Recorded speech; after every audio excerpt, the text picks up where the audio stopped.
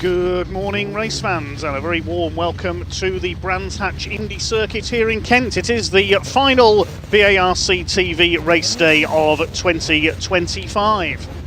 Yes, the British Automobile Racing Club have had a fantastic season, and we are about to begin our last race day and race evening of the 2025 season, because it is the into the night race for the Britcar Endurance Championship here today at Brands Hatch. It is their championship finale over two 45-minute races with a mandatory pit stop in each race, and there's still 8 cars mathematically in with a chance of taking the Britcar title. They will be our feature races later on, but we kick off with the Classic Touring Car Racing Club in just a few minutes' time with their all-comers handicap races, their end-of-season non-championship events. We'll try and explain the handicapping system to you as best we can. It is a little bit incomprehensible, but we'll try and get through it as best we can. We've also got the moobob Caterham Academy, their annual Autumn Trophy non-championship events, 2 races taking place for them, and the OT Publishing Hyundai Coupe Cup as well, with their final 2 races of 2025. 8 races in total here for you. We've just finished qualifying, and the first race will shortly be lining up. In the meantime, let's find out who our pit reporter Paul Walsh has been catching up with down in the paddock.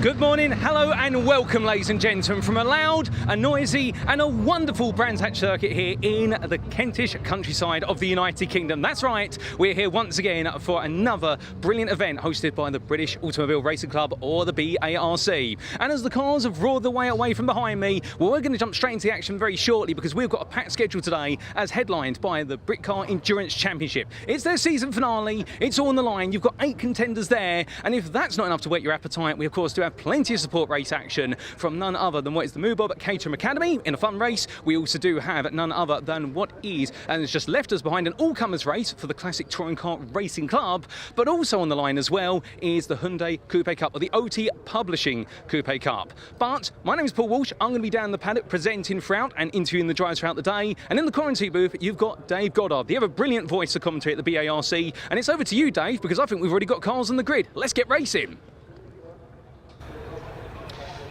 Indeed we have. Thanks very much, Paul. The cars lined up behind the pace car. They'll do a couple of warm-up laps, and it will be a rolling start for the Classic Touring Car Racing Club in their all-comers handicap race to end their season. Their championships for the various ages and types of car are already over and done with. No points to worry about today, just the all-comers handicap races.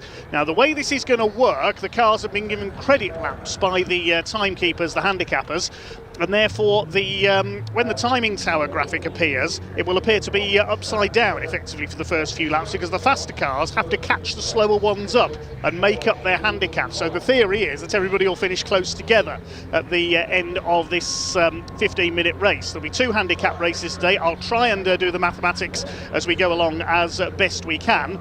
The grid reads as follows. That was set by qualifying earlier on. It's Dave Farrow who is on pole position with his BMW 1 Series V8 alongside Anthony Unit in another BMW number 9, the E46 M3. 2 more BMWs behind them. The blue car is Anton Martin, number 330 in his M3. He's alongside Ian Bauer, double championship winner this year in the number 441 car with his Castrol liveried M3. He won the Pre-93 and Classic Thunder titles this year. Row 3, the first non-BMW, Neil Gardiner's Honda Civic Type R, starts alongside 192 John Hillier with his BMW Estate. Yes, BMW Estate, you'll see it come through in a second there, the E36 Touring. Row 4, we've got 721 Chris Murphy, he's in a BMW Z4. We'll start alongside Jim Pocklington in his Super Touring Vauxhall Cavalier. Completing the top 10 on the grid, the Bastos liveried M3 there of Sean Morris, starts alongside Cam Tunio in his Honda Civic. Then we've got David Cave, this year's pre-03, I should say, touring car champion with his BMW, alongside Reeve Robinson in a Ford Fiesta. Row 7 will be the Lawsons, Connor and Chris, they're in a pair of MG ZRs. Row 8, Todd Hawkins Ford Fiesta and Matthew Skidmore's Space Frame Mini Clubman Special Saloon from the historic Thunder Championship.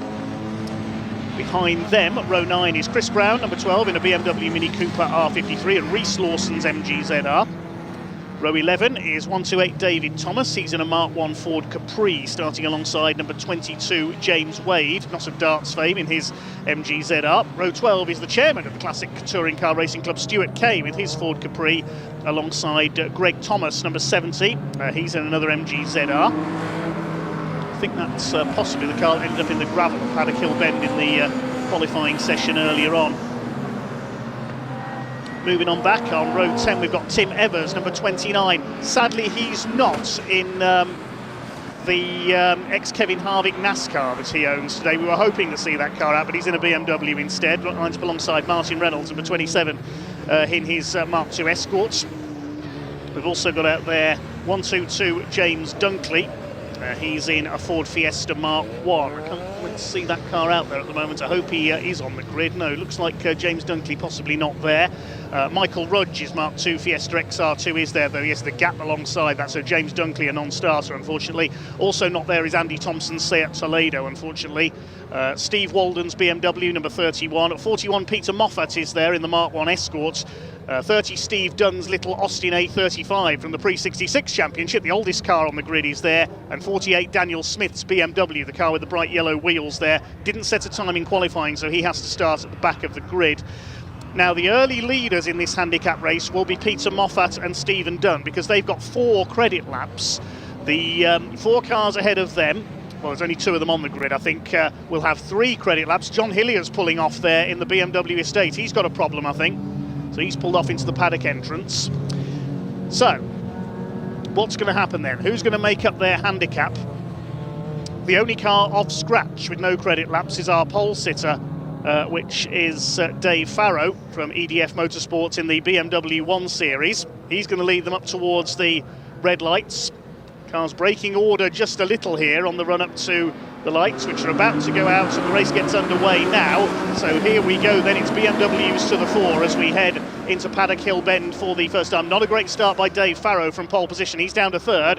It looks like it is the number 9 of Anthony Unit who has hit the front, going up towards Druids for the first time. Ian Bauer's BMW, the Castrol livery car, 2nd. David Farrow is in 3rd, and there's a collision there. That's one of the ZRs getting involved, and he's been walloped by another ZR as well. One of the BMWs was involved as well. There's a rather bent ZR. It's the number 431 car of Chris Lawson. Look at the state of that. So that'll be the end of his race. I hope he's not dropping fluid as a result of that. I think his bonnet's just flown open as well. So everybody having to dodge him at Graham Hill Bend. Now, let's have a look as they come round. So the two cars with 4 credit laps, effectively they're 4 laps ahead of the pole sitter Dave Farrow, who hasn't got any credit laps. So that's how the handicap system will work. So Peter Moffat and the number 30 of Stephen Dunn in the Mark 1 Escort and the Austin A35 will be your leaders on corrected time under the handicap system, but they're not leading on the road, so the timing tower will effectively go upside down when it appears. Also in there on 4 credit laps is Steve Walden's BMW M3, as Jim Pocklington didn't see Cam Tunio there as he ran wide, and they do a bit of grass tracking coming out of Druids. The race effectively becomes a time trial rather than a race, a straight race to the front of the field. Well, Ian Bauer's gone to the front of the field, so he's the leader on scratch ahead of Anthony Unit. Ian Bauer, though, is under investigation for jumping the starts. He did seem to move through a little bit early at the start of that one. There's Anton Martin, the AS Car Dismantlers number 330 BMW. Used to like his classic Fords before switching to Beamers. Okay, so who's leading? It is Peter Moffat. You can see there on the timing tower on the left of your screen. So it's the slower cars from the back with the credit laps who have the lead on handicap. We'll try and keep track of that as the race goes on. Although mathematics was never my strong point. Here comes Neil Gardiner, the ex-Metro racer, in his Honda Civic, past Jim Pocklington's Super Touring spec Vauxhall Cavalier. Raced by the Works Vauxhall team right at the beginning of the Super Touring era back in 1990. There's a slippery surface flag there from the marshals on Cooper Straight. I imagine there's fluid down from Chris Lawson's MGZR. I think he burst the radiator when he hit the back of whoever it was going into Druids. I didn't quite see who. And then another BMW collected him. Yeah, he lost John Hillier. Chris Lawson's in the pits. Dan Smith pulled in as well in number 48. He failed to set a time in qualifying and didn't really get away on the first lap there.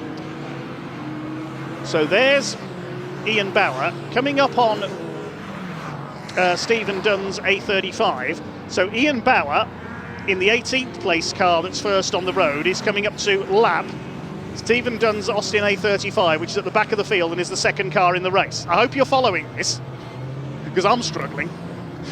Handicap racing, of course, popular in vintage car racing, but we see these all-comers handicap races at the end of every season for the Classic Touring Car Racing Club.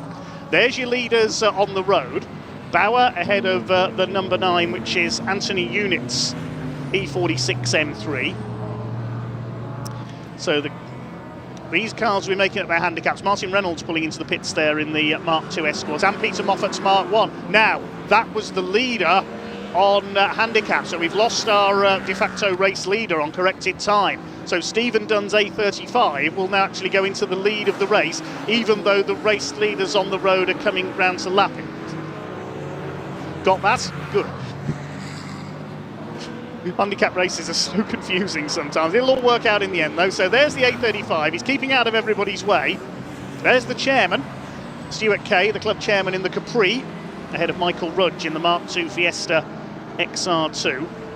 So Ian Bauer, Anthony Unit and Anton Martin leading on scratch times, but they're 17th, 18th and 19th overall on corrected time. They're making up the handicap and climbing up the field.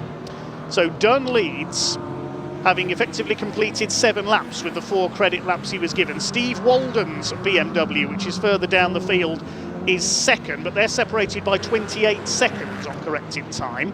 Here's a couple of the MGZRs, 215 Reese Lawson, 100 is Connor Lawson. We've already seen Chris Lawson out of the race. Those 3 are former Autograss racers. They've had a rather fraught debut season running those cars in the MG Owners Club Championship, running in the guest class today. 225 is the Fiesta of Todd Hawkins, and behind him 94 David Cave's BMW, who is the Pre-03 touring car champion this year. Ian Bauer under fire from Anthony Unit, who's looking to take the lead on scratch as they get past Michael Rudge. So Dunn is your leader ahead of Walden, and Ian Bauer has been given a 10-second penalty, I can tell you, for jumping the starts. He broke order on the rolling starts. That's the Castrol livery number 441. So Ian Bauer, a 10-second penalty for jumping the starts, just to make things even more confusing on corrected time. So Dunn, Walden and Michael Rudge is your top 3. They've all got 8 laps on their charts now, with the credit laps that are given. Tim Evers in his BMW, number 29, is 4th. I really thought he might bring his NASCAR out today. He does own an ex-Kevin Harvick Chevrolet Impala SS, 800 horsepower. Would have been more than a handful in damp conditions like this. There's the Special Saloon Mini, the Space Frame Mini Clubman, number 14, Matthew Skidmore. Appropriate name for these slippery conditions. It's the fastest cars on track that make their way along the Coupe Straight. But your race leader is still Steve Dunn, the little Austin A35. Can he hang on in front? Or are they going to catch him up on handicap? They've got 8.5 minutes to do so. So it's Dunn, Walden, Rudge, Evers. Chris Brown's BMW Mini R53 is 5th on handicap. 6th is Reeve Robinson's Ford Fiesta number 175. The BMW is being held up a bit by one of the MG ZRs there. It's Greg Thomas, I think. It was him who ended up in the gravel at Paddock Hill Bend in qualifying and brought out a red flag. Where is Greg Thomas? He's 14th on corrected time. You can see it's still very slippery under the trees there at Druids. They're twitching about there, the rear-wheel drive BMWs. Anton Martin hanging on ahead of David Farrow at the moment. He's normally busy preparing other people's race cars at EDF Motorsports, but does bring out this wonderful, very quick BMW 1 Series on occasions. Here comes Neil Gardiner. He's running well in the Honda Civic. As the sun burns through the cloud here this early winter morning at Brands Hatch on the 1.2 mile Indy circuit. There's Greg Thomas. The BMW's blast past the ZR. You may remember in this event a few years ago, as Farrow overtakes Anton Martin, we had a trio of Trabants being raced. One of them raced by a certain Guy Martin.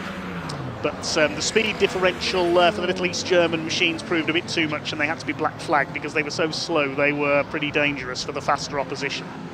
The black and orange flag has gone out. That's to car number 36, Sean Morris. Now, I think he was hit by Chris Lawson in the early stages up at Druids. I think it was his BMW that got hit, so maybe he's got some bodywork hanging off. We'll try and pick him up. There's our leader on handicap. That was the little Austin A35 from the Pre-66 Touring Car Championship. That championship won this year, of course, by James Ibbotson in his ever-sideways Hillman Imp. Shame we haven't got him here today because he'd be sideways all the way around this circuit. 29, that's Tim Evers in the Total Vehicle Service BMW. Interesting livery there, the golden livery. Running as number 29, it's the same number as Kevin Harvick after all. Try and pick up Sean Morris's BMW, or has he already come into the pits? No, he's still out there at the moment, the Bastos BMW. There's Matthew Skidmore's Mini. It's David Farrow now back ahead of Anton Martin. They're coming up on Dave Thomas in the Mark 1 Capri. He's been racing that car for many years. 31 behind them, Steve Walden. Now he's the new leader on handicap now. He's overcome Stephen Dunn on corrected time. There's the A35. So Steve Walden has overcome his handicap to take the lead. Are the quicker names from further back catching up? Well, Ian Bauer is in 6th place on handicap now, but he's got that penalty to be added on, of course, so we can't say for certain where he's going to end up. As whoa, Anthony Unit, look out! That's one of the dangers of this all-comers handicap race, the speed differential between the cars. Chris Brown didn't see the BMW coming there, and Anthony, he's all over the place. Nearly following the rallycross course there. You turned left when the rallycross course was open through the gap in the barriers there onto the knife edge, but we haven't had rallycross here for many years. So the race sorting itself out now on corrected time. You say this is a non-championship end-of-season affair for the Classic Touring Car Racing Club. Where's Anthony Unit up to on handicap? He's 9th now.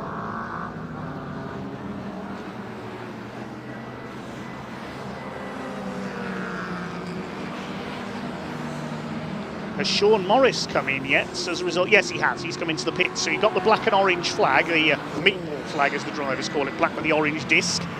And again, Chris Brown making a bit of a nuisance of himself. It has to be said there, he's not moving out of the way for the quicker cars, but then again, It is a handicap race. They're all over the place into Druids. There must be fluid down there. There goes Steve Walden. That's our leader.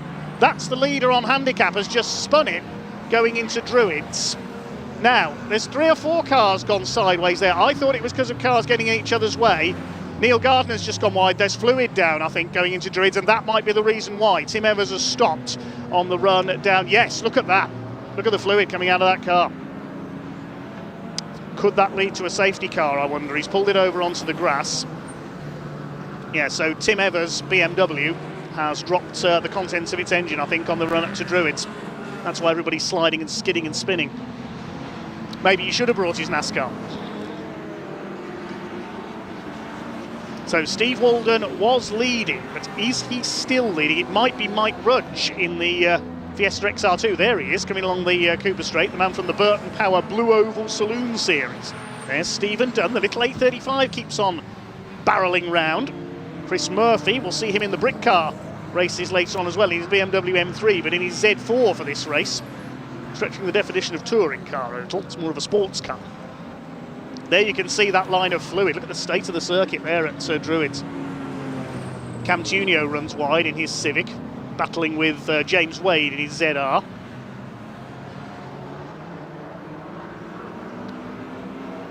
There's Neil Gardiner up there as well.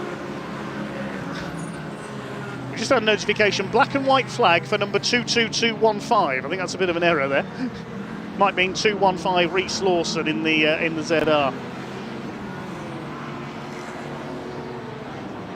So we've got just over 2.5 minutes of this race to go. Steve Walden is still showing as the leader on handicap, ahead of Michael Rudge by 16.5 seconds. Dunn is third in the A35. There he's got Ian Bauer on his tail. There's Stuart Kay, chased by Chris Murphy. Now we'll see what the gap is when Michael Rudge crosses the line in a moment. Has he closed on Steve Walden? Ian Bauer behind them. He's got Anthony Unit on his tail. They're 4th and 5th overall now. They've almost made up the handicap to the 3 leaders.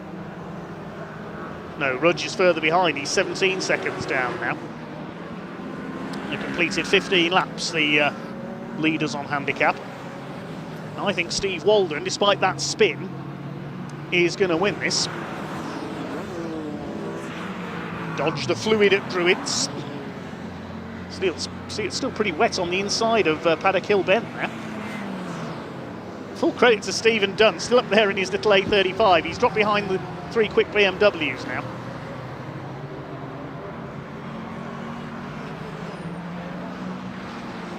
Try and pick up Steve Walden if we can, as Michael Rudge and Stuart Kay go side by side in their Fords. They've got Ian Bauer on their tails. Kay goes out way wide at clearways.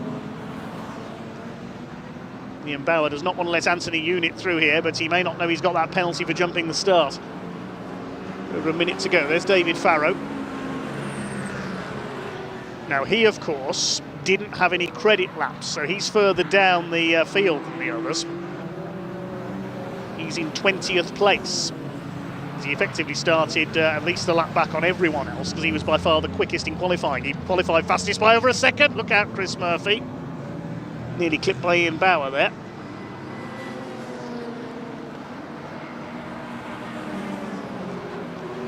So just over 30 seconds of the race to go now. Ian Bauer is now second overall, because he's got past Michael Rudge, which has put him second on corrected time. Anthony Unit is up to 3rd place. There's the 4th place man, Michael Rudge. Anton Martin is 5th. So I think we're on the final lap now. It depends where Steve Walden, the black M3, number 31, is on the course, the ex-BMW E30 racer.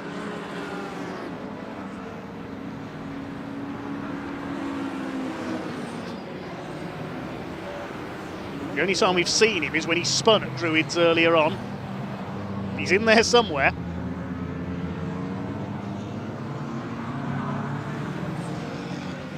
The ZRs have just got a penalty, 215 Reese Lawson, 5-second penalty for exceeding track limits.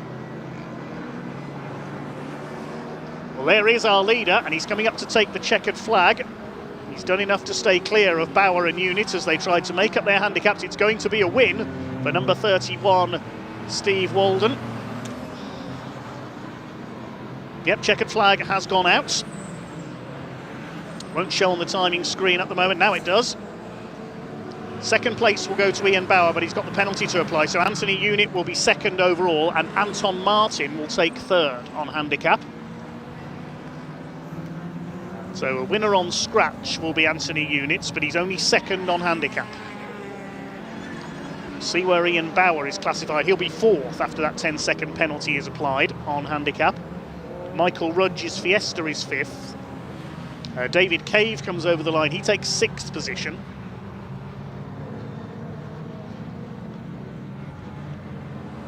Cam Tunio is seventh. The rest of them come home. Confirm the result in just a moment. By my reckoning, 21 of the 30 starters went the distance there. And there's a bit of clearing up to be done at Druids after that fluid went down from Tim Evers' BMW.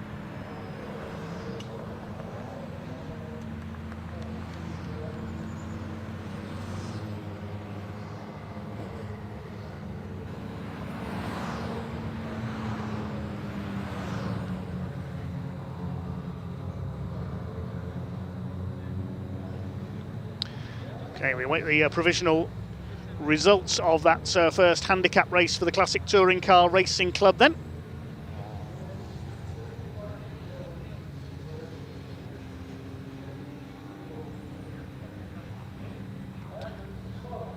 So Steve Walden, the provisional winner on handicap in his BMW then, 11 seconds clear. So Anthony Unit almost made up the handicap, with Anton Martin third. Ian Bauer crossed the line ahead of Unit, but penalised to fourth for jumping the starts. Michael Rudge's Fiesta hanging on for fifth place ahead of David Cave, Cam Tunio, Chris Brown in the BMW Mini, and then Reeve Robinson and Neil Gardner rounding out the top 10. Todd Hawkins' Fiesta 11th ahead of Connor Lawson, the first of the ZR's home. David Thomas's Capri. Reese Lawson with a 5-second penalty to his name in 14th place. Behind them, James Wade's ZR. Stephen Dunn bravely held on for most of the way. He ended up 16th in the end. Was dropped back at the end of the race. And the other finishers, David Farrow, Greg Thomas, Chris Murphy and Stuart Kay. I think we lost Matthew Skidmore on the last lap in the Mini. But we'll head down to Paul Walsh in Parc Ferme shortly to try and talk to hopefully our winner on scratch and on handicap.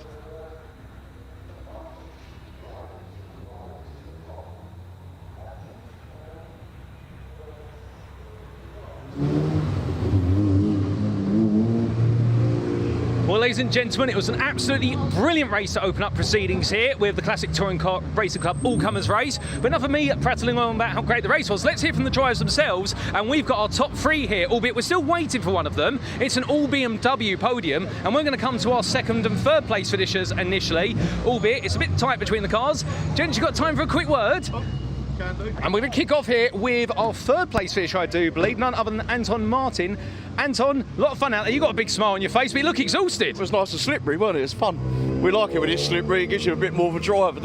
That's good fun. Oh, 100%. And also out there, an absolutely crowded field as well. I bet you didn't know who you were battling with, who you were having to put laps on, and everything in between. Well, yeah, the yellow flags didn't help, because obviously yellow flag near enough all the way round apart from this straight at one point. So if everyone else got in front, you weren't catching back up, was you? But it is weird, isn't it? 100%. A crowded grid. It looks like you've had a good one, and onwards this afternoon. Yeah, hopefully. Be nice, wouldn't it? Well, congratulations. It ends the same, wouldn't it, hopefully? 100%. We'll catch you later. Alrighty, well, we'll come over to our second place finisher now, and this is in the hands of none other than Anthony Unit. Anthony, that's a big smile out there, but you look like you've just casually got out the car. It looks like a Saturday afternoon's drive. God, that was fun. That was so fun. But it becomes so tricky with the conditions, and everyone will seem to be, some of the vehicles seem to be dropping fluid everywhere, and it was just on edge the whole time. It was fantastic, and I lost first because of the fluids and how slidey it was out there, but God, it was good. I loved it. I can't wait for the next one. Brilliant. Well, the good news is you've got one more this afternoon, so going for the win next time round? Yeah, I hope so. I hope so. Yeah. Well, best of luck with that. Well done in second place. We'll see you again. Yeah, thank you. Take care. And let's come to our winner then, ladies and gentlemen. And our winner being none other than what is here, Stephen Walden. Stephen, congratulations on the win. Hard fought, hard driven, slippery out there as well. I mean, the perfect recipe for a way to start a race day. Yeah, very slippery, very slippery. Yeah, I got caught out on the approach to Druids halfway through and just spun it probably 2 or 3 times. I just can't really believe that I ended up here, sort of thing. Oh, goodness me. It went around for many, self included, but of course, it's probably going to dry up this afternoon, so perhaps a more straightforward race to victory this afternoon. That's right, yeah. Hopefully a bit better weather, like the sun comes out, dries it out a little bit, and we don't get any oil. That'd be great. Well, fair play. Well, with that, we'll leave you to congratulations on the win. We'll see you this afternoon. Thank you very much.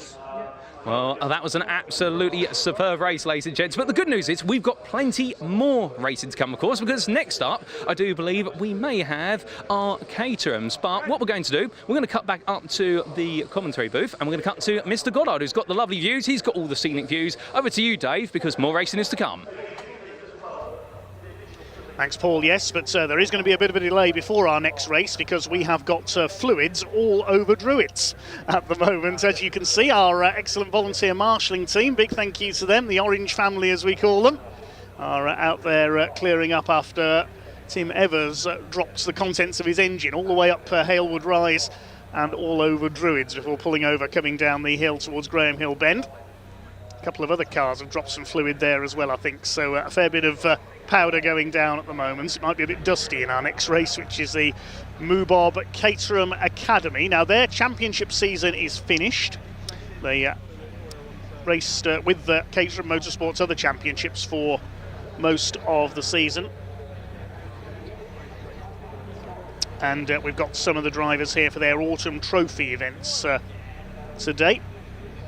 In the meantime, while we wait for this clear up to take place around the circuit, we'll see who Paul caught up with in the paddock a bit earlier on.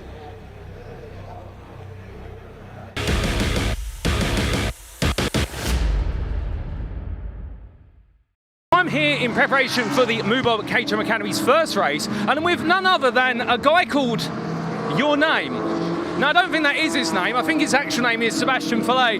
Sebastian, good to have you here with us. How are you feeling ahead of today? I'm feeling great. What a great race to have as well. I mean, we raced your first Academy race ever, and I remember the nerves. First ever race we've ever done, and I qualified third, so I was really, really nervous. So it's great to be back here and to do another race as our final actual Academy race. So it's great to be here. Now, of course, for those unaware, Caterham Academy, it's really, for any racing driver, it's really your first experience of a professional racing series, and of course many go on to then move on to, say, road sport or to other disciplines. But how have you found it being your sort of your breakthrough year in motorsport? Well, yeah, I mean, it is the first it's the first time I've ever driven on track with this car. I mean, it's actually one of the first cars I've ever driven. I got my license at 17, and this was one of my first cars. So it is great to drive it. And the nice thing about the Academy is you can go up through the ladder. So if you want to do road sports, or you could do 270 or 310. So it's a great place to be for motorsports. Well, absolutely brilliant. And with regards to today, final thoughts, have you set yourself any targets for this one? Yeah, I just want to have fun. I mean, there's no championship at this point because we finished, so it's the first race we've actually had where there's no pressure really, so I just want to have fun and enjoy the last race, so it should be good. Brilliant. Well, best of luck for today, and make sure you have fun out there. Thank you very much, Paul. Have a great day. Thank you. Cheers.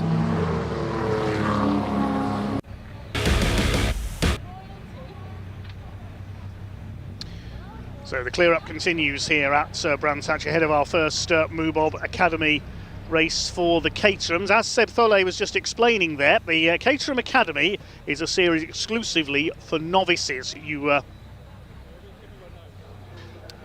buy the car, you buy your package from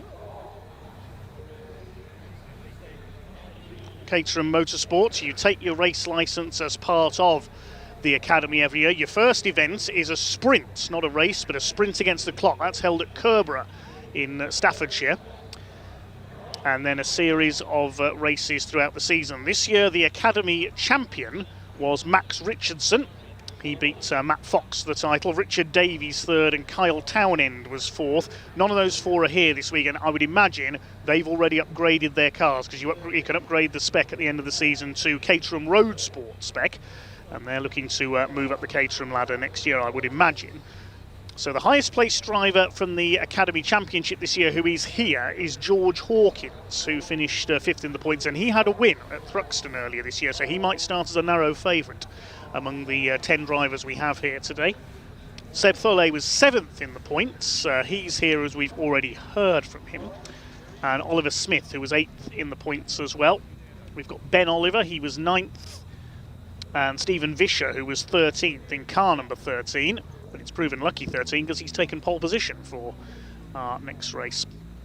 Hi to everybody watching. We'll try and get through some of your comments. Of course, we couldn't read out any of your comments last week at Brands Hatch due to a few internet problems in my commentary box, so apologies there. But we have got your comments thread back here. Hi to Dub Production Developments. Hi to Ray Henwood, The Sensible Streamer, Jamie McEwen. Hi to Paul, Delboy. Hi to G Hammer, Kieran Dickerson, who says, loving the Castrol livery on Ian Bauer's BMW. See the classic touring cars back out for their second race later.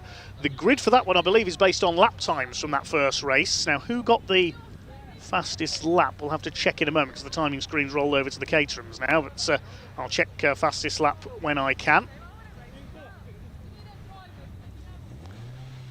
And then the handicaps will have to be redone as well, of course, with different credit laps. Hi to Richard Moxley, Billy Buzz Smith, who's watching from the USA, Jamie, aka Woody, Dan Hughes, Paul Russian, who says looking forward to the Britcar night race. Hi to Box in this lap, asking if any Rover SD1s are racing today. No, I'm afraid not, Box.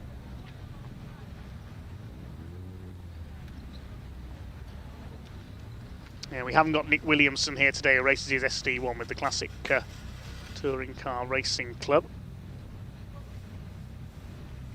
Hi to Jan Echterman watching from Germany. Hi to Perrin Osborne, Fraser Lochte as well. Tim Gooding too. We're back underway as soon as we can, but I think Paul's caught up with somebody down in pit lane.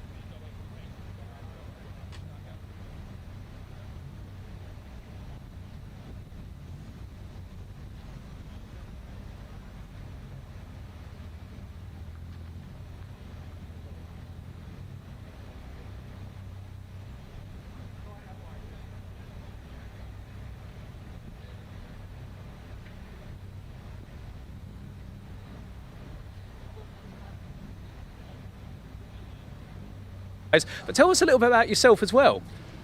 Unfortunately, I can't live up to much of that, but I've done, my background is in Mazda racing. I've been doing that for quite some time now. Paul has come and drive for us a couple of times just for a bit of fun, you know, as a couple of mates.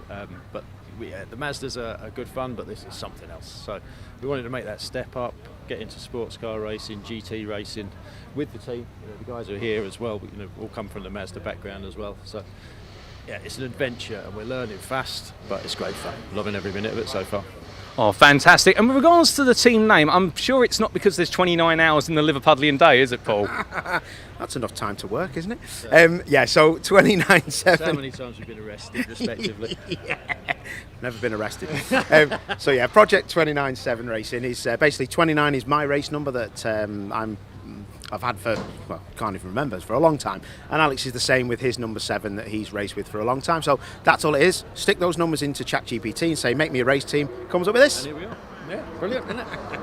Fair play. And with regards to your drivers, of course, because you've got to have 2 team managers, but you have 2 drivers in the cars as well. It's not as though you've necessarily got rookies behind the Ginetta today.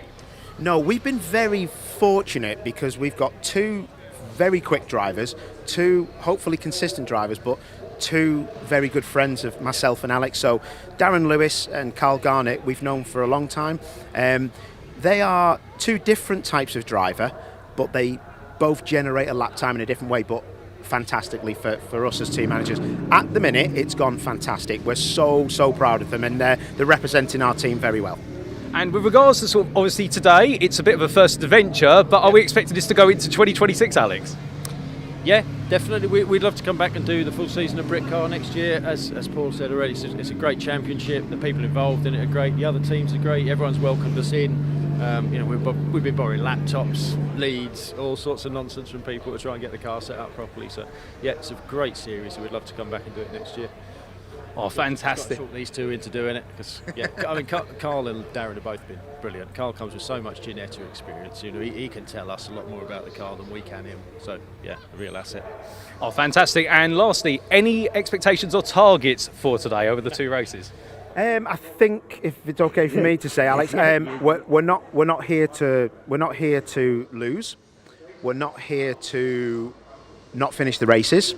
So if we can finish both races, anything else is a bonus. But if we can be at the sharp end, we will go home very happy. But we know how difficult the competition is. So let's just see what happens from there. But really looking forward to it.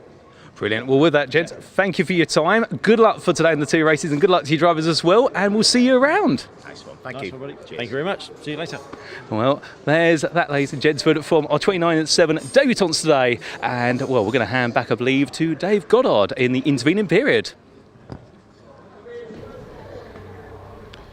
Yeah, it's great to hear from the new Project 297 racing team there. You may recognise Paul O'Neill's voice. He was commentating on TCR UK with Andy McEwen here at Brands Hatch last week. Great entertainer is Paul. I can tell you that new Ginetta for Project 297 has qualified on the 11th row of the grid for the first of our Britcar races coming up, race 4 on the programme.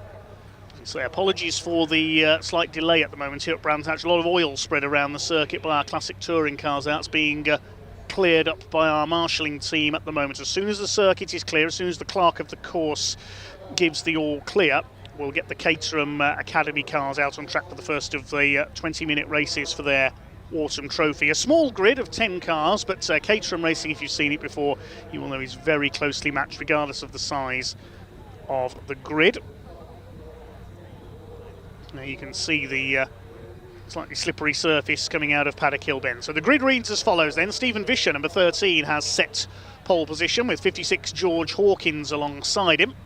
Only a few hundredths of a second separating those two in qualifying. 27 Rob Hicks and 89 Ollie Smith on the second row. Row 3, Seb Thulley, number 24, we heard from him earlier, alongside number 10, James French. Row 4, number 80, Ben Oliver, and 21, Luke Wilson.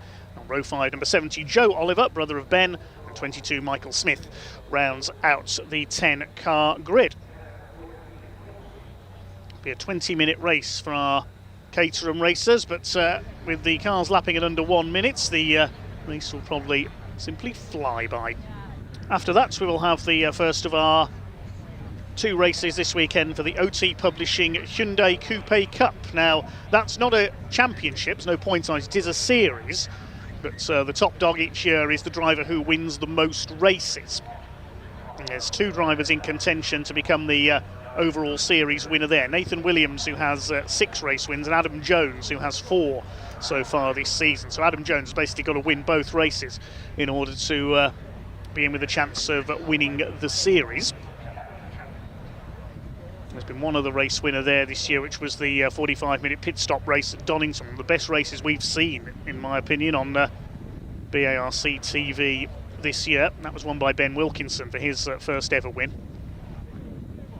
And we'll have our 2 Britcar races as well. We've got an absolute multitude of classes.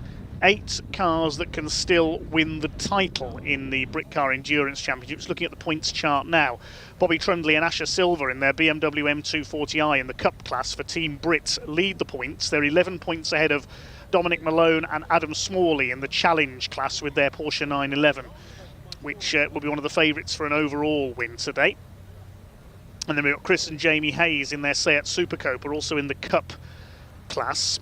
Chris Murphy, who we've just seen out in his BMW Z4, he'll move to his M3 for the Britcar race in the trophy category. And in the GT class, Chris Bingham, although Chris is driving solo this weekend in his Ginetta. He hasn't got pro driver Michael Lyons with him this weekend.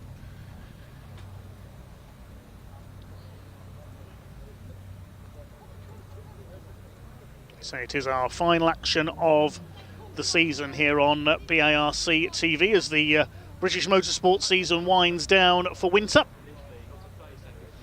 I think we can hand down to Paul Walsh, who's down in the assembly area, to catch up with 1 or 2 more drivers.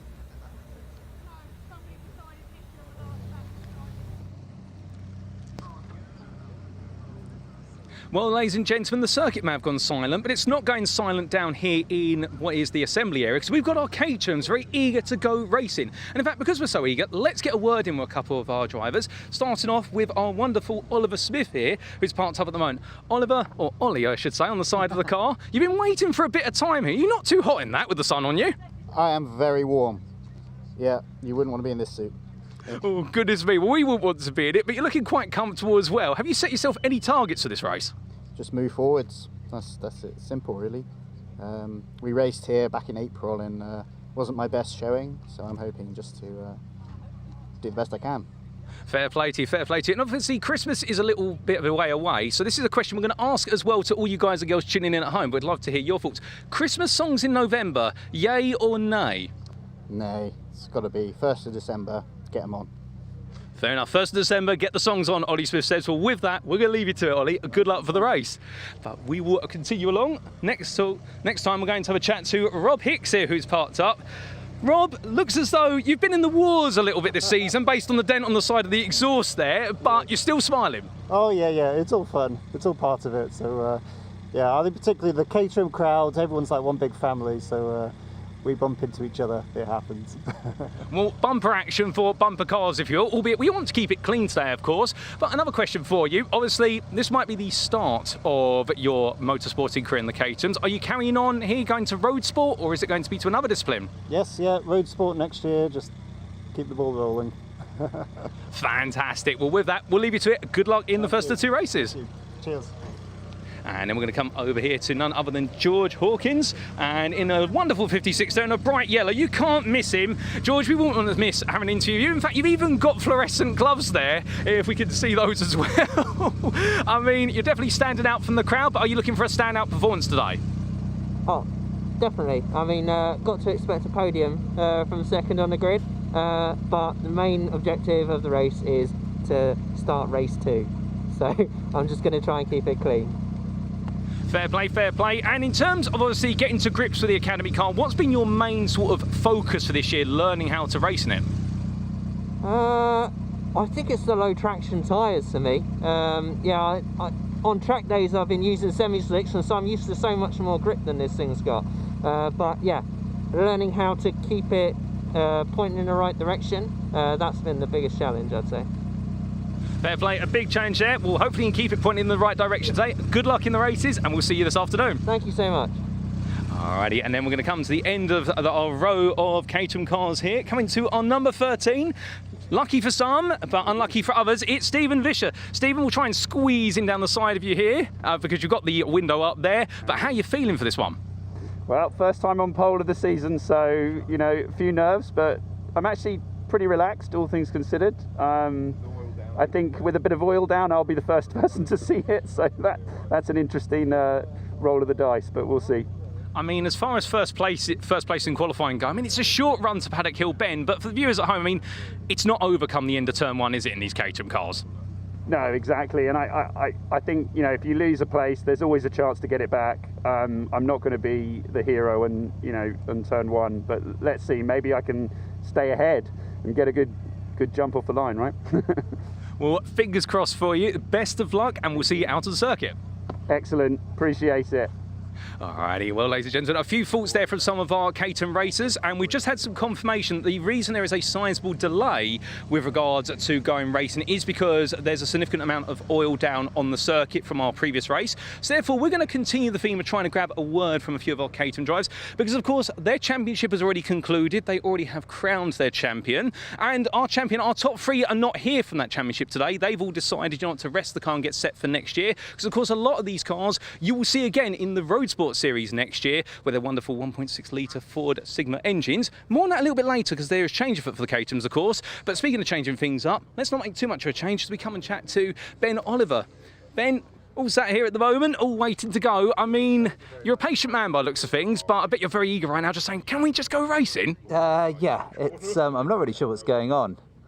Is there oil over the track or something? Yeah, that's correct. There's been a bit of an oil spill from the previous race, I do believe, so that's why we're waiting. They're just cleaning it up so that way it's going to be slippery out there, but they don't want it to be too slippery for you. Yeah, well, I hope so. It was qualifying was slippery, pootling round, so it'd be nice to get some pace going and have some fun.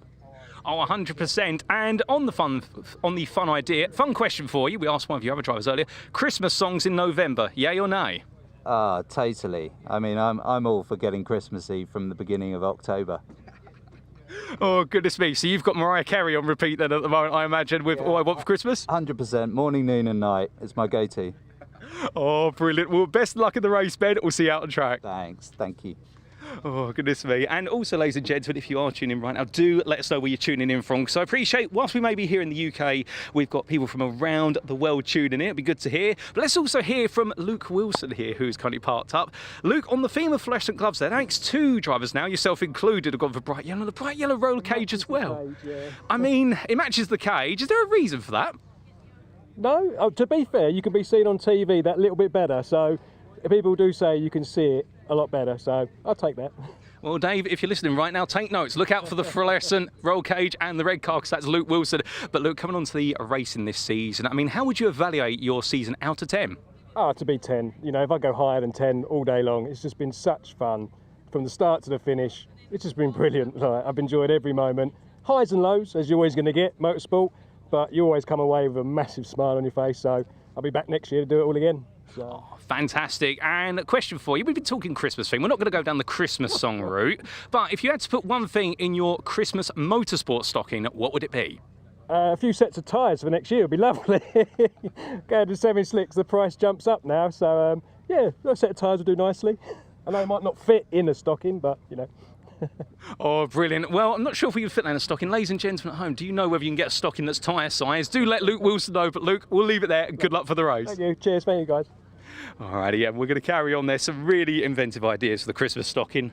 And, well, I think we might get one last quick word in. We've got Joe Oliver here. Joe, you've been patient, so we're going to give you a little bit of company here to help kill some time. A little bit warm in the car, perhaps, with the sun? Yeah, I was thinking that, actually. It's I'm starting to roast a little bit, so looking forward to getting going. Oh, goodness me, well, if my mum was watching right now, she'd be saying, what are you doing, son, out here in just a T-shirt in this weather? It is warm, ladies and gents, but it's about 15 degrees, but in that sun it's warmer. Anyway, enough. Back to the man. All set for this one as the whistle blows? Yeah, I think so. Bad qualifying, but this is a fun bonus race, so get round, see where we end up. Well, engines are turning over, so we're going to leave you to it. Good luck, and we'll see you on the grid. Well, ladies and gentlemen, we're going to get these Caterhams underway because we finally got the circuit clear, and therefore we're going to hand back to Dave Goddard up in the commentary booth. Dave, over to you. Our next race is about to get underway.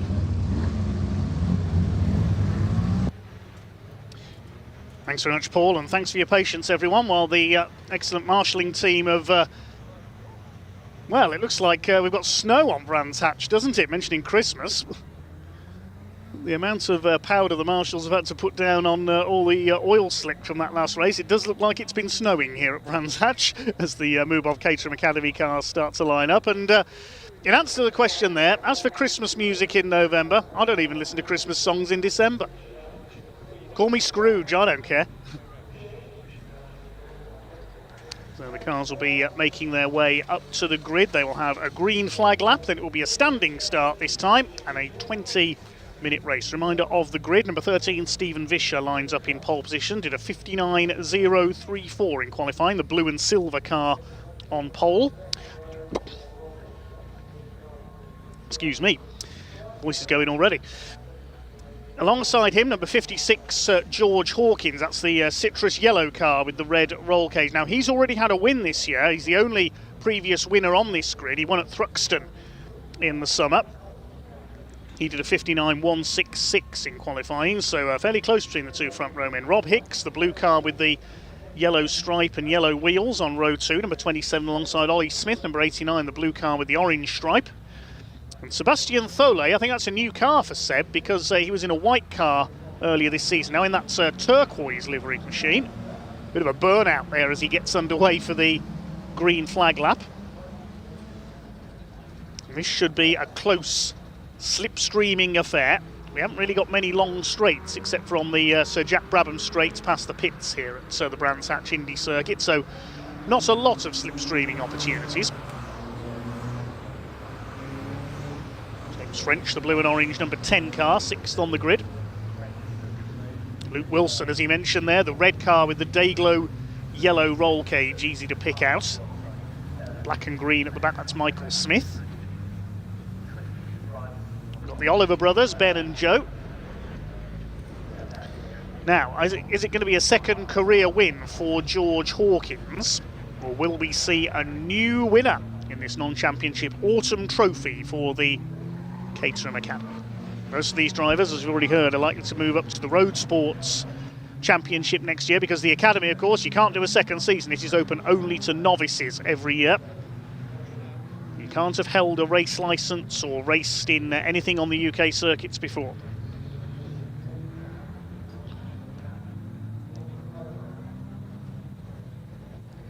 Marshall's on the grid, so they're going to form up this time.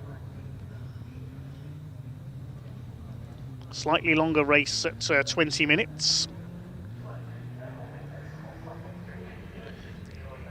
Thanks for your comments coming in. Jacqueline Granger says, enjoy end of season races. Number 56, George Hawkins, she's cheering on. Hi to Colin Ware. Bucks County Motorsports fan says, I'll listen to Christmas music in October.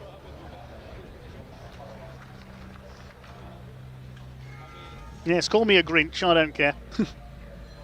Anyway, we're almost ready for action then. Last car onto the grid, Michael Smith at the back. We'll await the signal from the marshals to show the grid is clear. The green flag which waves at the back of the grid. So here we go then, Stephen Vischer and George Hawkins on the front row for this 20-minute race for the moobob Caterham Academy Autumn Trophy.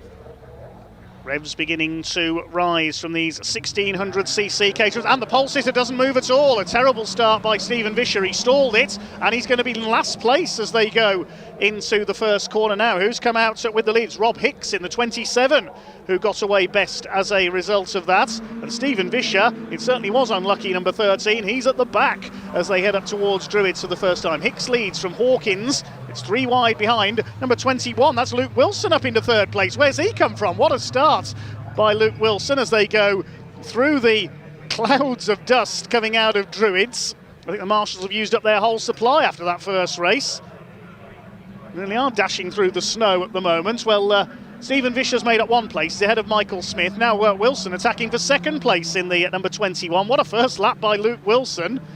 But Hicks holds him off there, going through into clearways for the first time, still allowing George Hawkins to escape, as I thought he may do in the lead. Wilson's up into 2nd place. What a super start by the 21.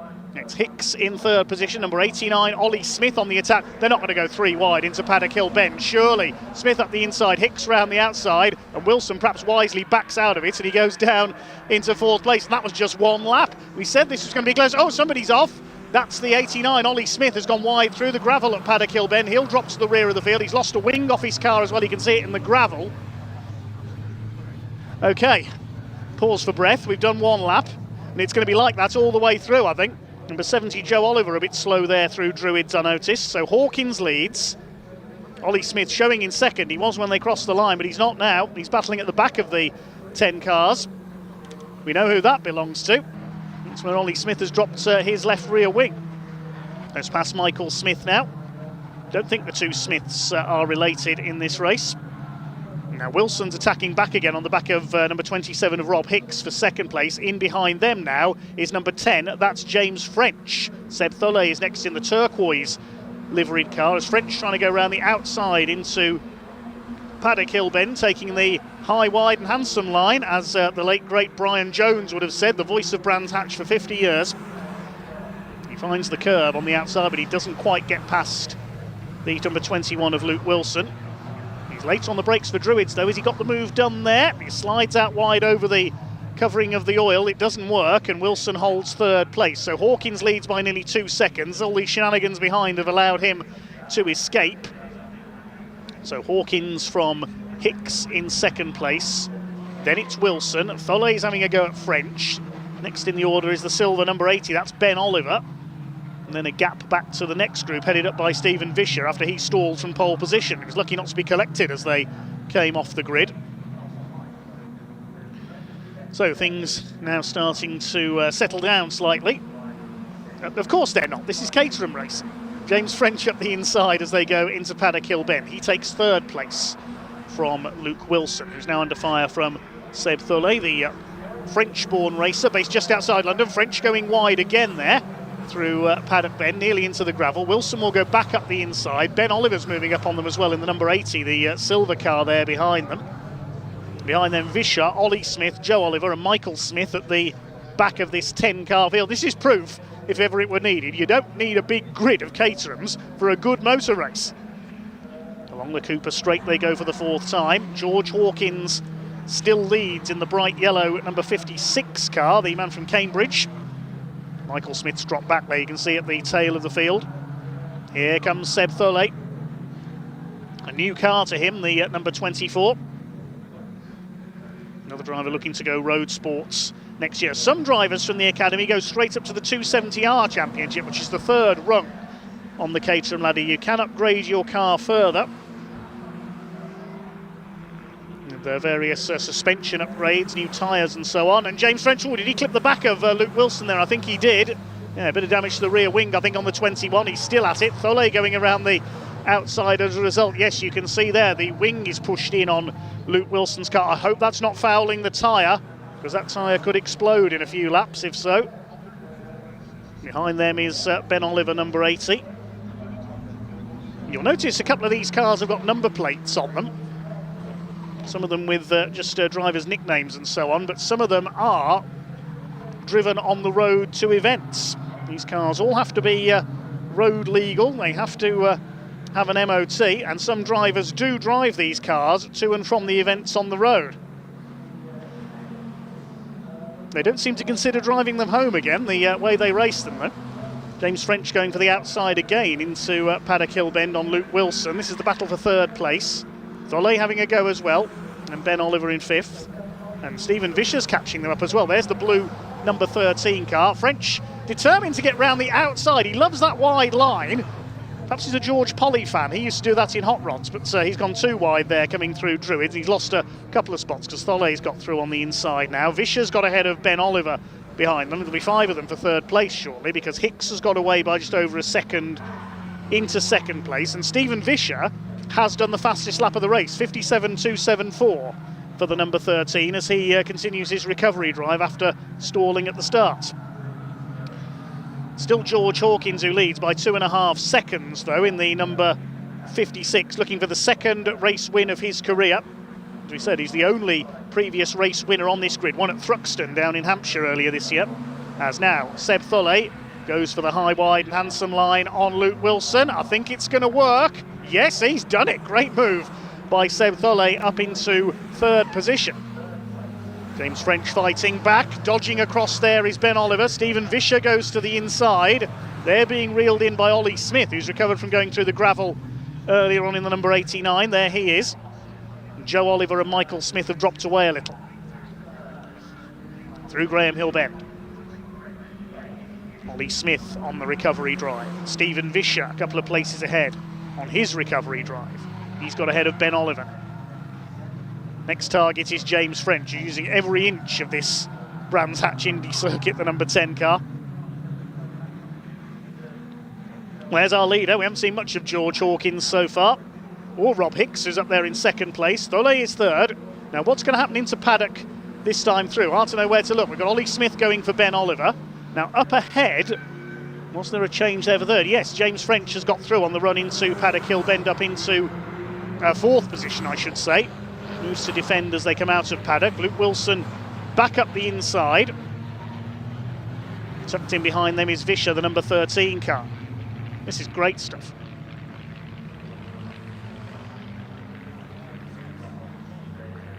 Through Graham Hill Bend once again, just cocking a wheel on the curb there. Number 21, Luke Wilson. You can see that bit of damage to his right rear wing after that bit of contact at Paddock earlier on. It doesn't look as if it's fouling the tyre. I can't see any smoke coming off that wheel. As Vischer closes back up in the 13. Ben Oliver holding off Ollie Smith. 12 minutes of the race to go. All 10 cars still running, although Michael Smith has dropped back quite a long way. He seems to be struggling. Now Ollie Smith goes for the outside on Ben Oliver, number 80. There's Rob Hicks in second, and Seb Thulle is reeling him in. There's 1.3 seconds between the two of them at the lines, less than that now. There is James French. The rest of them slide their way through Druids. Down the hill into the left-hander at Graham Hill Bend, bottom bend as the drivers sometimes call it. That wing seems to have popped back into shape, doesn't it, on the back of Luke Wilson's car. He's now down in 5th place behind James French. Oh no, it's broken off, look, you can see there. That piece of broken wing has snapped off, so it won't be certainly won't be fouling his tyre. He's under fire though from Stephen Vischer now, as Ollie Smith has a go at the number 80 of Ben Oliver. Vischer round the outside into Paddock Hill Bend, and Luke Wilson's lost another place after his good start. That's a great move by Stephen Vischer. Now who's his next target? James French, the number 10. Ollie Smith holding off Ben Oliver. Next in the order will be Joe Oliver, the number 70. And Seb Thulle is definitely reeling in Rob Hicks because he's just done the fastest lap of the race, the turquoise car, 57.193, and he's attacking for P2. There's Joe Oliver, the blue car with the white nose, in 9th place. Michael Smith has lost the draft, as they say in NASCAR. He's lapping a few seconds slower. Here comes Seb Thulle. Is he going to have a go here down the inside, this time into Paddock Hill Bend? He certainly is. He's going through, up into 2nd place. Now he doesn't want to run wide on the exit because Rob Hicks will be there on the inside to retake the place into Druids. He's just got the gap there into the right-hander and retakes 2nd place. Battle is joined then for P2 between the 24 and the 27. The 27 of Rob Hicks, despite that damage to his exhaust silencer, is still there in P2, and they're being reeled in by James French as well. The harder they battle, the easier it will be for James French to close in. 3.6 seconds up the road, George Hawkins still leads this moobob Caterham Academy Race 1. Championship already won by Londoner Max Richardson earlier this season. Some of the leading runners sitting the weekend out, the final day of the season, the non-championship round, giving some of the lesser lights a chance to shine. And Seb Thulle is going for the inside line again as they go into Paddock Hill Bend. Can he make it stick this time? He's got a much better line there on the inside. He'll have the inside line for Druids this time. I think he's going to get the move done, unless Rob Hicks is very late on the brakes. He is late on the brakes. Now, can he keep the line? No, he slid wide. Here comes James French as well into the mix in number 10. He's got through on Rob Hicks, who slid wide there coming out of Druids, and he's down to 4. So Thulle up to P2, James French onto the podium in P3. Now, are they going to work together to try and reel in George Hawkins, or is Hawkins too far ahead? It's 3.8 seconds. Fastest lap has been done by Ollie Smith, 57.054 further back, and while we were watching that battle for 2nd place, Ollie Smith has got ahead of Luke Wilson into P6. Look further back, there is Smith with the orange stripe, closing in on Stephen Vischer in P5. Wilson's down to 7th, and behind them is Ben Oliver in the silver machine, number 80. Ollie Smith with the wing missing. It's in the gravel at Paddock. And now James French wants to have a go for 2nd place. He's a very forceful driver, is James French in the number 10. Closes up onto the back of the 24. He's right on the back of the 24 there at Graham Hill Bend, attacking Seb Thulle along the Coupe straight. It's not completely straight. You can see there's that left-hand kink in the middle of it. It's into Surtees, the right at McLaren, then into Clearways where the Grand Prix loop cuts back in. The final corner is Clark Curve onto the Brabham straight.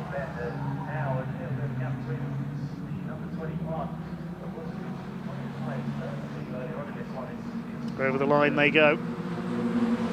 Lead gap has gone out to 4.1 seconds now. I think George Hawkins, barring any major disaster, has got this race in the bag as Rob Hicks up the inside on James French into Paddock. He goes through. French cuts back to the inside up Halewood Rise. They're side by side for 3rd place. Is Frenchie going to get the move done? Hicks again kicks the tail sideways. He always does there. And back into 4th place. James French now will concentrate on trying to reel in Seb Tholle for that 2nd place.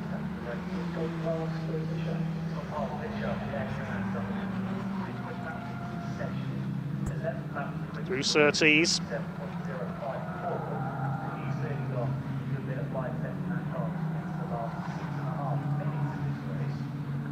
Just under 6.5 minutes to go now. Here's the battle further back. Ollie Smith, Stephen Vischer, Luke Wilson. Behind them, Ben Oliver.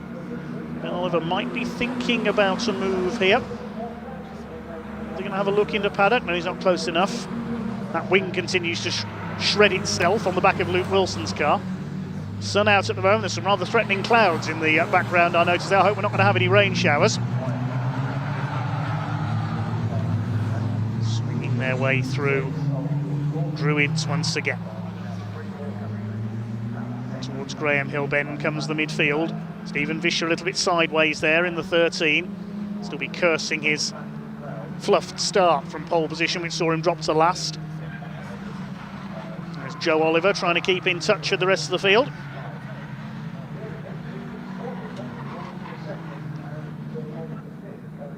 There goes our leader. The leader's now having to lap Michael Smith. I thought they might be around now in the number 22 car. You see James French a little bit delayed there behind the back marker as he gets through now. Hicks in 4th place. Ollie Smith has just done another fastest lap of the race, I can tell you, further back. He's done a 57.049, so he's trying to reel this group in as James French goes to the outside line into Druids again. There's Ollie Smith. You can see he's closing. He's broken away slightly now from Stephen Vischer. And now James French once again is right with Seb Tholle. Battle is joined once more for 2nd position. Goes for the inside on the left-hander at Surtees. They're side by side on the run-in. Tholle will have the inside line for the right-hander at McLaren though, and holds that 2nd place. Great fight between these two. The lead gap had actually come down to 2.3 seconds last time through because Hawkins lost a couple of seconds while he was lapping Michael Smith. See what it's gone out, see if it's gone out again as they cross the line. Meanwhile, French going for the outside run, right up on the high, wide and handsome line at paddock, and he cuts back in on the exit. This could be a good run by James French. Look at this. That's a very well judged move. Now he just needs to get the car stopped here. Hicks is going for the inside line as well. I don't think Tholle realised Hicks was there as well. And French has now blown it. He's gone wide coming out of Druids. I think he was surprised by the presence of Rob Hicks, who says thank you very much, I'll go back into 2nd place. Yeah, the lead gap is 2.9 seconds now. You can see Hawkins is starting to pull away again because everybody else is squabbling for 2nd and 3rd. It's under 4 minutes to go. I don't think they're going to catch George Hawkins here. See, they're right on the knife edge of grip. They're sliding about all over the place. Now Tholle is going for the inside line, but we know how strong on the wide run into paddock James French is. He is throwing that car around. Over the line they come. They may be novices, these racers, you wouldn't know it. Tholle up the inside. French is just going wider and wider every time and then trying to get the cutback on the run up towards Druids. He's trying again. Now this time, is he going to get his braking right for Druids? No, there isn't room. They've touched. Doesn't look like there's any damage, thankfully. That was it. You could see that coming, couldn't you? So French has got the place. There was a bit of contact there. It wasn't intentional. French just couldn't quite get the car stopped in time with Tholle alongside him. And they're trying to reel Rob Hicks back in as well for 2nd place. Is that a bit of damage on James French exhaust pipe, I see, as a result of that? No, it looks okay. Over the line they come. Now Hawkins leads the way. We'll see what the gap is as they cross the line. It's back up to 4.3 seconds now. French is only 0.7 of a second behind Rob Hicks. Their lap times are about the same that time through. Been a few changes further back. Stephen Vischer's lost a couple of places and Ben Oliver's gained a couple. Where's French going this time? Round the outside at Druids. Now Ollie Smith's been able to catch them. James French is all over the place. Ollie Smith cuts onto the curb there.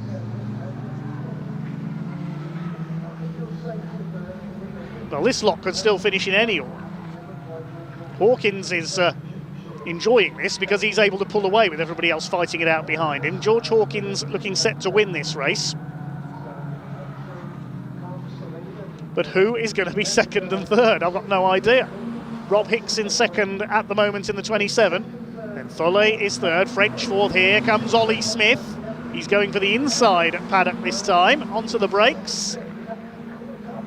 He's got the nose in front. James French jinks wide. What's he going to do into Druids this time? He tries a different line every time through. Goes round the outside, and Ollie Smith's going to try and get the inside line for Graham Hill Bend, I think, to retake the place. But no, Ollie Smith is through, up into fourth. Still trying to keep in touch with them is Ben Oliver there, the number 80, who's come through into 6th position. Luke Wilson is 7th, Stephen Vischer down to 8th. I think the result of this race sets the grid for race 2 later on. Hicks runs a little bit deep there into Clearways. 40 seconds left on the clock. I think we may be into the last lap now. George Hawkins is going to win it. There's all eyes on this battle for second place. Seb Tholet up the inside. Ollie Smith on the outside. Rob Hicks is under pressure now. Tholet to the inside. Hicks keeps his foot in. He's gone wide onto the curb. Ollie Smith with a bit of luck could get both of them here. Look at this, 3 wide into Druids. Don't touch, don't touch. They bang wheels into Druids. Hicks has held second place. Smith's up to third. Down to fourth goes Seb Tholet. Oh my goodness. James French on the outside looking in that time. And then we've got Ben Oliver closing in as well. The clock has counted down to 0. Ben Oliver's just done the fastest lap of the race. He wants a top 5 place here. I don't think he'll get on the podium unless there's a tangle into the last corner. Well, here they come then, up towards Clearways. Meanwhile, there is George Hawkins. We've not really seen him all race long. He's coming in to win it. He takes the checkered flag, well clear of the battle for second. Which order they get across the line? It's going to be a photo finish for second place round the outside. Who was that? That was Ollie Smith. He snatched second place on the line. Oh, brilliant. Ollie Smith second, then Hicks, Tholet and French as quickly as that. Ben Oliver 6th, Luke Wilson 7th, Stephen Vischer is 8th, Joe Oliver 9th, and Michael Smith 10th the lap down. Good grief. We said that was going to be a good one. I didn't think it was going to be that close in the midfield. Got the gaps less than 2 seconds, covering second down to 6th.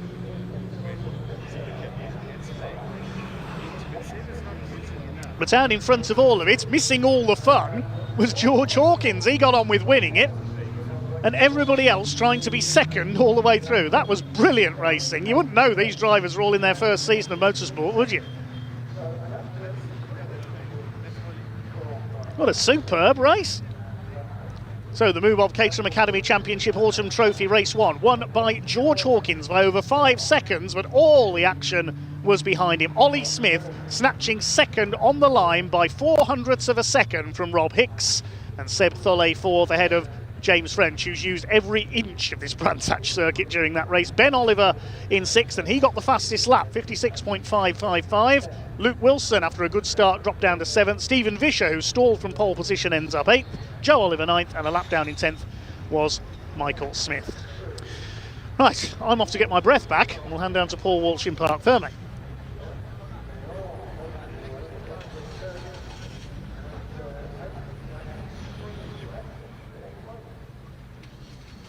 Absolutely a brilliant race, particularly that fight for second and third place, albeit our winner ran away in the end. And as they all make the way down, he looks happy. It does none other than George Hawkins. He's absolutely jubilant. We're going to let him get out the car first, because that makes him now a multi-time winner for 2025. And as for our podium finishers of Ollie Smith and also Rob Hicks, it's both first podiums for them. So this really is a race of firsts for so many. And well, as we can see, George Hawkins getting on top of the car. He's over the moon with it. Well, we'll let him come down from his throne and get his helmet off briefly, and let's have a word with him, as everybody else also is absolutely grinning here. But that's what it's all about in the Caterham Academy series. But as he does gradually get his helmet off, and well, I think right now adrenaline's surging through those fingers.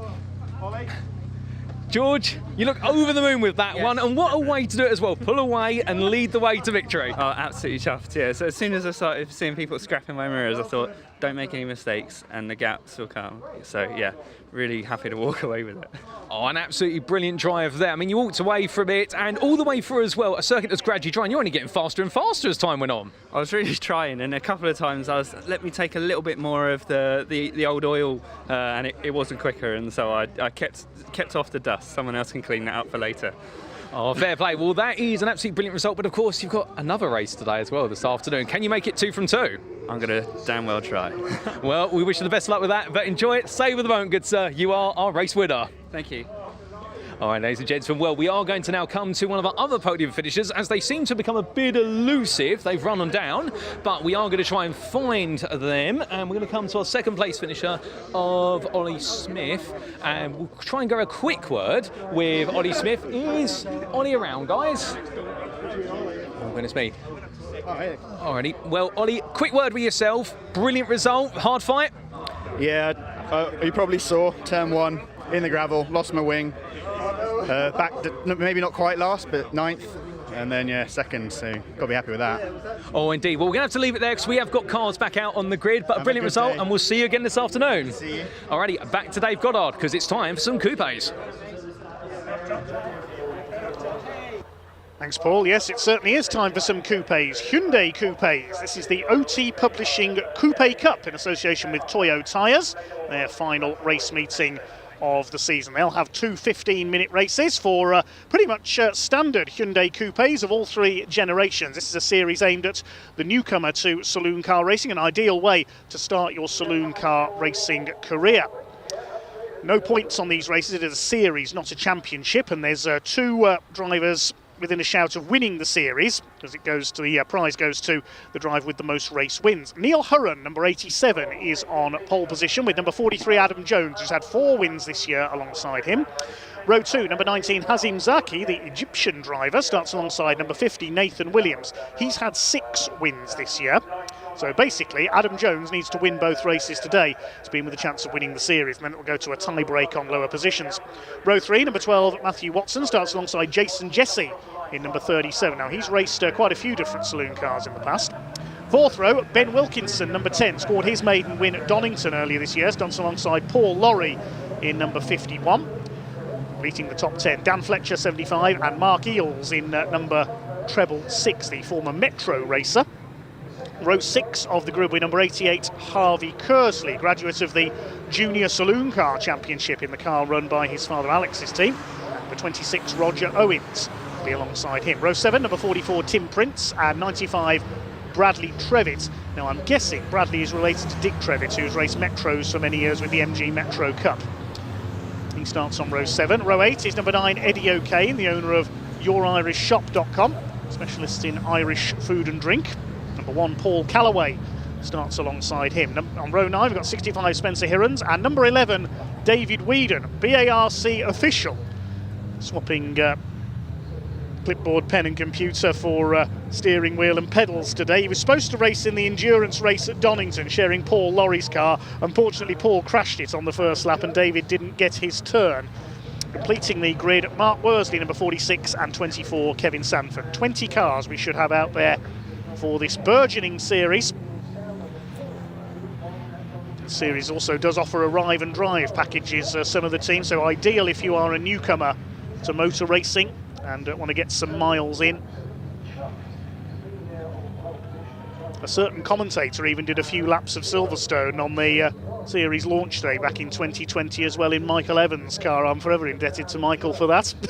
Yeah, I got to do a couple of laps of Silverstone in the wet, and it was the scariest thing I've ever done. So, Neil Hurren, the ex-Toyota MR2 racer, in his slightly battered number 87 car for an incident earlier in the season, starts on pole in the white machine. The grey and blue car, number 43, is Adam Jones. Then Hazim Zaki and Nathan Williams. Now, they've both made the move across from sim racing this season. Hazim, the Egyptian driver, made his debut at Donington and led for part of the race, so he's certainly one to watch here. But Nathan Williams starting as the favourite for the series win this year. Pink car is Matthew Watson on row 3 alongside Jason Jesse. He's raced everything from Peugeot 206s to Toyota Celicas in his time in motor racing. This will be a 15-minute race then. Watch for Ben Wilkinson coming through from row 4 as well. The number 10, the white car with the blue and yellow flashes down the side. Paul Lorry in the red, number 51 alongside him. As the revs are up, and away we go with the OT Publishing Hyundai Coupe Cup. Good start by Nathan Williams, good start by Hazim Zaki, not a good start by Adam Jones. He's dropped back Ben Wilkinson, forcing his way up the inside on Matthew Watson, but it is our pole sitter Neil Hurren looking for his first win of the season, who leads them through Paddock Bend for the first time and leads up towards Druitt. Williams on the outside line, side by side with Zaki for second place. Are they all going to make it round Druitt? Not a good start for Paul Lorry, but he's not in his own car. The car he regularly races sadly got wrecked in that crash at Donington earlier this year. Ben Wilkinson's on the move, past Matthew Watson. All they come together and Wilkinson goes wide over the curbs. That's allowed Dan Fletcher, number 75, to come through. Bit of a fly pass going on there as well to start this race. As Hazim Zaki bash into the side of our race leader. They've tangled up, out they go onto the grass. Oh dear, oh dear. Off goes Zaki and Hurren. That's given Nathan Williams the lead. Neil Hurren trying to get going again. Disaster for the pole sitter. Hazim Zaki has got going again, but his car, I think, has picked up some damage. So Nathan Williams leads as they complete the first lap. Adam Jones in second. I think that was just over-exuberance there by Hazim Zaki going for the inside. You saw he was over the curbs there on the inside at Surtees, just trying a little bit too hard, unfortunately. Now, has he come through over the line? Just looking down the timing screen, yeah, he's down to 12th. So Nathan Williams leads, and if he stays at the front in this race, he will win the series with a race to spare. Not win the championship, of course. As we say, there's no points on these races. It is a series, not a championship. Ben Wilkinson's up to third, ahead of Dan Fletcher. There's Harvey Kersley, the young gun in number 88, leaning Paul Calloway a bit wide there out of Graham Hill Bend. Paul, one of several drivers, used to race in the old Toyota MR2 racing series alongside John Winter, who founded the Hyundai Coupe Cup a few years ago. John, a great entertainer in the world of motorsports, competed in radio-controlled car racing, has edited a car magazine as well. Here comes Mark Eales, the number treble 6, making his way through the middle. He's having a good run up into fourth place there and struggling to get the car stopped. I thought he'd gone into the back of Ben Wilkinson there. Dan Fletcher certainly unsettled as a result of that. The car wobbling about as they come out of Paddock Hill Bend. You can tell it's last day at school this season for the Hyundais, can't you? Dear oh dear. Mark Eales up to fourth in treble 6, the number of the beast. Certainly proving a bit of a beast to handle, that car, I think. Dan Fletcher in the Automobile Smart Repairs on his tail, and Matthew Watson in the pink number 12 as well. It's the battle for third, but Williams and Jones, the two series contenders, have pulled away at the front. Jones has done the fastest lap in the grey number 43 car. He knows he needs to win this race to keep alive his hopes of winning the series. His nemesis this season, Nathan Williams, ahead. They pretty much divided up the wins between them, with the exception of the longer race at Donington, the pit stop race, which was won by Ben Wilkinson. Harvey Kersley under fire. That's Hazim Zaki, who has fortunately escaped major damage in that collision earlier on, and he's back up the inside. There's contact again with Harvey Kersley. They lean on each other. You can see a bit of damage on the right front corner of Zaki's car. Mark Eales all over the back of Ben Wilkinson, and up the inside on the curbs there, and nearly onto two wheels goes Dan Fletcher. Goodness me, this is, I have to say, a little bit rough so far. Matthew Watson behind them, and Jason Jesse as well. Mark Eales trying to get onto the podium. Things a little more calm further back in the midfield, but not in this battle.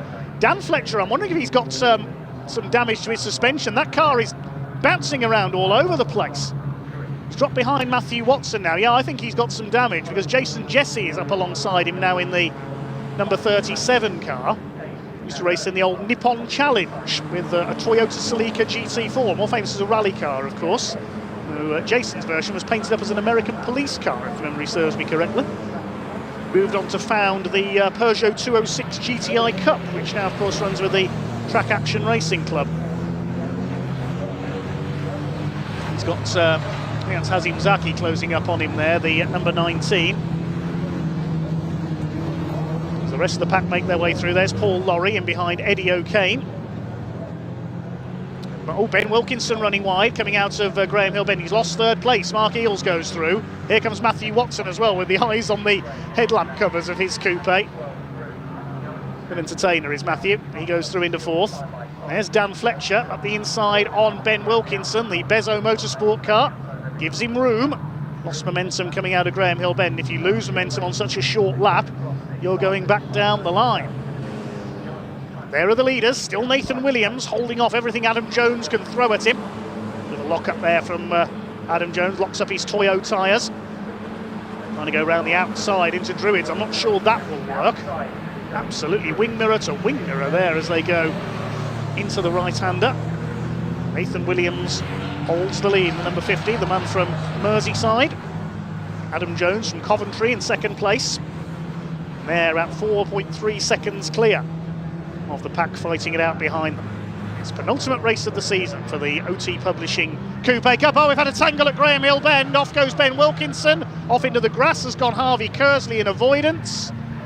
Now, what happened there? Was there contact with Ben Wilkinson? I am not sure. He's rejoined, but a long way down the order, the Donington winner. He was battling with Dan Fletcher, so did they come together through Graham Hill Bend? So, Mark Eales now clearing third ahead of Matthew Watson. There go the leaders.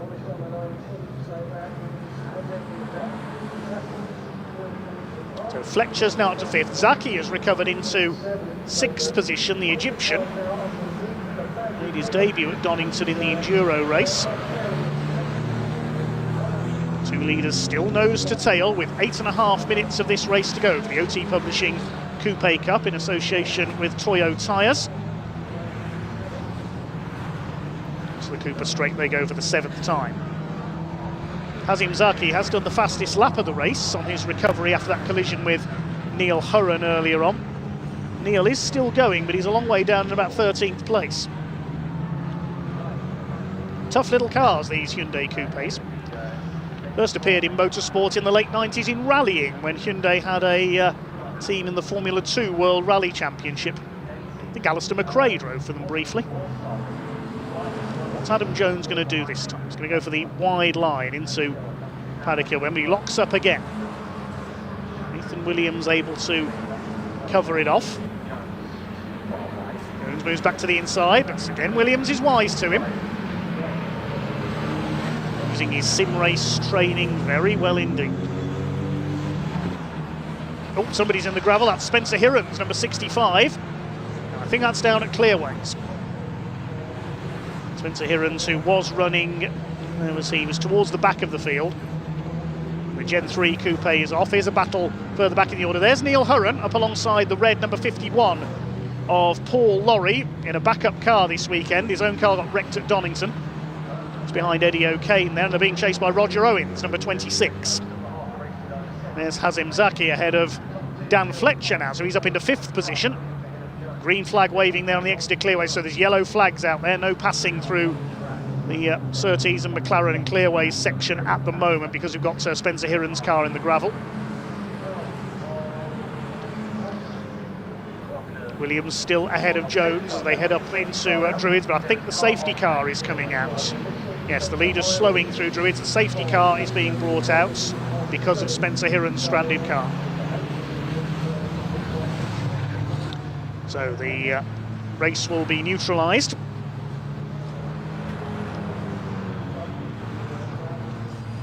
Safety car will pick up our race leader. There's the reason. Spencer Hirons, the man from Bedford. The Generation 3 Hyundai Coupe, buried up to his axles. He's okay, just stuck and the car will need recovery.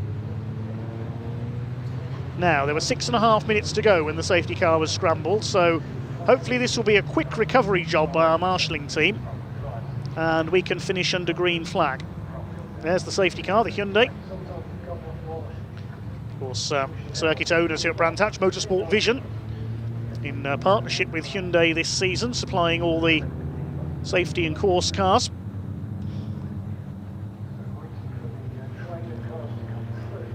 So it is an all Hyundai field, isn't it? Even the safety car. This will help Hazim Zaki on his recovery drive in 5th place. And there's Bradley Trevitz at the back of the field in the red, white and blue car there, one of our newcomers. And Ben Wilkinson, only 18th after his earlier tangle at Graham Hill Bend. Right at the back, number 24, that's Kevin Sandford in one of the Kersley Motorsport run cars.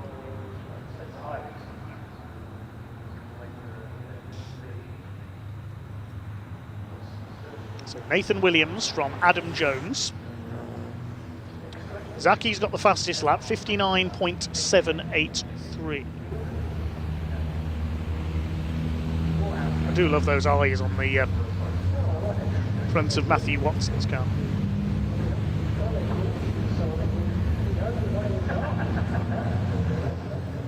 The telehandler drags Spencer Hirons out of the gravel.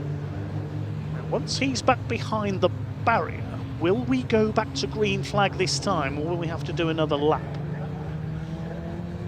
So the hazard is clear.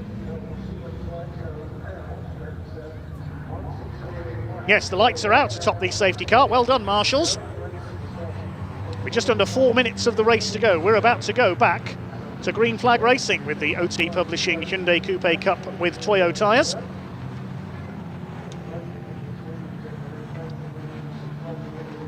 The result of this race will again set the grid for later on. There's Neil Hurren, the pole sitter in this race, trying to recover his way through the field. So up towards the line, Nathan Williams leads them away. He's away and gone. A perfect restart for Nathan Williams ahead of Adam Jones, who's lost a bit of ground there. They've already gone clear of their opposition. Mark Eales in third place in the treble 6 car. Up the hill towards Druids, there's Eales, Matthew Watson behind him, and they've rather left the rest of the field behind. Zaki in 5th place ahead of Dan Fletcher.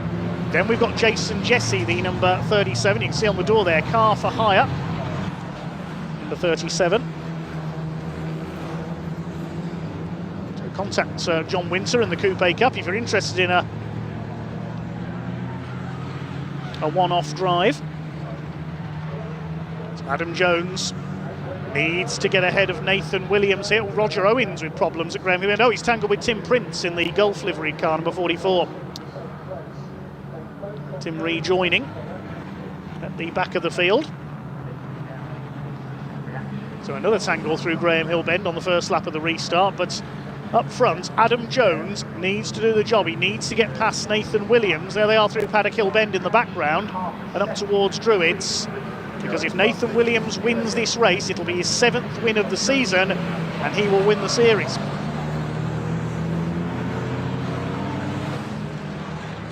Down the hill they come towards Graham Hill Bend.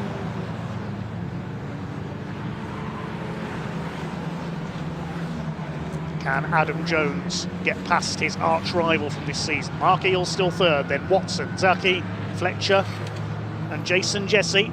Paul Callaway is up to 8th, and O'Kane and Laurie round out the top 10.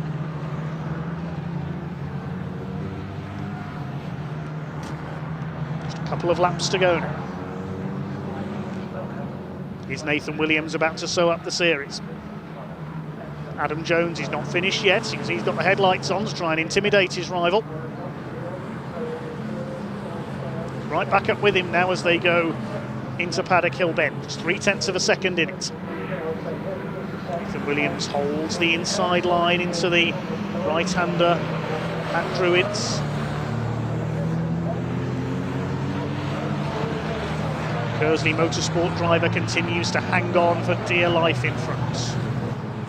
Mark Eales still third in the yellow car. I think it will be last lap this time around.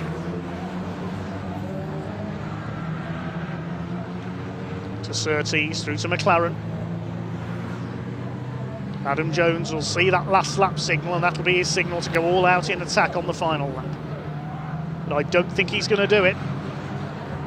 They're coming through now to start the final lap of this first race of the day for the OT Publishing Coupe Cup. And Nathan Williams is 1 lap away from winning the series. Into Paddock Bend. Can Adam Jones get ahead of him? Never mind keeping up with the Joneses, it's a case of Jones keeping up with Williams here. Tries for the outside, he's going to try and get alongside on the run to Graham Hill Bend. Maybe on the outside if he goes up that side. Squeal of tyres in the background. I think somebody's had a spin, but we concentrate on the two leaders. And Adam Jones is all over Nathan Williams now, trying to pressure him into a mistake through the final couple of corners. He's almost up alongside him as they come up towards Surtees. He's got a run on him here. Up the inside, they're absolutely together through towards Surtees and McLaren. They bounce off each other. Williams has got the inside for clearways. Jones has got the cutback. He's going to have to try and slipstream Williams on the run to the line. I don't think he's quite going to do it. He'll try his hardest. Williams will have to keep to the tighter line on the run towards the checkered flag. Here they come. Nathan Williams is going to hang on to take the win. He wins the race. He wins the series with win number 7 of the season. Nathan Williams is top dog in the Hyundai Coupe Cup, sponsored by OT Publishing and Toyo Tyres for 2025. Second place for Jones, Eels third, then Fletcher fourth. Zaki only just held off Watson in a photo finish there for 5th position. So Matthew Watson has dropped a couple of places on that last lap. It was maybe him who had that squeal of tyres on the final lap. We were watching the leaders. Jason Jesse has pulled into the pits, I notice. So it will be Paul Callaway 7th. Neil Hurren fought his way back up to 8th. We'll confirm the rest of the results in a moment. Well, subject to official confirmation, Nathan Williams takes his 7th win of the season and unofficially wins the OT Publishing Coupe Cup for 2025.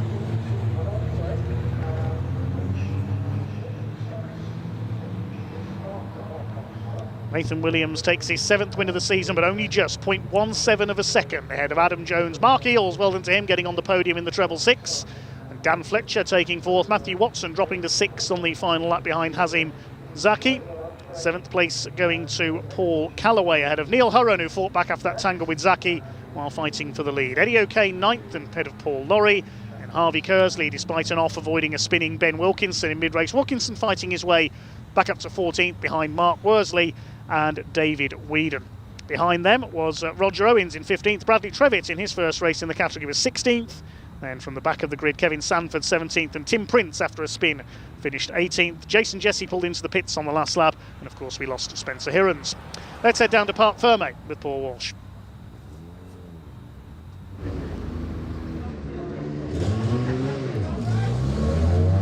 Well, ladies and gentlemen, what a picture to summarise that race. It was incredibly close between Nathan Williams and Adam Jones, but in the end, it can only go one way, they say, and it has gone to this man. Nathan, what a race. You were under pressure lap after lap, and well, you didn't do it from pole, you had to make your way into the lead, and then you held on to it for so long. How was that? Well, that's a race and a half. That I just had a good start, managed to get up into P3, the top two collided, and then from there, I just didn't have front grip on my tyres, I was steering everywhere.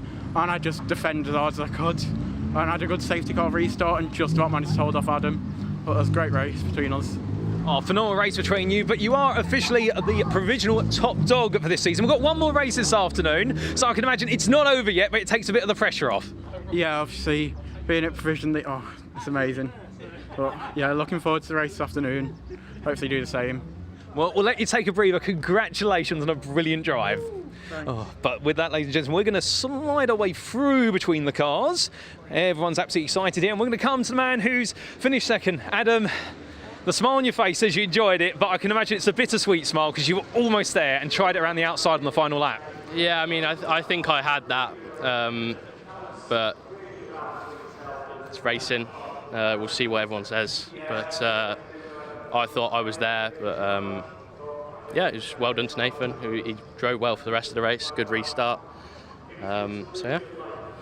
Oh, fair play. Well, understandably, well done that result, but one more race this afternoon, even if it does stand the result, still can go for honours this afternoon. Yeah, we'll see. Fair play, we'll leave you to it, thank you. And then we'll come to our third place finisher, a man who started all the way down in 10th place, I believe. He's got a massive grin on his face. I mean, you almost ran us over in the assembly area. The devil's in the detail with the 666. How was that for you? Yeah, really good. You know, I was quite happy with qualifying 10th. I was sort of driving down here thinking if I could make top 10. Car's not. I'd done 2 rounds at the beginning of the season. Car wasn't great, so we've gone back to basics and, you know, it all sort of happened for me. So, yeah, great. Thank you. Well, back to basics, taking a podium there and going into this afternoon, can we expect the same? Yeah, let's hope so. Fingers crossed. So, yeah. Yeah, well, congratulations on a brilliant podium. We'll leave you to it and savour the moment. Cheers. Oh, well, a brilliant race, ladies and gentlemen, and just catching up there with the last runner there. And, well, to be fair to him, our 666 of Mark Eels, name almost escaped me. And, well, with that, we're going to break for lunch. Racing is going to be back at approximately 1:30, I do believe. But as we head into lunch break, we've still got plenty more content on this broadcast. And, in fact, we're now going to cut to a few interviews from earlier in relation to the Britcar Endurance Championship, starting with an interview I had with the head of the series, none other than Claire Headley, earlier on today. And we'll be back, of course, a bit later, ladies and gentlemen. Enjoy the interviews. There's plenty to learn.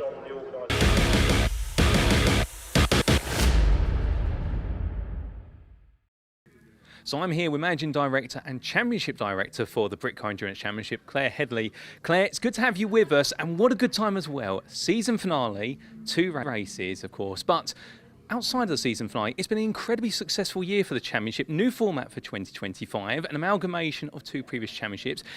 It's been a great year, but put it into words yourself, what do you think it's been like? Probably one of the best years we've ever had, to be honest. As you probably just sort of mentioned, that we've amalgamated 2 championships together. Not an easy decision, but we had to do something about that. It's a very difficult world out there at the moment, financial reasons. We've amalgamated it, and it's worked. I must admit, I'm not blowing our own trumpet, but 33 cars on the grid, absolutely amazing sight to see, and yeah, really proud of how we've done it. Oh, 100%. And the thing is as well, it's been kept interesting all the way through. We've got 8 contenders for the championship crown come the end of today. I mean, it's the closest it's ever been. And that all comes down to the fact, like you say, 33 cars on the grid, brilliant rounds of racing. I think a grand total of 11 races in total.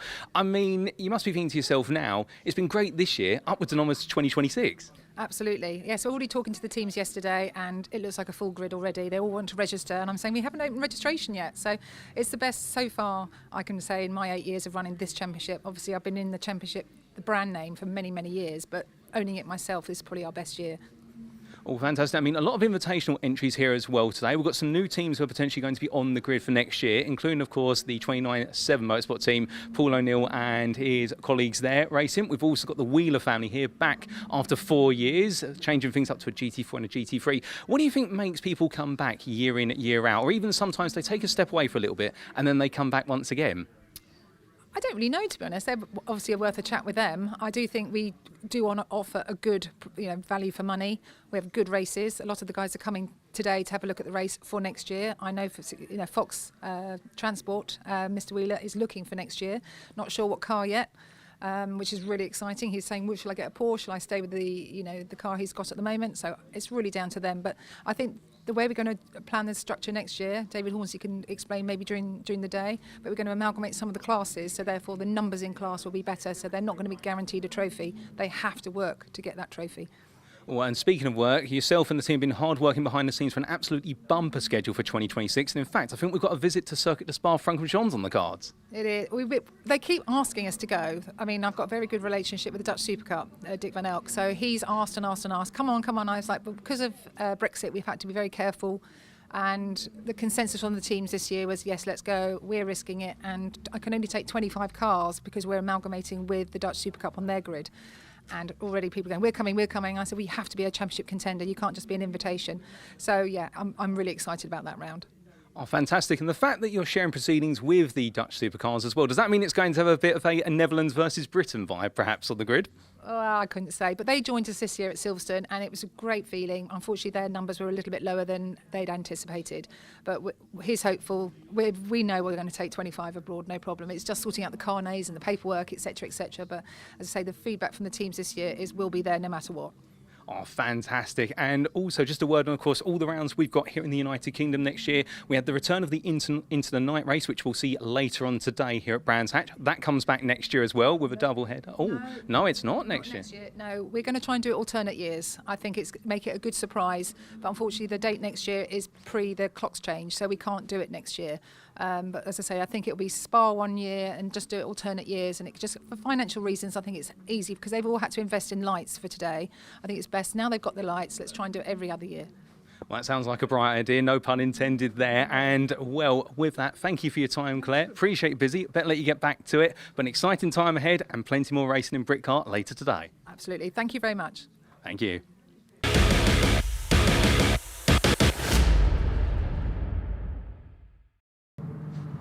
Okay, so I'm here with none other than the technical manager for the Britcar Endurance Championship, Dave Hornsey. Dave, you've been a busy man, but you've been able to find some time for us in your schedule today. I mean, firstly, the fact that we're at the end of the season, it's very close, 8 different rivals competing for the championship still, and at the heart of it all is a balanced performance and technical specifications where you're at the heart of making sure things are as close as possible. We try to, yeah. It's all about giving everyone the opportunity when they come to a race meeting. They've all got a fair chance of having a fight for a victory. So whilst we initially will balance the performance of the cars on a technical aspect, as the season goes on, we then balance them purely on mandatory pit stop times. So the faster cars have a longer pit stop and the slower cars have a shorter pit stop. So it gives a bit of a tortoise and hare aspect to the races, but it means everyone's in with a shot of a victory. And that's the fantastic thing, of course, about this series, because in a lot of series you have 1 or 2 classes and you have the quote-unquote the faster cars, they're always at the front. We have that in a way here with, say, some of the challenge class cars, but the fact that the championship is being led coming into this weekend by none other than perhaps one of our lower speed cars, a BMW M240i from Team Brit. And it goes to show you, just because you've got all the speed doesn't mean you're necessarily going to win. Yeah, it's, everyone wants to cross the line first, but it's about how you do in your class. It's your class result that is going to determine where your overall position is in the championship. So as you say, the car in what is currently our bottom class, or the more cost-effective class, should we say, with Team Brit with the BMW, they're the ones that everyone's chasing at the moment coming into the final round. They've had a good run this year, and yeah, be interesting to see where it goes. So now coming down into a bit more of the detail, of course, this year we've had the amalgamation of multiple series together, and with it 6 car classes on the grid, I do believe. Next year, 2026, we'll open up firstly the eligibility in the challenge class in particular, and we might see the likes of, say, Ferrari 296 challenge cars and also some Porsche 992 Cup cars, just to name them. I mean, your thoughts on that, because of course that's a whole nother challenge, if you will, to balance the challenge class. Yeah, we had a lot of inquiries this year from people, particularly with the Lamborghini Super Trofeos and a couple of 992 Cup cars that wanted to come and join, and they were not eligible this year just because of the pace difference between those and the cars towards the back of the grid. As we've seen, as the season's gone on, the pace at the back of the grid has got faster and faster and faster, so that's allowed us to include those faster cars at the top. Particularly with Porsche moving to a 992.2 Cup car now in their official championships, a lot of the 0.1 cars have come up for sale. Lots of people are buying them and want somewhere to race them. And it's great to have brands like Ferrari, Porsche, Lamborghini at the front of the grid, because that's what people come to see, cool cars going fast. Oh, 100%. I mean, I think we can all relate to that. But what perhaps we can't relate to as much, and perhaps you can give us an insight, also the fact that we are looking at amalgamating some classes going into 2026. How has that been in terms of achieving that? Because I can imagine it's no easy task. Yeah, again, it falls down onto the balance of performance. When you look at the classes that we've got this year, we've got a GT class that's based primarily around the pace of GT4 cars, but allows other cars a similar performance in. And we've also got a class for the older G55 Super Cup Ginettas. They all run about the same pace. And the Ginetta class, as the cars are getting older and people are upgrading to new ones, they're becoming less and less common. So if we slot them in with the GT cars, for example, you've just got more people to race against. So the idea in then being able to make sure the numbers stay high and everyone's got some competition regardless of what car they bring to a grid in a way. I mean, that's what we want at the end of the day. We want packed classes up and down the grid, not just necessarily the fastest of cars out there, but also some of the slower cars, but everyone's got something to fight for. Exactly. The more people who got in your class, the more competition it is, the more fun it is for everyone. Oh, fantastic. Well, on top of that as well, I mean, obviously, amalgamation of classes, a whole new schedule coming up for next year. I mean, we've got some absolute bumper circuits coming up, including a visit to the Circuit de Spa-Francorchamps. Again, from a technical or a balancing perspective, how's that? Because I can presume, year to year, when new circuits come onto the calendar, if you will, there's a lot of work that goes on behind the scenes to make sure they're as fair as the circuits we've raced at for 3-4 seasons. Yeah, the balance performance we do isn't just a simple guess or a finger in the air or a look at the lap times. We look at the pace of the cars in terms of their ultimate pace, who's driving those cars, whether it's amateur or professional drivers. We look at the average performance of the cars over a stint, both the amateurs and professionals, and then we use the VBox data loggers to look at how those cars are actually producing the performance, whether it's through torque, horsepower, cornering speed, braking, whatever. And through there, we can determine what is the best course of action for the balance of performance going forward. So when we go to somewhere like Spa, which is a very long circuit, all the straights are uphill, it's a very torque-dependent circuit. So there we might well see a slightly different balance of performance than we would do at, say, somewhere like Alton Park, which is shorter and more about nimbleness. Fair play. Well, a lot goes on behind the scenes, clearly. I think everyone appreciates a little bit of insight on that. But with that, Dave, we'll leave you to your coffee and let you have a bit of a breather because you've got a packed schedule by the sounds of things. Thank you for your time. No worries. Thank you very much.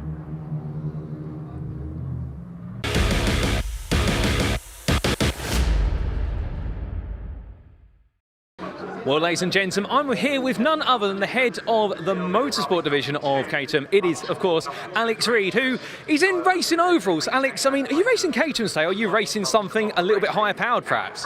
No, I'm skiving a little bit today. So obviously it's great that we've got the Academy meeting here for our Academy drivers, their Autumn Cup end of season event.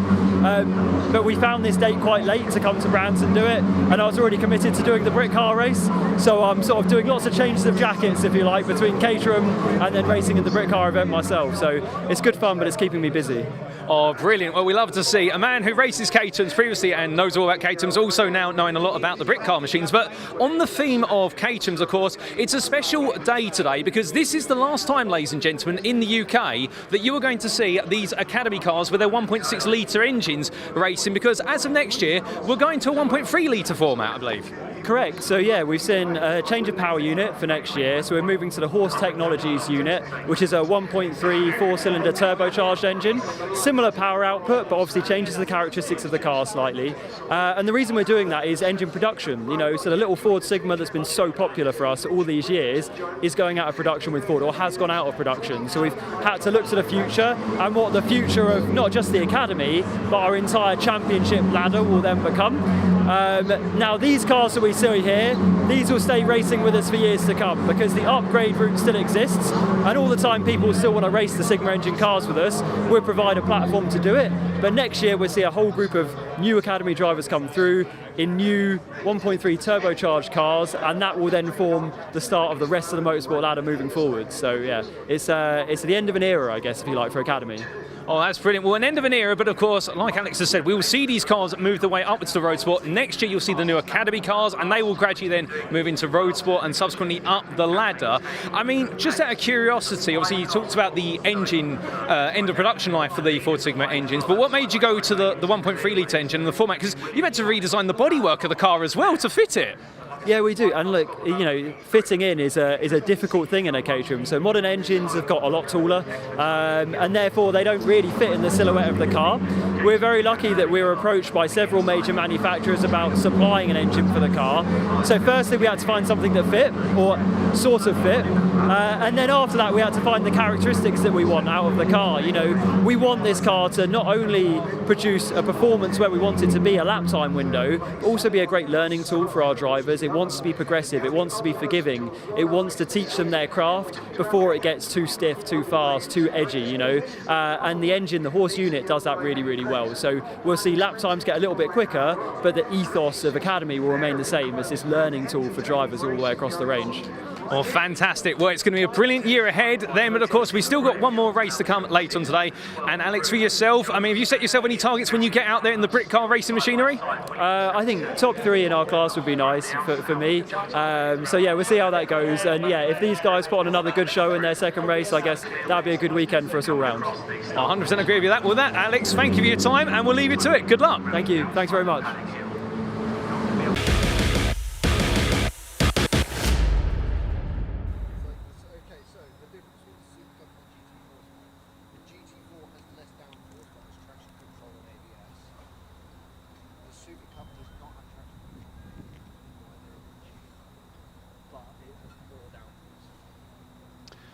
So good to hear from a few drivers and persons behind the scenes down in the paddock there as we enjoy our lunch break. We're back underway in half an hour's time with the first of our 2 Britcar Endurance Championship races, 45 minutes with a mandatory pit stop. I tell you, we've got some 33 cars scheduled to start our first of those 2 races. Qualifying took place this morning. And then we repeat the 4 races after that, with the Classic Touring Car Racing Club having their second all-comers race. Handicappers, I think, have done their work, and yes, the grid has been decided for that one. It's going to be slightly closer on handicap, as everything's been recalculated from the first race, and they'll line up with those who got the fastest laps in race 1 at the front of the grid. The moobob Caterham Academy will have another fantastic 20-minute race. Then it's the finale for the OT Publishing Coupe Cup. And then a little later on, at just gone 5:30, to make sure we are in darkness, it is the into the night race for the Britcar Endurance Championship to decide the title. Team Brit lead the points with Bobby Trundley and Asher Silver in their BMW M240i, but as we heard from Claire, any one of 8 cars are still in mathematical contention for the title, and we will see how things work out after the 2 races today. So we'll be back with you in just under half an hour for the first of our Britcar races. In the meantime, enjoy the lunch break. We'll be back shortly.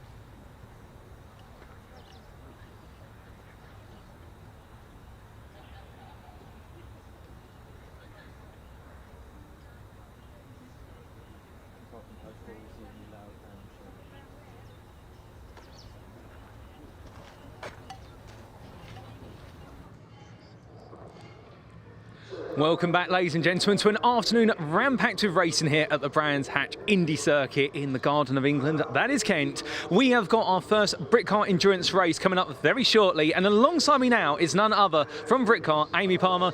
Amy, it's great to have you with us. You were with us, of course, throughout the season. You work at Britcar, but you're with us doing interviews at Alton Park, and, well, it's great to have you back again to do even more interviews during the races. I'm really excited. I love Britcar. I've been working with them now for nearly a year, and it's been great to be on their social team and getting interviews with the drivers and being at tracks. It's just been a lot of fun. But yeah.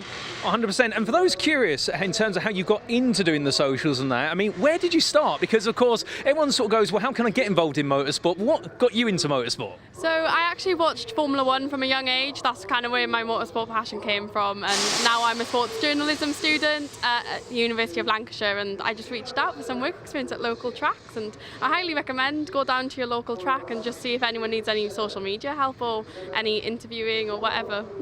Well, it all starts from asking a simple question, that's the truth of it. But coming on to the business here today, I mean, you've been working out the points with some of your colleagues. I mean, it's so much mathematics. I don't know how you guys do it, but we've got 8 contenders in the charge. But of course, at the very top is Team Brits, Asher Silver and Bobby Trunley. Yes, it's very complicated, the numbers, I can't lie. The point system goes over my head sometimes, but Asher is at the top currently. They did have not a great qualifying with P3, and then we've got Don Malone in second and the Hayes brothers as well then in third. So it's definitely really exciting. 8 people can still win it, so I think that's the most exciting bit, and it's come down to the final race, which I think is like, it's just built everything up a bit more, hasn't it? Let's be real. Oh, 100%. I mean, having it that close all the way through the season and going to the season finale. But of course, with the fact we have multiple contenders, this first race result could really dictate who are those who are going to go into the night as your potential championship contenders. Because for a lot of them, they require our leaders to struggle. Yes, 100%. I think, especially in the night races, you'll see different styles from different people. It's harder out there, and the first race will definitely help decide what happens then in the second. So yeah, it's going to be interesting. Oh, 100%. Well, ladies and gentlemen, we would like to have a walk on down, but you can see as I step aside slightly, all the cars gradually being wheeled out of their garages and in position. And Danny, they're doing a fantastic job of getting us a little bit closer as they all start to rev up and build up their engines. And we're going to be seeing them make their way gradually head to the grid soon. But as they all get themselves set, we've got a whole mixture, of course, haven't we, Amy? From touring cars through to challenge machines, even some what would be GT3 class cars, including this wonderful red Ferrari here. Yes, 100%. I love this Ferrari as well. I think it's been entertaining to see all these different drivers come back, and because not all of them have done every race, but some of them, seeing them come back and to Britcar and show they love to Britcar has been really, really, really good. 100%. And the thing about this Ferrari as well is it's being piloted by 2 drivers, one of whom, I mean, he arguably needs no introduction because he's raced in pretty much every single series you can name. Yes, 100%. I think it can be interesting for these drivers to come in, and then when some drivers do race in, race out, it's interesting to see how what they bring to the grid, and also how the drivers that race every single round bring them in as well, because they have to then change their game plan, I guess. So yeah.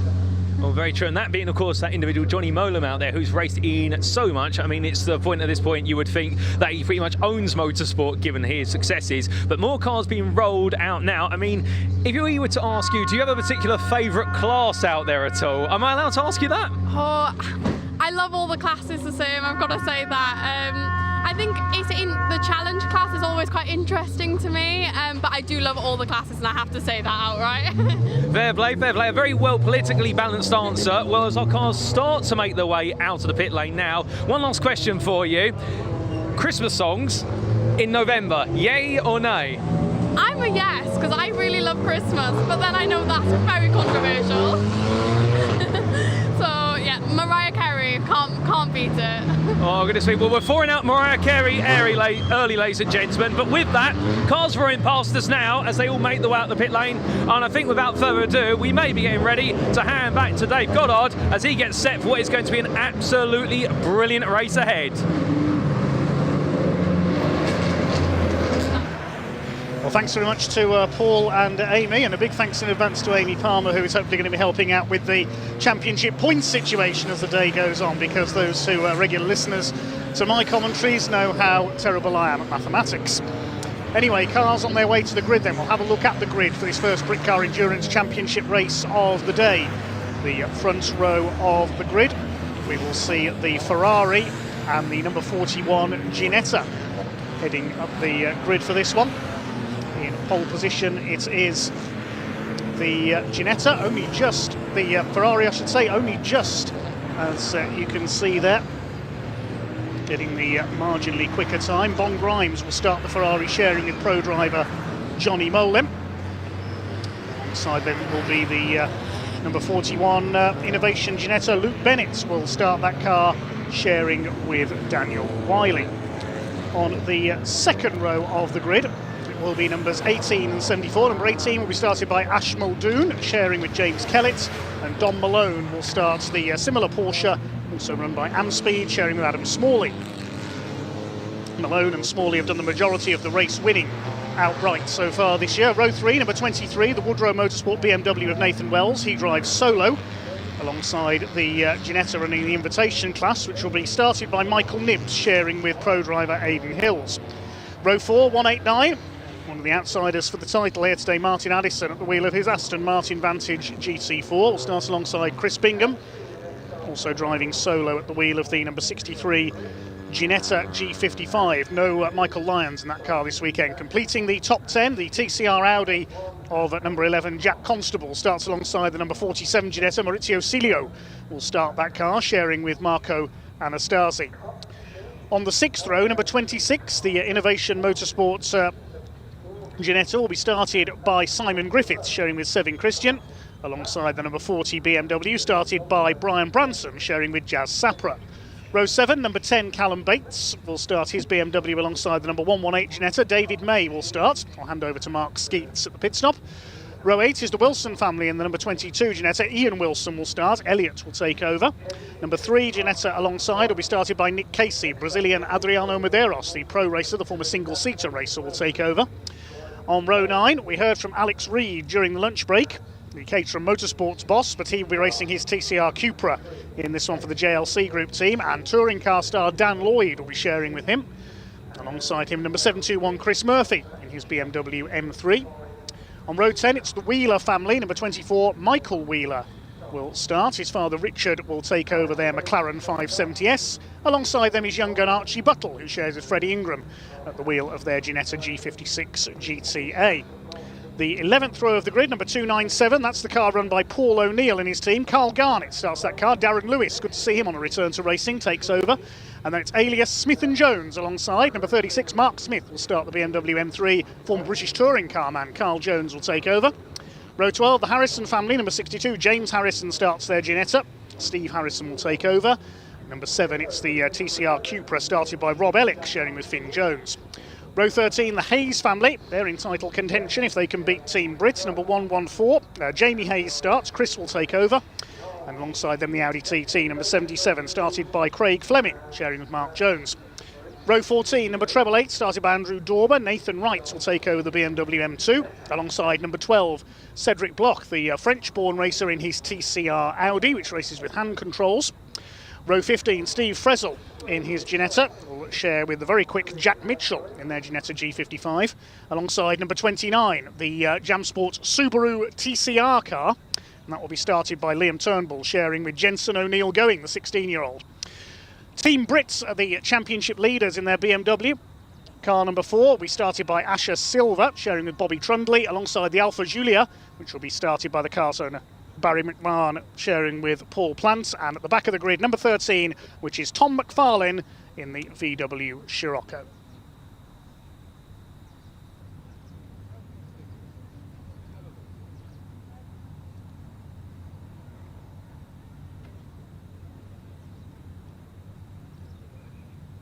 So it is the Ferrari on pole position, Bon Grimes, sharing with pro driver Johnny Molem, who's raced everything in sports cars, up to and including the Le Mans 24 Hours a few years ago.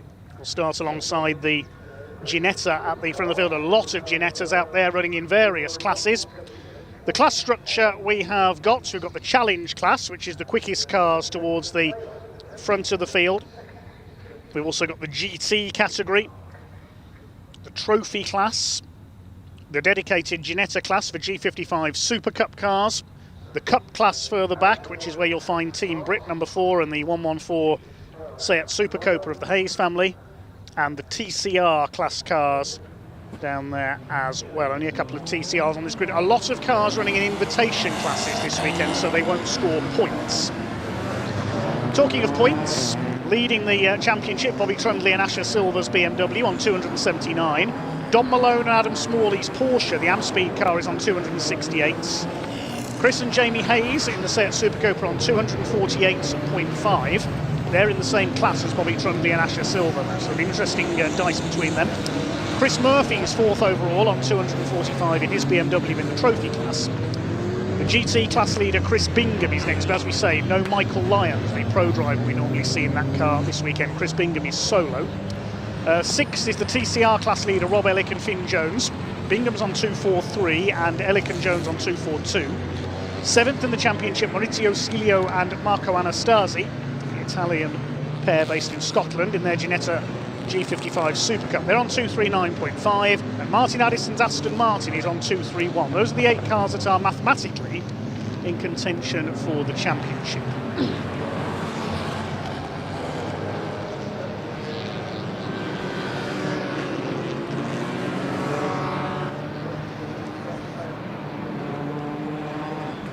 So that's your lineup. The Ferrari leads them round.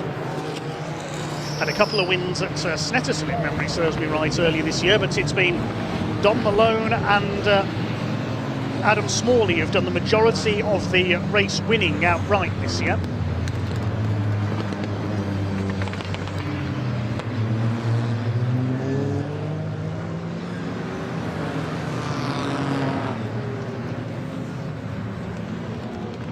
Amspeed Porsche, run by Mark Smith's family. Aaron Moulton Smith is the man behind Amspeed, a very quick racer himself in Porsches and BMWs over the years. Dan Lloyd's had some overall wins as well, with Stephen Gambrell in his Porsche 991. But that car disappeared midway through the season. So Ferrari, Ginetta, then 2 Porsches, then the BMW M3 GTR of Nathan Wells. Aston Martin's in there, TCR cars, the Audi of Jack Constable well up. Lots of BMWs down the order. There's the TCR Cupra number 14 with Alex Reed on board. Fine sight they make, 33 cars out there. There's the Subaru TCR car from Jam Sport, a backup car after their BMW was involved in a shunting free practice earlier on. So they've got the backup car out of the trailer. Okay, here we go then. The pace car is in pit lane. It's time to go racing. 45 minutes. Pit lane opens 18 minutes in. It's a very short pit window though. Bon Grimes in the Ferrari will lead them away. The Ginetta number 41 of Luke Bennett alongside him. We are underway here at Brands Hatch in the sunshine. The front row pulls away. Already moving through into 3rd place is Don Malone, the all-white Porsche ahead of his teammate Ash Muldoon. That's the car with the red stripe down the centre, and Bennett's not holding back here. He's going for the inside into Druids. There's a bit of contact with the Ferrari there. Ginetta up the inside, and it's taken the lead. Number 41 of Luke Bennett. He's not racing for points today, Luke Bennett's number 41 with Daniel Wiley. But that car could be a contender for overall victory anyway, and it's taken the lead from Bon Grimes in the red Ferrari 488 Challenge car. Then the 2 Porsches. Nathan Wells is in 5th position. Then in 6th, Michael Nibbs at the wheel of the Ginetta. He shares with Aidan Hills, the former Mazda MX-5 champion. It's Chris Bingham's Ginetta, still a contender for the title. They make their way around the completion of lap number 1. Where's our championship leader? We look towards the back of the field. There is Asher Silver moving up on the outside there in the BMW.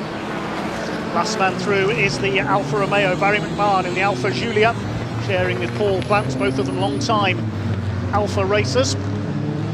3 there, Nick Casey, led the points early on in the season, but then dropped away with a few problems with the Ginetta. Battling it out in the midfield as they make their way through Graham Hill Bend. There's Chris Murphy in the E36 M3, just ahead of the pink and blue Cupra. Along the Cupra straight, you might call it in this one, up towards Surtees and McLaren. Number 11 is Jack Constable in the TCR Audi. Lovely looking machine that is. Chris Bingham on his tail. They're in 8th and 9th positions. They complete the second lap. And it is Luke Bennett, number 41 in the Ginetta G56 GT Evo, who leads the way. 47.3 in already. That's the treble eights BMW of Andrew Dauber and Nathan Wright. It looks like they're checking something in the steering there, unfortunately, so problems for Dauber and Wright. I wonder if he's had some contact at the start of the race. The BMW M2, which is run by the Brookspeed team.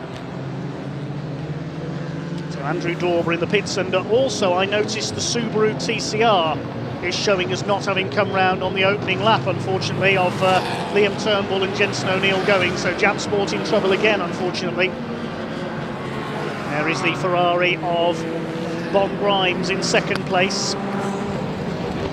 Third position it is Dom Malone, the ex-BMW racer. There's his teammate Ash Muldoon. Nathan Wells is fifth.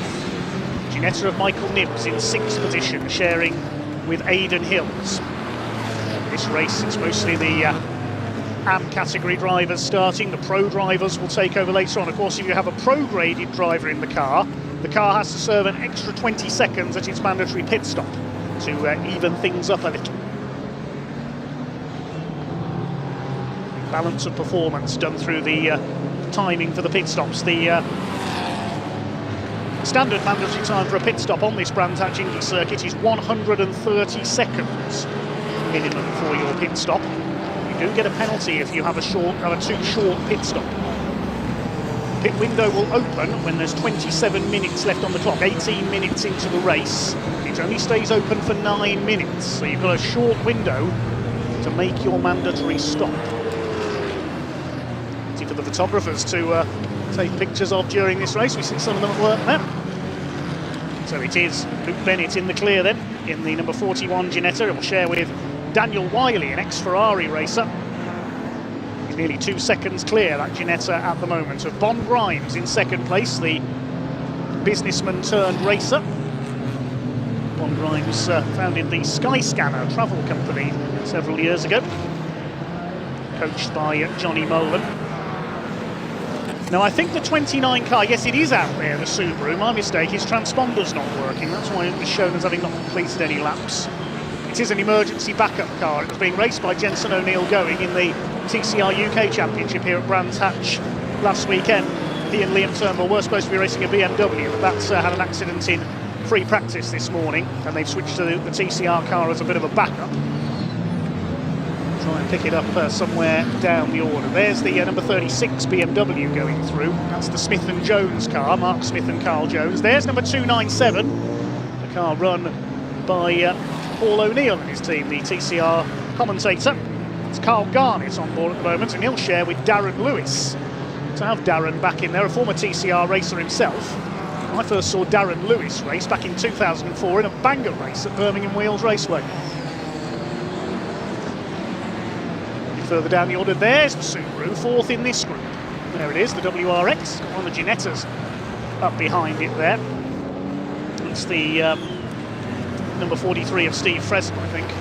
There are the leaders, already lapping some back markers. Number 13, VW Scirocco of Tom McFarlane has been lapped. So no change among the leaders at the moment, with 6 laps completed. I think we can hand down to pit lane to find out what's happened to the 888 Brookspeed BMW.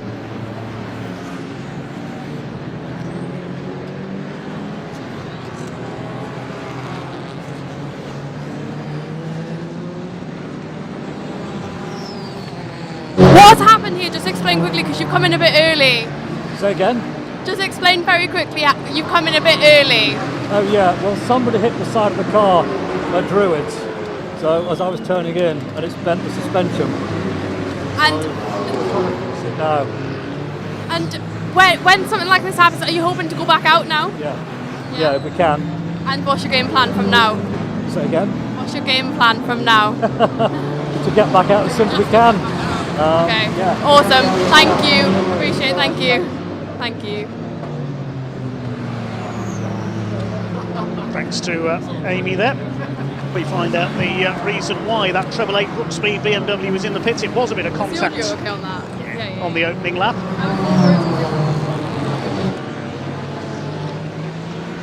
It was contact on the Roans of Druids and suspension damage for the 888 car, which is still in pit lane. Hopefully they'll make it back out. As we see the lower reaches of the top 10 make their way through. There goes David May in the Jetta, and we've got a car in the gravel. Oh, it's Alex Reed, the number 14. That's the JLC Group Cupra, the shares with Dan Lloyd, touring car star, but one of our TCR classes. And that's the championship leader. Team Brits, are they out of the race?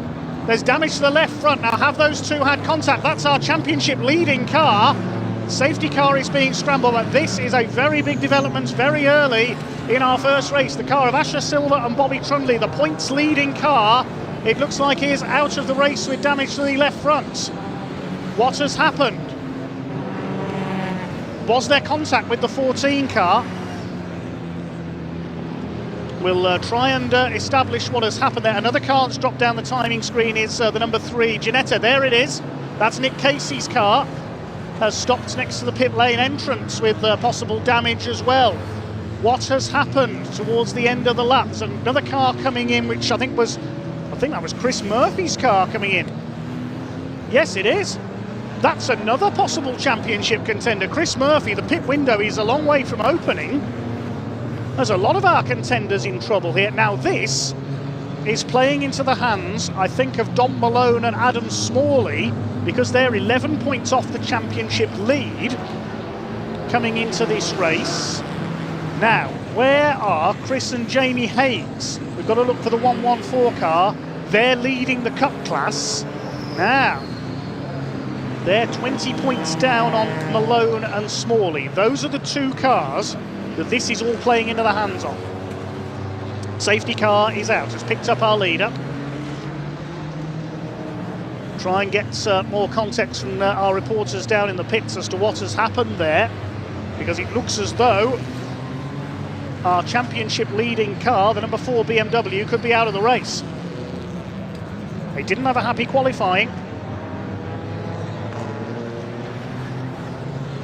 Well, there is Chris Murphy's BMW going out of pit lane. So he's had a problem somewhere. We didn't see what it was. The former Aston Martin racer in the M3.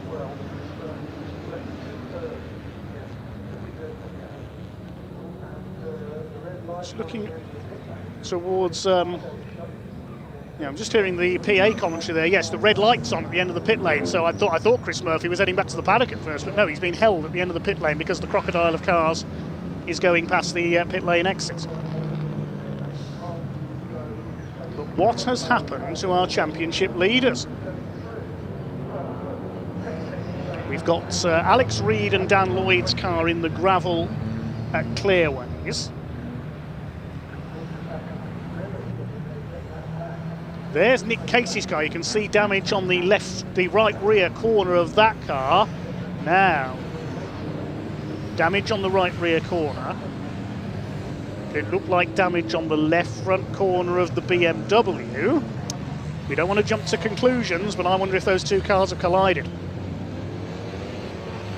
I think we can head down to pit lane to find out what's happened to Chris Murphy's BMW.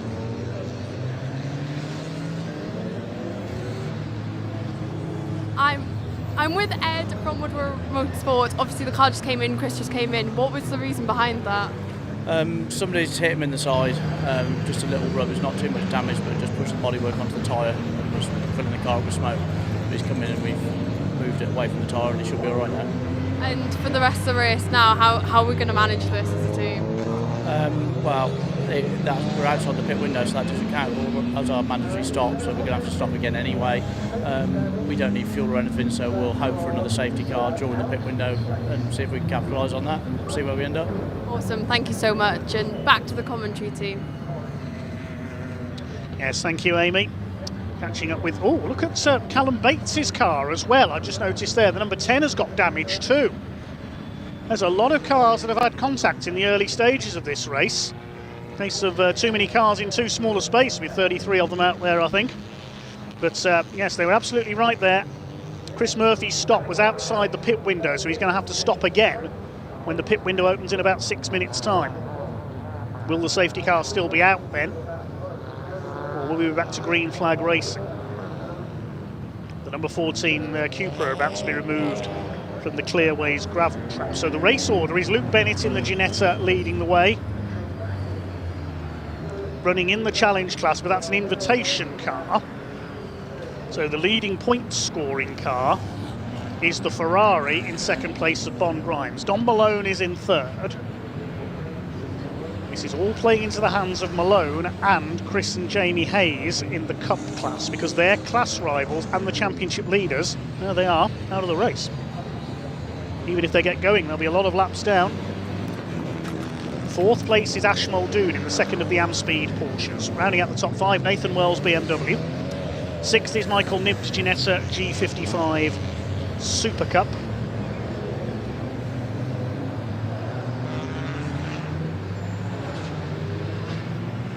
Seventh is Martin Addison's Aston Martin, the Vantage GT4, a new car for him over the last couple of rounds, the plant hire businessman from the northeast. Chris Bingham's Ginetta is 8th and 3rd in the GT class, which is being led by Nathan Wells. There is Nathan. 9th is Jack Constable, a guest driver in his Audi. There's the Audi. 10th place is the number 26 Ginetta, being driven by Simon Griffiths. That's a GT class car, I think. Yes, 4th in the GT class. The Ginetta class is being led by Michael Nibbs. Trophy class by Brian Branson in BMW number 40, shared with Jazz Sapra. Who's leading the TCR class? It's the Jones Ellick number 7 car. There's the treble 8 BMW rejoining of Andrew Dorber. They've of course got to stop again when the pit window opens.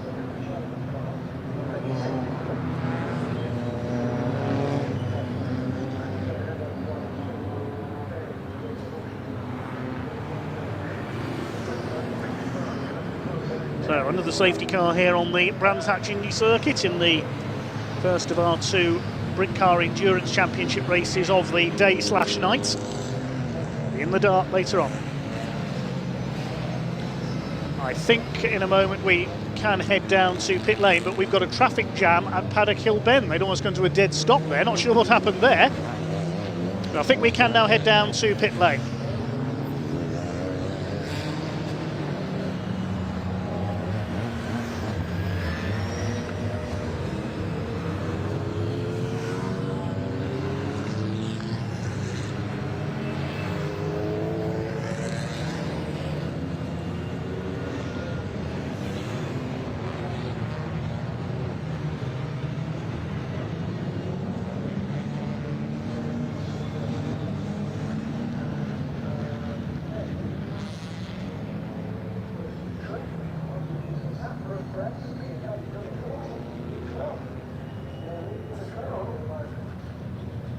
Well, we see there the number 14 car has been towed out of the gravel and will be back in the paddock. Damage to the left front corner on that car. So maybe it was that car who collided with the number 3 Ginetta, we don't know.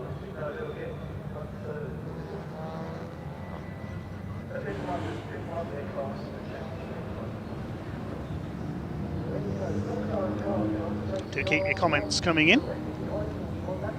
To Daniel Martinez as a shout out to Sevin Christian, who's in the number 26 Ginetta after the pit stops. Simon Griffiths in that car at the moment. The safety car continues, leading the pack around. Luke Bennett and Daniel Wiley's Ginetta still the leader.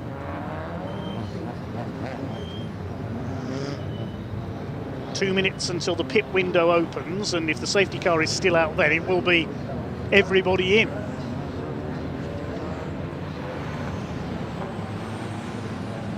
Including the 2 BMWs already seen coming, because of course their stops were outside the window. There's one back marker between first and second place at the moment. There's the Subaru. Just ahead of Cedric Bloch, the number 12 in his Audi TCR, the driver who races with hand controls. Sadly broke his back in a motorcycle racing accident a few years ago.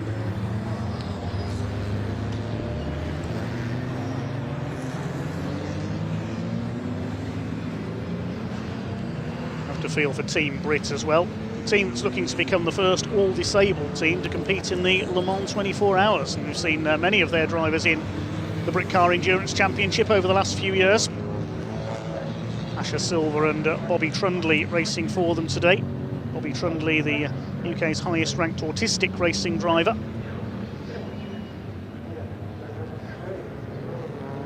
Asher Silver currently in the car. So sadly, that car appears to be out of the race.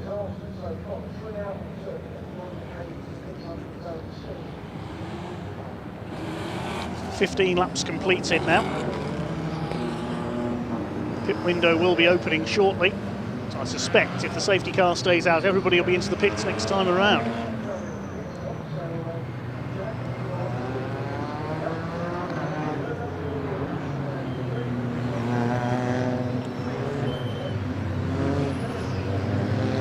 McLaren going through, that's the Wheeler family car. Richard Wheeler and I believe it's his son Michael he's sharing with.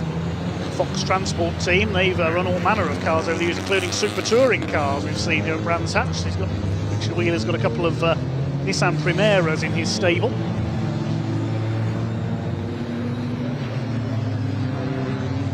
The pit window is now open. Safety car still out, so I think it's going to be everybody in to make their mandatory stop. Not for this car though. That's Nick Casey and Adriano Medeiros' Ginetta out of the race, unless they can do some judicious work on it very quickly. Well, the Ferrari leads them in. Looks like the race leader has stayed out. Bon Grimes leads them in. The Alfa Romeo comes in. One of the Amspeed Porsches, that's Don Malone. In fact, both the Amspeed Porsches are in. Number 43 Ginetta, I think that is of Stephen Fresel, has come in.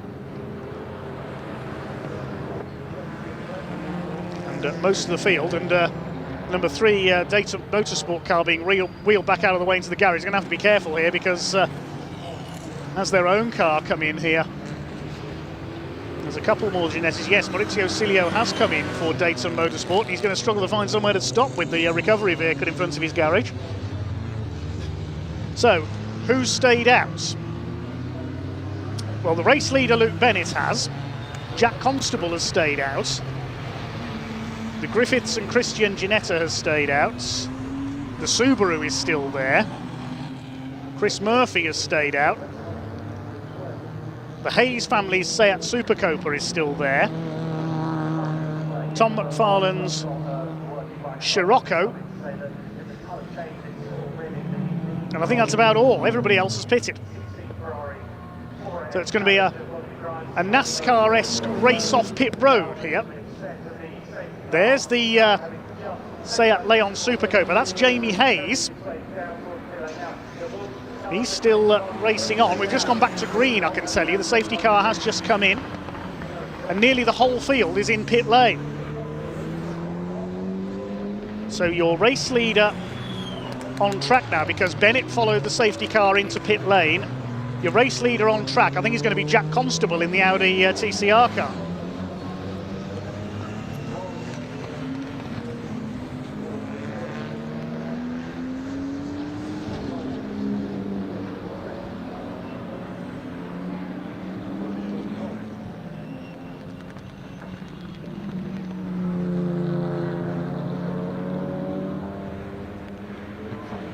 So Jack Constable, will he go in this time? No, he wants to lead a couple of laps. And now the order is going to be totally jumbled because nearly the whole field's in pit lane. It's going to be completely confused when everybody comes back out. Ferrari's back out there, with Johnny Molen now on board. The pro drivers will have taken over. Yes, Adam Smalley is in the number 74 Porsche. Darren Lewis will take over the number 297 Ginetta. Good to have him back in the championship, the man from Birmingham. There's Nathan Wells in the BMW. There's the Ferrari. Johnny Molen, one of Britain's great GT racers, has now taken the wheel. Take the rest of the race to list his accomplishments in the sport. Jack Constable and Tom McFarlane, number 13 in the Scirocco. They're the only two cars that haven't pitted now, because the Hayes family have come in. Jamie handing over to Chris. We can see that car down there at the bottom right of your picture. They're one of our championship contenders.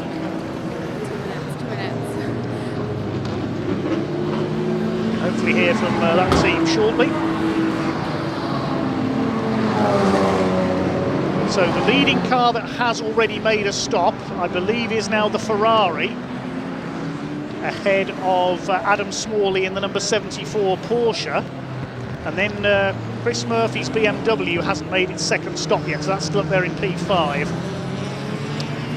So we'll have to wait for the order to settle down once everybody's made their stops. But I think it's the de facto race leader now. The first car that has made a pit stop is the Ferrari. Now, what's the margin they've got over Adam Smalley's Porsche? It's 4.2 seconds. So there's your leader. In fact, there's second place. They're the de facto top two as the Seat Leon leaves the pit lane with Chris Hayes now on board.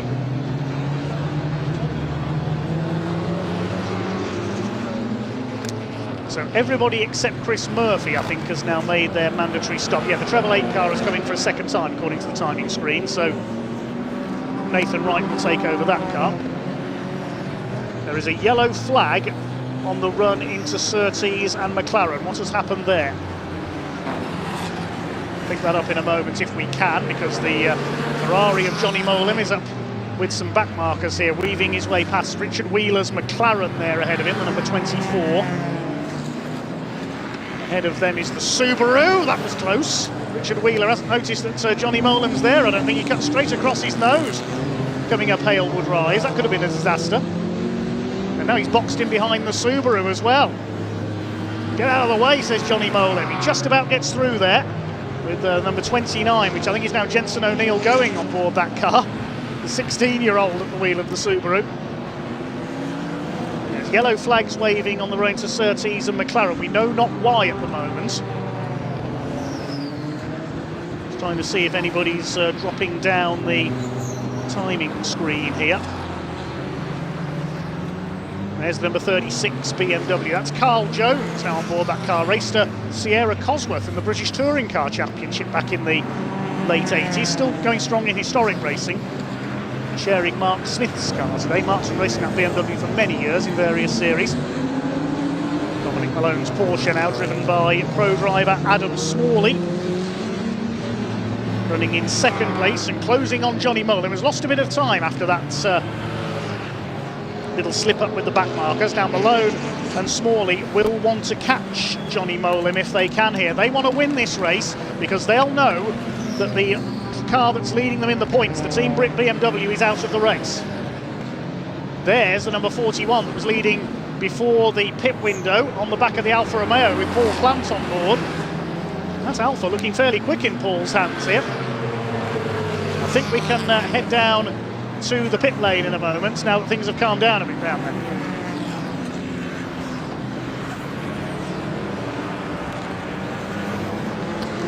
And Boxley Motorsport, you've come in now. What's happened out there? Just tell us, sum it up. Nick was driving the car and he broke the drive shaft. If we look down here, the drive shaft is on the floor there. You can see the drive shaft has been broken, and we will just try to go out. I'm going to go out now just to check everything's okay for the night race. And what's your race plan now for the rest of it? Well, now we cannot do much, okay? Basically, just try to make sure the car is ready for the next race, and hopefully we're going to have a better luck on the next race. Awesome. Good luck out there. Thank you so much. Back to the commentary box. Thanks, Amy. Yes, hearing from Adriano Medeiros, the Brazilian, very experienced racer indeed in the number 3 Ginetta. So it was a broken drive shaft after a bit of contact on that car. That's why they came to a halt in the pit lane entrance. And that car is repaired and hoping to head back out there at the tail of the field. Meanwhile, there are the two leaders, and look at the way Adam Smalley is hunting down Johnny Molim for the lead. It's all going the way of the Amspeed Porsche at the moment in this battle. Meanwhile, the Alfa Romeo gets jumped by one of the Ginetta. That's number 42 with Freddie Ingram now on board, and the leaders are nose to tail, and they're coming up to lap the number 41 car that was leading prior to the pit stops. Round the outside goes the Ferrari. He's put the car in between the two lead battlers there. Won't take long for the Porsche to get through, I'm sure. No, he's got through on the run into Druids. So Molem from Adam Smalley. The third place car now is the number 18 of Muldoon and James Kellett, the second amp-speed Porsche. James Kellett, another very, very quick GT racer. He's got the fastest lap of the race, 46.4 seconds. Is up to third, ahead of Nathan Wells. Jack Constable's still up there in fifth place in his TCR Audi. I think we can head back down to Amy Palmer in pit lane in just a moment. We'll do that because we could see a move here. Watch for Adam Smalley here up on the outside as they come into Paddock Hill Bend.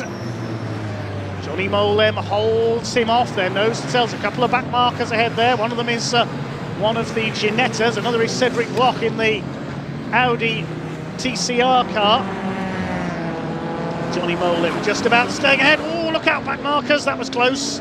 The 22 car there nearly got elbowed wide. Elliot Wilson trying to keep out of the way. As well, there's a brief respite in that battle. We'll head down to pit lane.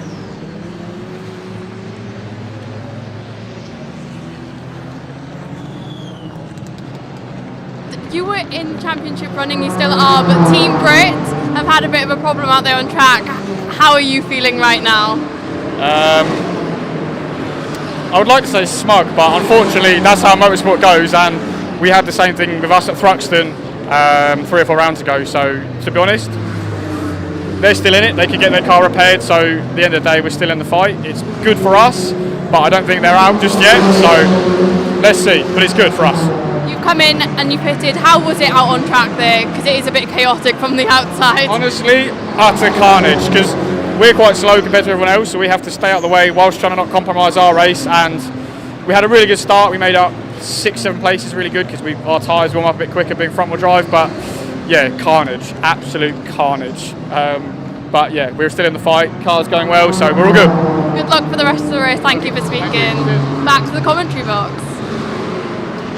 Yes, thanks, Amy. It was a bit carnage in the early stages, wasn't it, out there?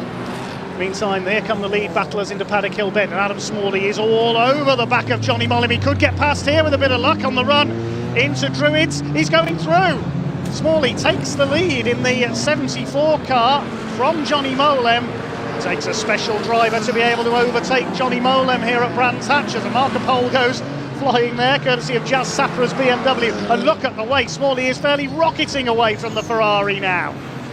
This is exactly what John Malone and Adam Smalley wants. They could be on to take the lead of the championship with one race to go here later on tonight. Johnny Molem down to second in the Ferrari. Let's have a look at the class leaders now then. The challenge class is led by Smalley and Malone. The GT class by Nathan Wells. The trophy class by Darren Lewis and Carl Garnett in 6th place in the new Ginetta, the 297 car.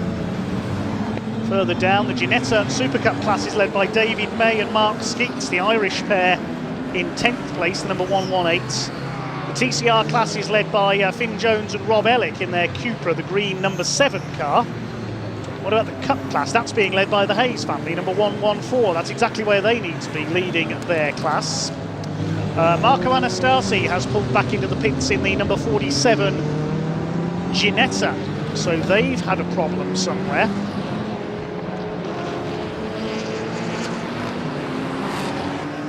I think that's all the class leaders rounded up in the meantime.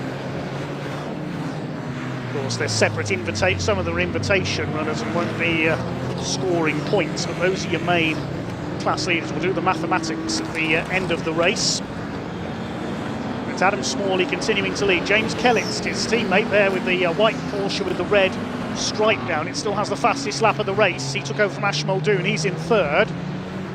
Jack Constable has just come in for a second stop. He's got a stop-go penalty, so presumably an infringement at his pit stop, and the treble 8 car had a drive-through penalty as well. So presumably those are infringements at their pit stops. We haven't been given the reasons why as yet. Yes, treble 8 and pit lane infringements. Jack Constable, I would expect, is the same thing. He's got a stop-go penalty in the Audi. Martin Addison, beautiful Aston Martin Vantage GT4. He's raced Caterhams as well. He raced a Peugeot 106 GTI earlier in his career as well, in the CSCC tin tops. Very different to that Aston Martin. So Chris Bingham is now up into 6th place, ahead of Addison. Nathan Wells door to door with a Ginetta there, I saw through Paddock Hill Bend.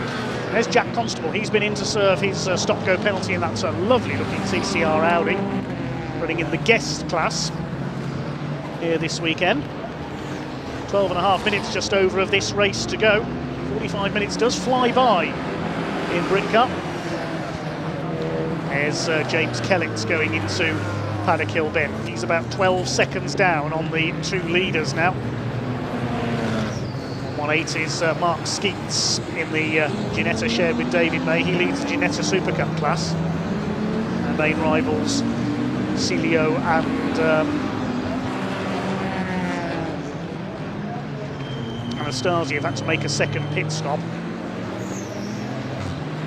Subaru is back in the pits as well, I can tell you. So Jensen O'Neill going.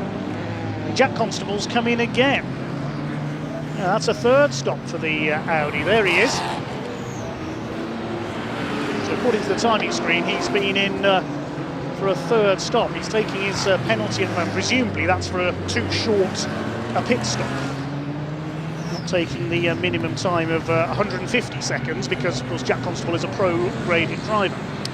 So he has to take an extra 20 seconds of his pit stop. Perhaps he didn't. Oh, car in the gravel at Paddock Hill Bend. That's number 42, Ginetta. That's Freddie Ingram in the car started by teenager Archie Buttle. Now, can he get out from there, or are we going to have another safety car? He's in a very hazardous position there on the outside of Paddock Hill Bend. The yellow flags will be waving. He's trying to get the car going again, Freddie Ingram. That car, just looking to see where that car was running. It was outside the top 10, certainly. Yes, 12th place that car was when it spun off. Bit of traffic there coming out of Graham Hill Bend along the Cooper Straight. The leaders on the back of all this. He's got all this to negotiate, Adam Smalley. It's 4.8 seconds up now on the Ferrari.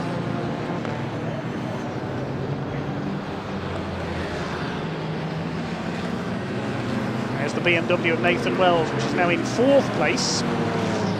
And I think the safety car is coming out again.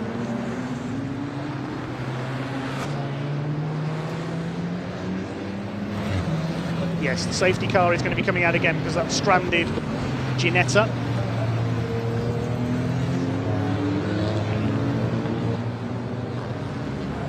Great shame for the 2 young guns, Freddie Ingram and Archie Buttle.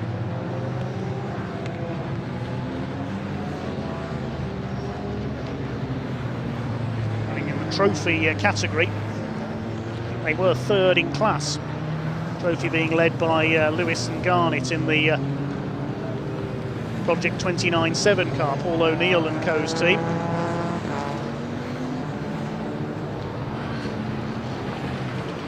So safety car with just under 10 minutes of the race to go. Your leader, Dom Malone and Adam Smalley in the Amspeed Porsche. Grimes and Molem in the FF Corsa and Red River Ferrari in 2nd place. And the other Amspeed Porsche of Ash Muldoon and James Kellett in 3rd.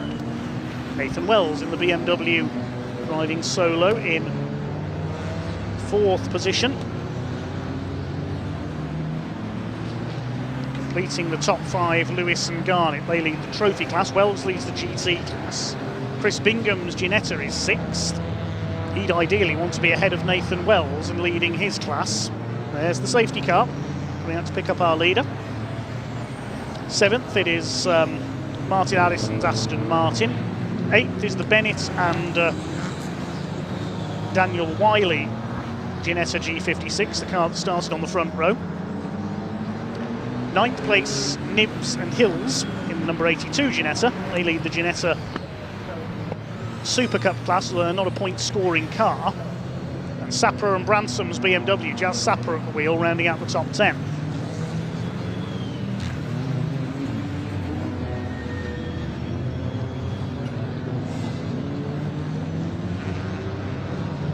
retirements so far. We lost Bobby Trundley and Asher Silver, Alex Reed and Dan Lloyd into the gravel.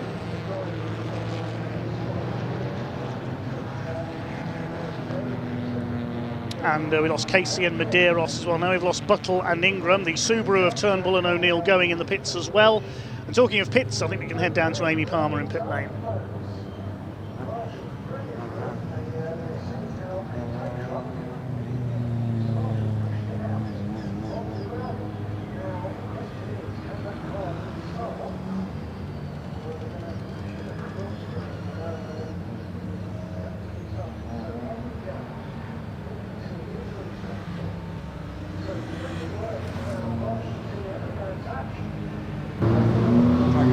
Sorry, we'll go again, it's fine. That was good as well.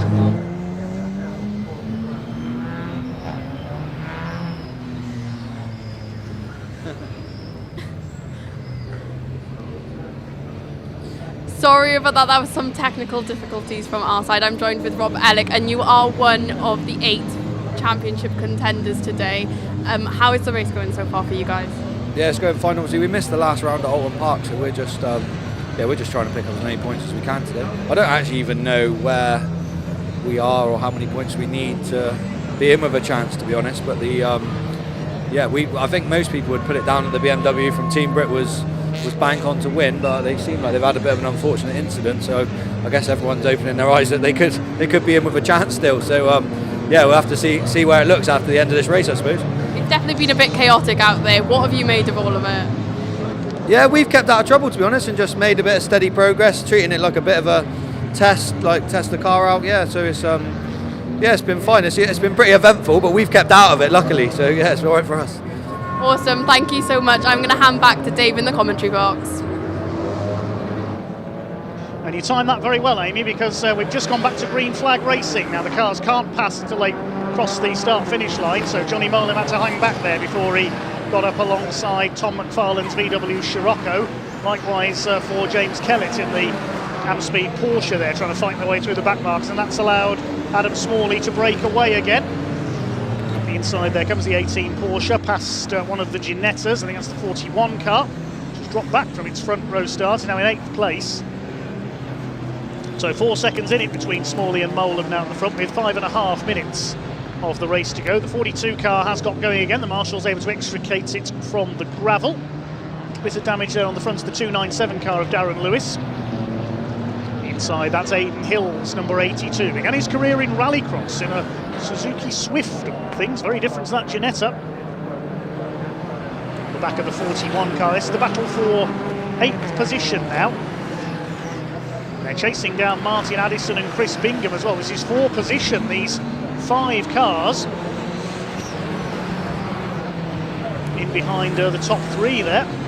Bit of a lock-up there, big lock-up in fact from the 41, which is Daniel Wiley. All over the tail of number 189, Martin Addison in the Aston Martin now. Now, are we going to see an Amspeed Porsche 1 and 2, because James Kellett took a couple of tenths out of Johnny Molan there.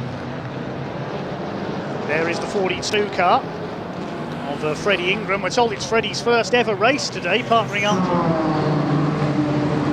Looks like I've ended in the gravel for him. And I think we can hand down to Amy Palmer in just a moment to talk to the team in a second.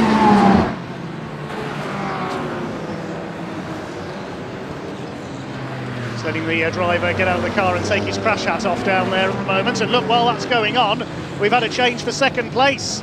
James Kellett has taken the Ferrari. Amspeed have really got those Porsches wound up here today, and it looks like they could be heading for a 1-2 finish. To the end of another lap. Adam Smalley clear in the lead in the car started by Dom Malone. James Kellett now second. He's just done the fastest lap, 46.4 compared to 46.9 for Adam Smalley. Could we see a fight to the finish between the 2 Amspeed Porsches? They will want the 74 car to win, because if it does, by my calculations, Malone and Smalley will take the lead of the championship. But meantime, let's quickly hand down to pit lane.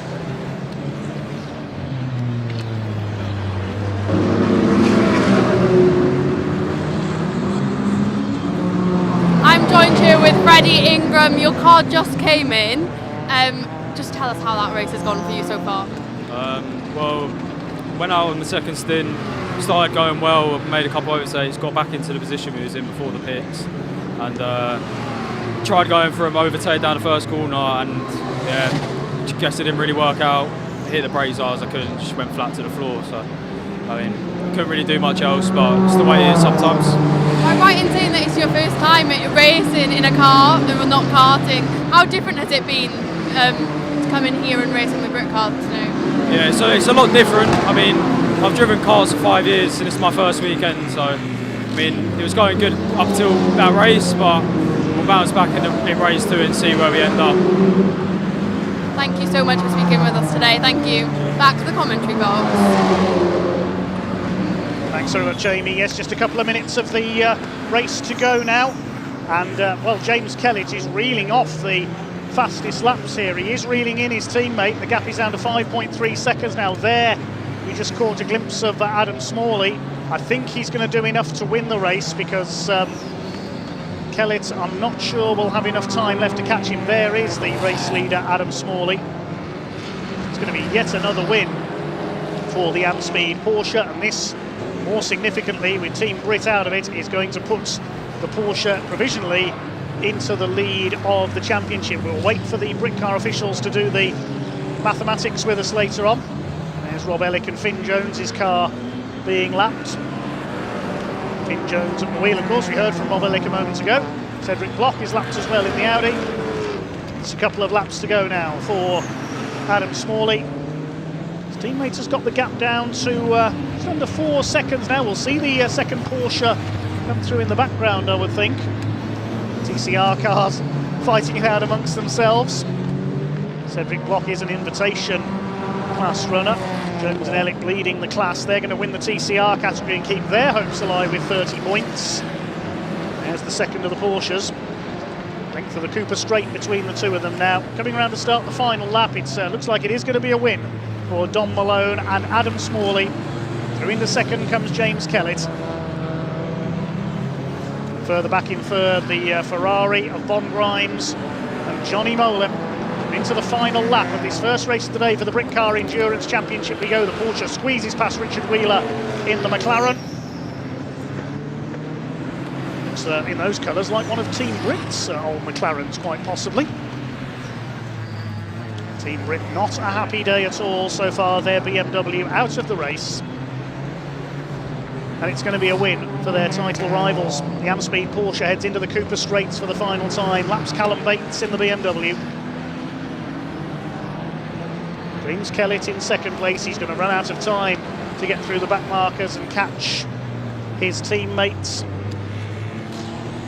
The class winners we need to check out as the leader comes up to take the checkered flag. Don Malone and Adam Smalley win our first Britcar race of the afternoon. 4.3 seconds was the gap over Ash Muldoon and James Kellett in second place. Everybody else still racing for the line. Good to see Celio and Anastasius Ginetta is back out there after an extra pit stop.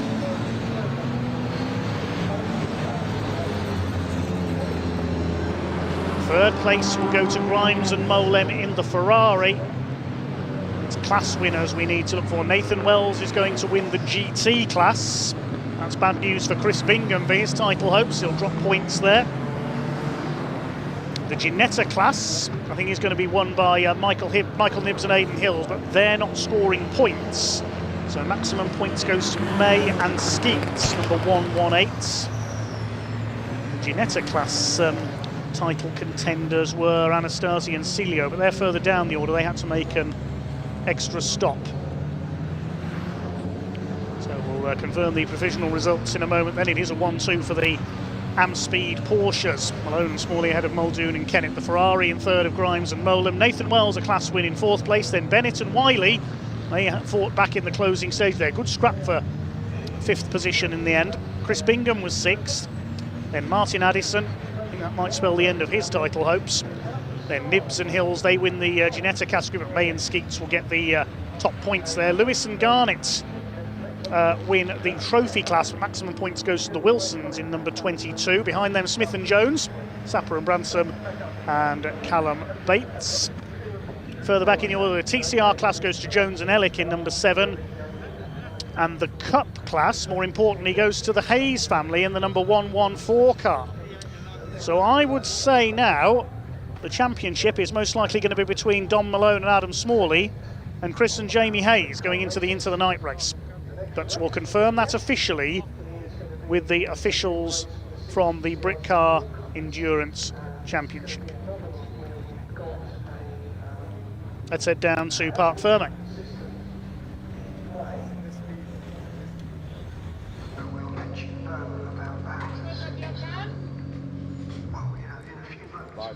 Well, what a race, ladies and gentlemen. An incredible race. 45 minutes of the Brands Hatch Indy Circuit goes as quickly as that. And going the quickest of them all, well, there's none other than Mr. Malone, who's with me right now.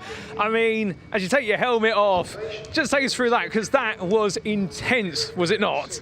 Yeah, it's good fun. The Amspeed guys did a fantastic job. It's quite tough with all the safety cars, and I've never seen so many cars around Brands Hatch. It's like Spa 24 hour, but double the cars and shorten the distance. It's nuts.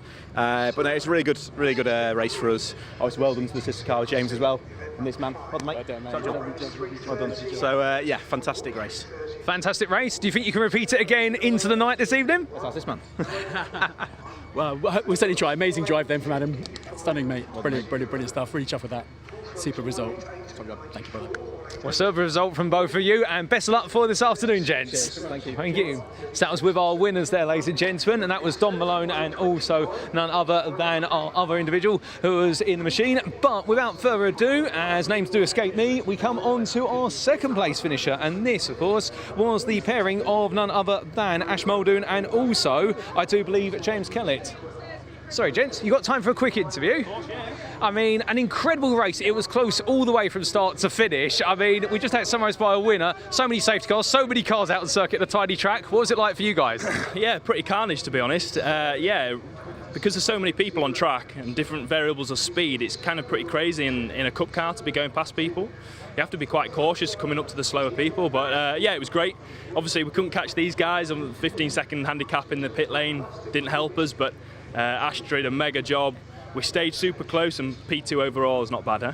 Oh, indeed. And coming to yourself, Ash, I mean, you look like a man who's now ready to take on the Into the Night race. Yeah, no, I'm pretty excited about it. It's going to be great fun. It's a big gap between now and then, but I tell you what, it's going to be good, I think. Hopefully not as much carnage as that race, and when everyone can stay clean, but I think it'll be good fun. I'm really looking forward to it. Well, we're looking forward to it as well. Gents, congratulations on the second place. We'll see you again later this afternoon. Cheers. Take care. Alrighty, and well, that's our second place finishers. But what about third place, I hear you ask? Well, we're going to try and squeeze our way over to Change Ferrari. So, in fact, I'm going to run behind Danny. Danny, if you don't mind coming with me, and we have got the podium presentations that are going to be getting underway very shortly, but we are going to very quickly see if we can grab a word. Excuse me there, guys. And we're just going to come to our Ferrari drivers, where they may be found. Ah, there's one of our Ferrari drivers. How was that out there for you? Yeah, I think we did the best as we could have done. Yeah, the car feels brilliant, but it's not a match for these cars, so we were always going to get eaten up if there was a safety car and it pulled the pack together, so we had fun. Well, you had fun, that's the important thing, and more fun to come this afternoon, well, this evening I should say. So, yeah, it's going to be really interesting when all the lights go out, isn't it? So, brilliant. 100%. Well, with that, we'll leave you to it, because I think you're being called to the podium. Best luck for the later on. Thank you. And that, ladies and gentlemen, is our first Britcar race of this afternoon. That's race number 10 of their championship, and they've got one more to go. Drama, chaos, confusion and carnage, but brilliant racing right at the core, and we have got much more to come as they make their way into the night. But next up, of course, we've got plenty more racing to come, because we have got our Classic Touring Car Racing Club all-comers. They're back out for another race, and, well, we have an interview from earlier on where a couple of drivers, in fact, may not be on the grid today necessarily, but champions of the season. Let's hear what they had to say.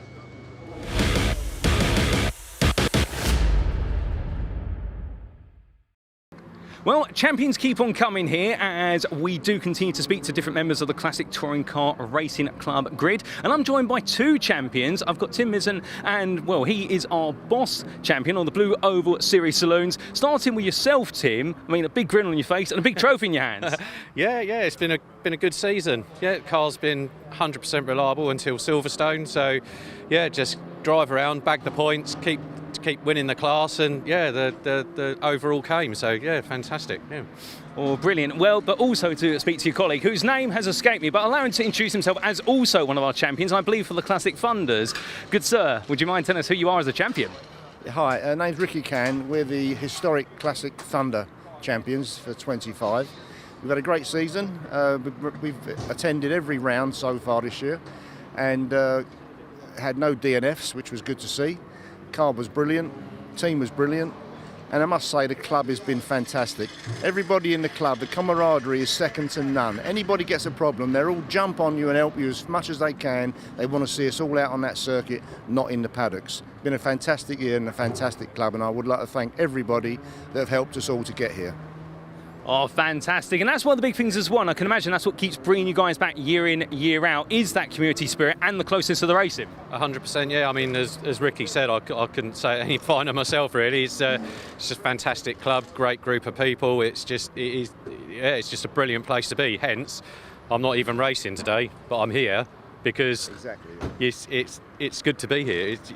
It's difficult to put into words. Yeah. Oh, 100%. But speaking of putting things into words quickly, next season, can we expect you back on the grid? And if so, same car or different class even? Same car, same team, and hopefully the same results. Fair play. And for yourself? We're not 100% sure at the moment. My daughter's embarking. Well, she's an avid kart racer, and she's looking to head into GB4. So, depending on finances, we're hoping to be out, but at the moment it's out for debate. So yeah. Well, fair play. I mean, motorsport runs in the family for yourself. To be fair, you must be proud of your daughter. Oh yeah, she's just there. Yeah, I am. Yeah, really proud of all of them. My son's actually racing today in the all-comers. So yeah, keep it in the family. And how about yourself? In the family, or is it just yourself at the moment? Just myself, but I've got some very capable grandchildren coming up, mainly two little granddaughters who are car mad, so which is Georgie and Summer. So hopefully we'll see them in a car one day. They should be here today just to watch, as they always do. Fingers crossed they can go that route as well, but hopefully not financed by Grandad. Well, fair play, gentlemen. It's been a pleasure catching up with you. Well done on your championships, and well, we'll see you around and enjoy the day of racing. Definitely. Thank you very much. Thank you very much. Cheers.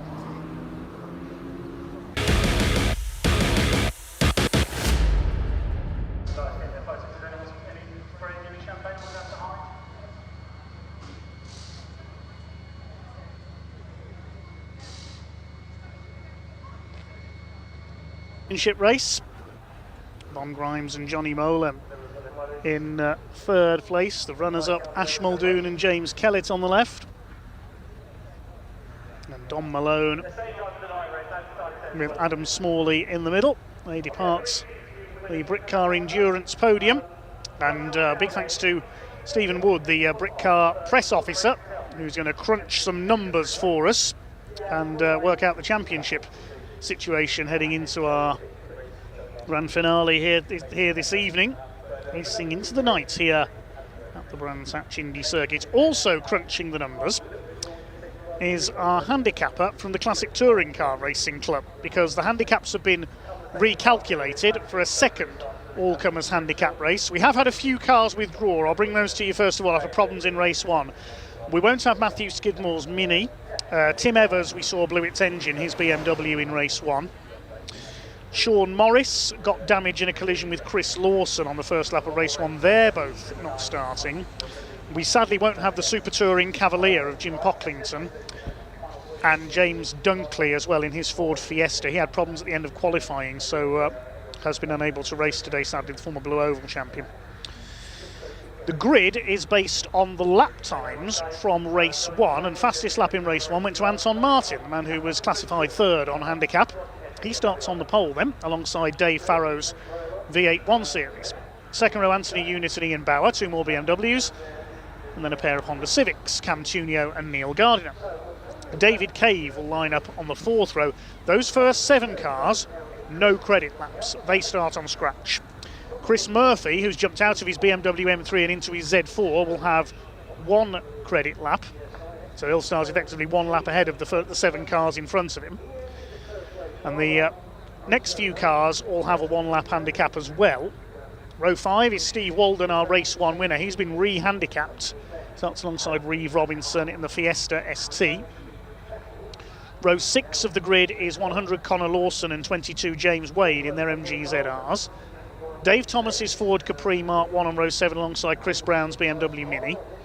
And on row 8 we have Todd Hawkins Fiesta Reese Lawson ZR. So all those cars up to Reese Lawson will have 1 credit lap. Then we've got some cars with 2 credit laps. Stuart Kay in the Capri, Mike Rudge in the Fiesta Mark II, Greg Thomas in his ZR, Peter Moffat's Mark 1 Escort, who was leading when he pulled into the pits in race 1 on corrected time. Stephen Dunn is next in the little A35. He's got 3 credit laps. And then we've got the cars that didn't finish race 1. Martin Reynolds in the Escort, he has 2 credit laps. Andy Thompson, who didn't start race 1, he has 2 credit laps. John Hillier pulled off on the green flag lap of race 1 in the BMW Estate. He's got 1 credit lap. And Daniel Smith, who also didn't get away in race 1, he has 1 credit lap. I hope you remember all of that, because I won't.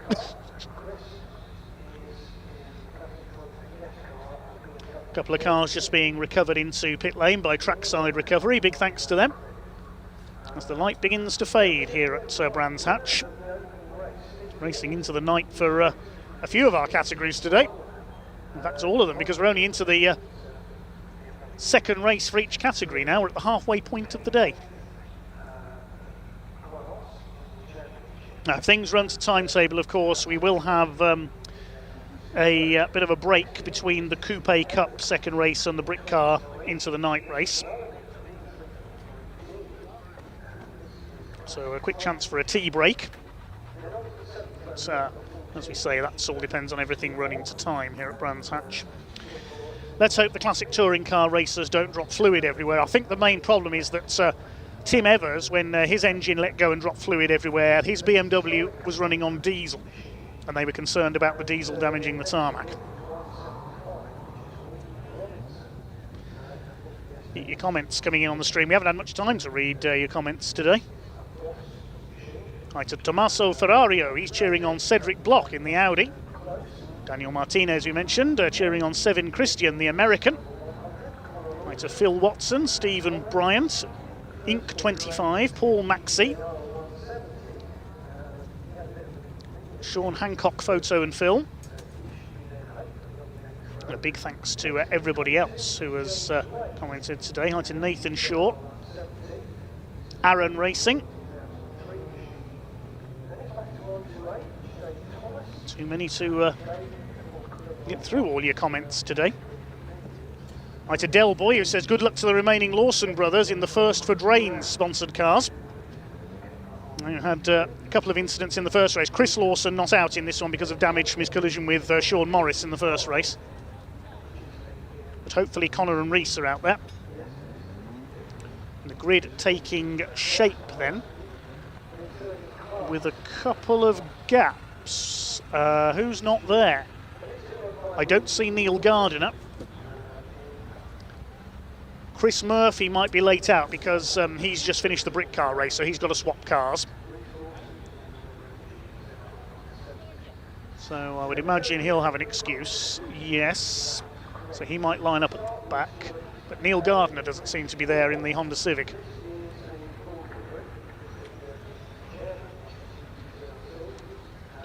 But it's Anton Martin on pole. Said he likes the slippery conditions earlier on. That's because he used to race on shale on the short ovals at Kings Lynn and Mildenhall.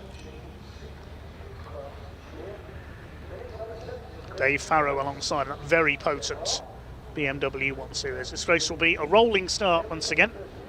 Anthony Unit's very quick in his BMW in race 1, as was Ian Bauer. Hoping to get the start right this time. Got a 10-second penalty for jumping the start in race 1. 2 titles for Ian Bauer this year, the Classic Thunder champion and the Pre-93 Touring Car champion. We've spoken to Tim Mizzen and Ricky Can, they're both champions. Ricky in his Aston Martin in Historic Thunder, and Tim Mizzen in his Fiesta in the Blue Oval Saloons for the 2nd year running. They're here but not racing today.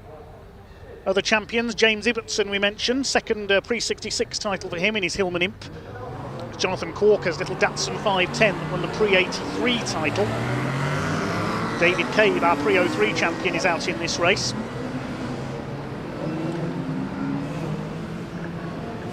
The club chairman as well, Stuart Kay, in his Capri. Good to see Andy Thompson's made it out this time in the Seat Toledo. That's an ex-British touring car from the early 2000s.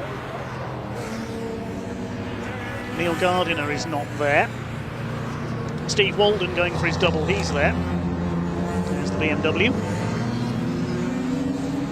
It's Connor Lawson, James Wade. Reece Lawson's there.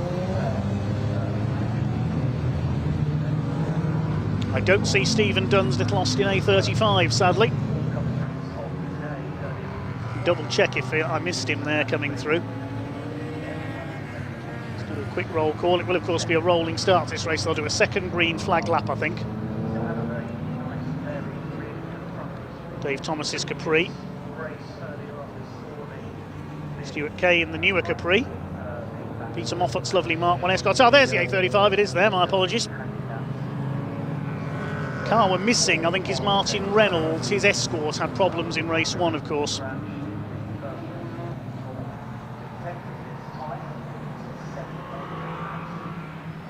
Hi to Andy Abrams, who says, well done to David Cave. Great season in my car from last year. There's Andy, a long-time saloon car racer. David Cave in the light blue BMW that he raced in 2024. Cam Tunio in the Honda Civic.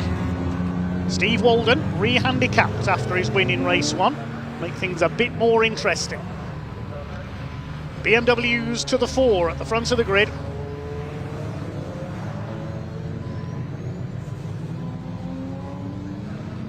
I think we've got about 24 cars out there.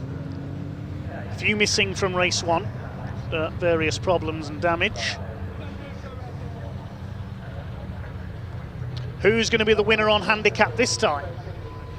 And who'll be the winner on scratch? Who'll be first past the post?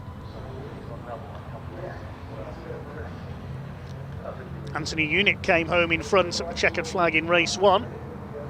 Steve Walden, who won on handicap. It'd be brilliant if Steve Dunn in the little Austin A35, by far the oldest car on the grid, could win this. There's Dave Thomas, the lovely Mark 1 Capri. So, pace car into pit lane. In the early sunset here at Brands Hatch, we're about to get underway. Revs are up, power comes on, and away they go. BMWs lead them, quartet of them into Paddock Hill Bend for the first time. Looks like Anton Martin has held his advantage. Cam Tunio taking them on in the Honda Civic Type R. It's Martin who leads, Unit in second place. Dave Farrow goes down to third. Cam Tunio up the inside trying to get ahead of Ian Bauer. All round the first couple of corners. Okay, just about a bit of contact there. I think Stuart Kay or David Thomas, one of the Capris there, clipped the back of Michael Rudge's Fiesta. It's David Thomas, apologies to Stuart Kay there, wrong Capri. It's Anton Martin who leads the way, regular in the Pre-03 touring cars with the BMW, former old school Ford racer. Look at Daniel Smith coming through from the back as well in his BMW after his problems forced him out on the first lap of race 1. Anthony Unit to the inside, he's going to try and take the lead on scratch at the end of lap number 1. But the only car with 3 credit laps is Steve Dunn's A35, so that will be leading at the end of this lap on handicap. Steve Walden in second place already, is he? No. It's Greg Thomas who goes into second on corrected time in the ZR. As they come across the line, it changes. Michael Rudge now goes up to second in his Fiesta. So Steve Dunn is effectively a lap up on everybody else as he's got 1 more credit lap. Rudge, Thomas and Moffat next. Stuart Kay, the other driver, on 2 credit laps, so effectively he's done 3 laps now with the laps added on by the handicapper. Ian Bauer having a go at David Farrow in the on-track battles meanwhile. It's still those 4 BMWs at the front of the pack. These cars 17th, 18th, 19th and 20th in the overall standings on handicap at the moment. I think we've lost Andy Thompson's Seat again. He just can't get that car to run right today, unfortunately.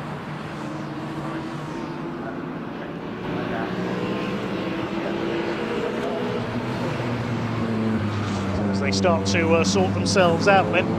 It's almost as if, as I said earlier, the timing tower works upside down. As the cars further down it, their laps appear first, and then the cars further up the timing tower are further down the order, so their laps appear later. It's all upside down.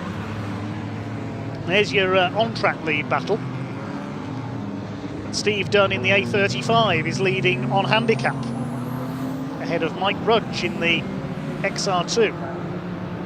Greg Thomas's ZR and Peter Moffat's Mark 1 Escort. Here comes David Farrow, attacking Anton Martin, the second on the road. Goes up the inside into Paddock Hill Bend. So the only thing you can do in a race like this, treat it more like a high-speed trial and just go flat out.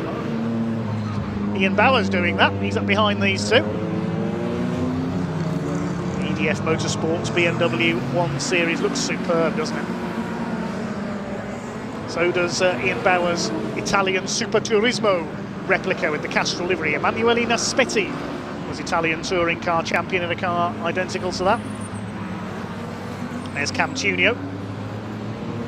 One car into the pits. Chris Brown in the BMW Mini unfortunately has pulled in. So Dunn still leads on corrected time ahead of Rudge. Greg Thomas. Stuart Kay is now up to fourth in the Capri, the Triplex Capri. Replica of the car that Jerry Marshall, among others, raced in period. Colin van der Velde also drove that car.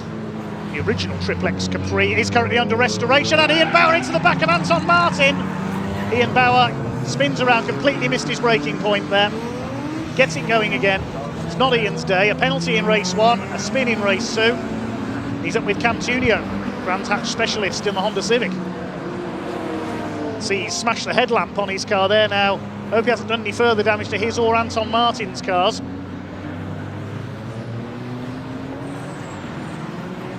There's Steve Walden, still going ahead of the blue BMW of David Cave. There's Dave Farrow now on his own as a result of that incident. Is Anton Martin still going? I think he is. A couple of seconds back off Farrow now. Corrected time, David Farrow is 16th. Here are the ZRs battling it out. There's James Wade on the tail of 215 of Reece Lawson. We just got a glimpse of our handicap leader, Steve Dunn.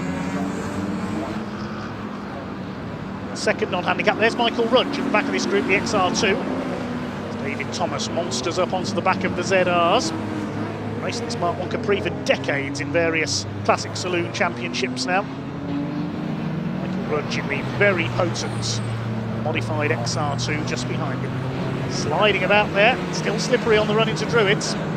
Gets past James Wade.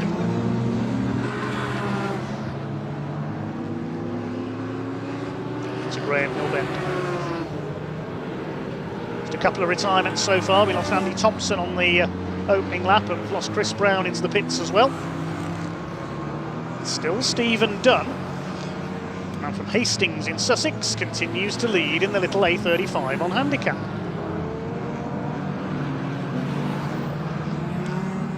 Rudge gets past Thomas. Now, how far behind is he on time? What's he got to make up to catch the A35? 21.1 seconds is the gap. His lap times are about 8 seconds quicker than the little Austin. In their day, in the early 60s, A35s did regularly feature in the smaller classes of the British Saloon Car Championship as it was then. Many of them were tuned by Speedwell, a tuning company owned by somebody called Graham Hill. I was heading round Graham Hill Bend right now. There's Stuart Kay, the Triplex Capri. I was saying earlier, the real Triplex Capri, the original, currently under restoration. Hopefully see that back on track. That is completed. Well, the quickest car on track is David Farrow at the moment. He's done a 51.647. He's behind Anthony Units. They're the on-track leaders on scratch. There is Units, the light grey BMW. There's Farrow. Still Your leader is Stephen Dunn, but Michael Rudge has got the gap down to 12.5 seconds now. He's closing at the rate of about 9 seconds a lap.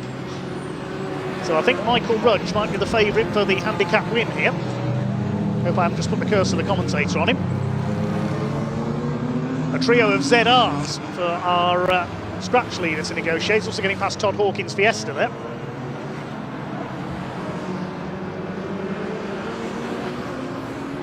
Blue flag being waved at the slower cars to tell them these quicker cars are coming up behind them.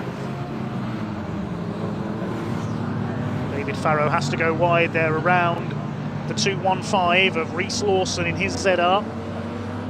Lawson's making their debut this year in the MG Owners Club Championship, which was won once again by the legendary Jim Bainham in his MGB. In what Gentleman Jim said was his last full-time season of racing. A real unsung hero is Jim Bainham.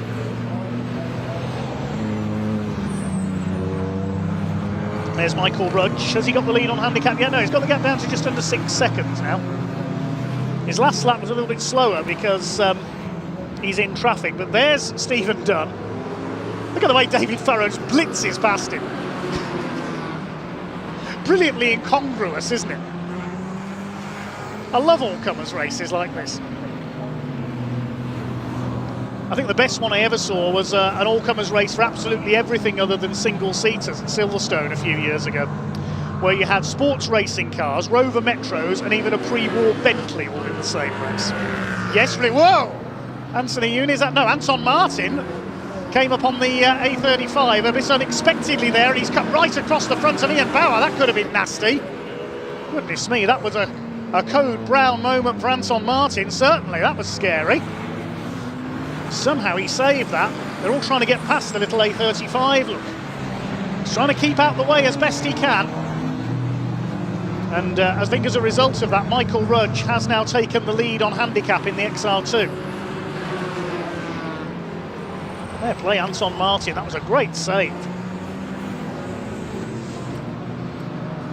There's Rudge, you can see he's clear of the A35 on track now. So it's the XR2 who leads on handicap with just over 5 minutes of the race left.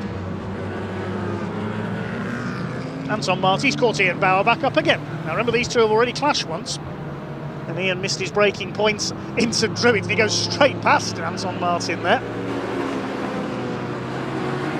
There's Peter Moffat, number 41, still in 8th place on handicap, that beautiful Mark 1 Escort. Certainly not an original Mark 1 Escort, and you can tell by the size of the wheels. Bauer under fire from Anton Martin. Here we go again, these two. David Farrow, not surprisingly, has got the fastest lap of the race, 51.416 last time around. He's just going quicker and quicker. There he is. And I think he's about to take the scratch lead from Anthony Unit. Stuart Kay, I can tell you, was pulled into the pits in his Capri, unfortunately. Problems for him.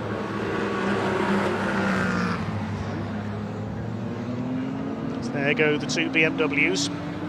They're up to 7th and 8th now on handicap. The handicap leader is still the XR2. We're told in the club newsletter from the Classic Touring Car Racing Club that there's no trophies on these races. Prizes would be awarded by what the club could find in the middle aisle at Lidl. I want to see what those prizes are. I've not seen them yet. They're picking them from the centre aisle at Lidl on their way to the track. It could be absolutely anything.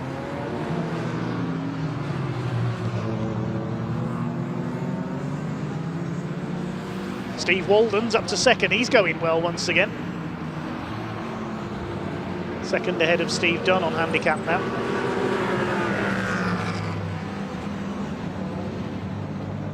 There's Stuart Kay's Capri. Beautiful looking car, isn't it? You'll notice the Scale Extric sticker on his front number plate there. Classic Touring Car Racing Club do have a tie-in with Scale Extric, and in years to come, you might be able to buy replicas of these cars, some of these cars you see out there.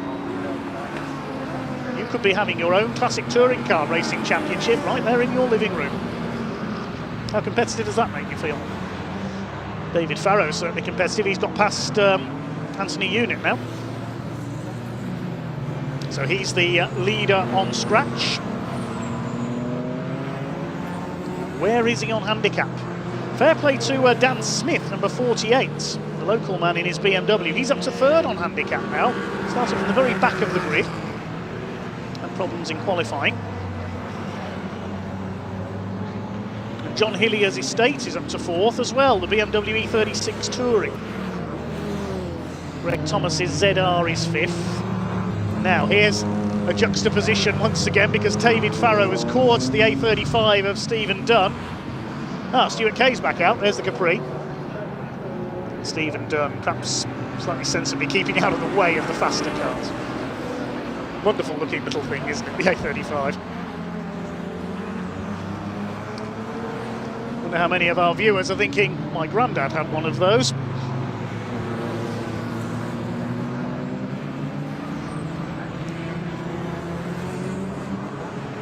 Here comes Anthony Unit back again, straight round the outside of David Farrow. I'm wondering, I think David Farrow might have a problem. He slowed there. He was very slow onto the straight. I think David Farrow's in trouble. He certainly lost a lot of pace there down the straight. Now that lap time was in the 55s, about 4 seconds off his best. Did he miss a gear or has he got a problem? Because Anthony Unit went past him as if he was standing still there. Unit's now back in front on scratch. There's the BMW. No, Farrow's still going, so maybe he missed a gear coming off Clark Curve. Got just over a minute to go, so I think we'll be starting the last lap very shortly.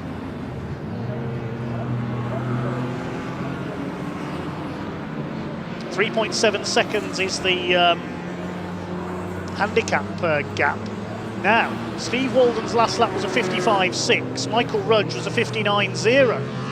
So this is going to be close on handicap between those two, I think. The XR2 and the BMW M3. There's Rudge. There's Walden. And that's the gap.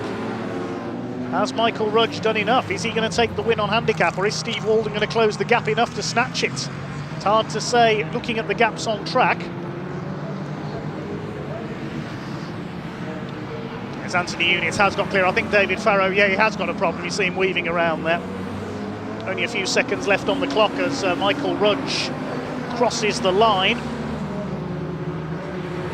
There's the Fiesta. That's your handicap leader. These two are still at it. Anton Martin and Ian Bauer.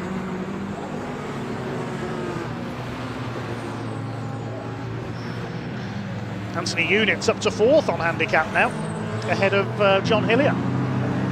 And Steve Walden, look at this, Steve Walden is right on the back of Michael Rudge now as they came out of Druids. Now, this could be close on handicap. There's the BMW, he's got around Michael Rudge coming off Graham Hill Bend.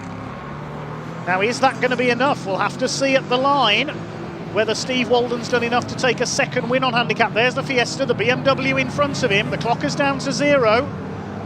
I think the checkered flag is going to go out this time through. We will wait and see. They cross the line. Now, there's the checkered flag. And has Steve Walden done enough? Yes! Steve Walden takes the handicap win by 1.2 seconds. Great drive. Rudge second. Dan Smith, who started last on the grid, takes third. The scratch win is going to go to Anthony Unit, who's fourth on handicap. And I heard David Farrow cross the line, and I think he had a misfire. Sounded very rough as he crossed the line. We'll confirm the full results shortly. Just a couple of retirements there. We lost Chris Brown's BMW Mini, and of course Andy Thompson's Seat Toledo. But Steve Walden overcomes the challenge of the handicappers and takes a double. I wonder what he's won. Probably whatever Stuart Kay could buy from Lidl on his way to the meeting today.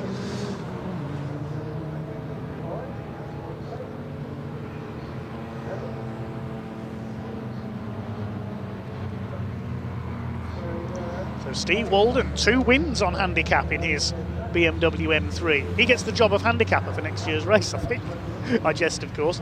Michael Rudge, who led for so long on the last lap, defeated on handicap. Daniel Smith third.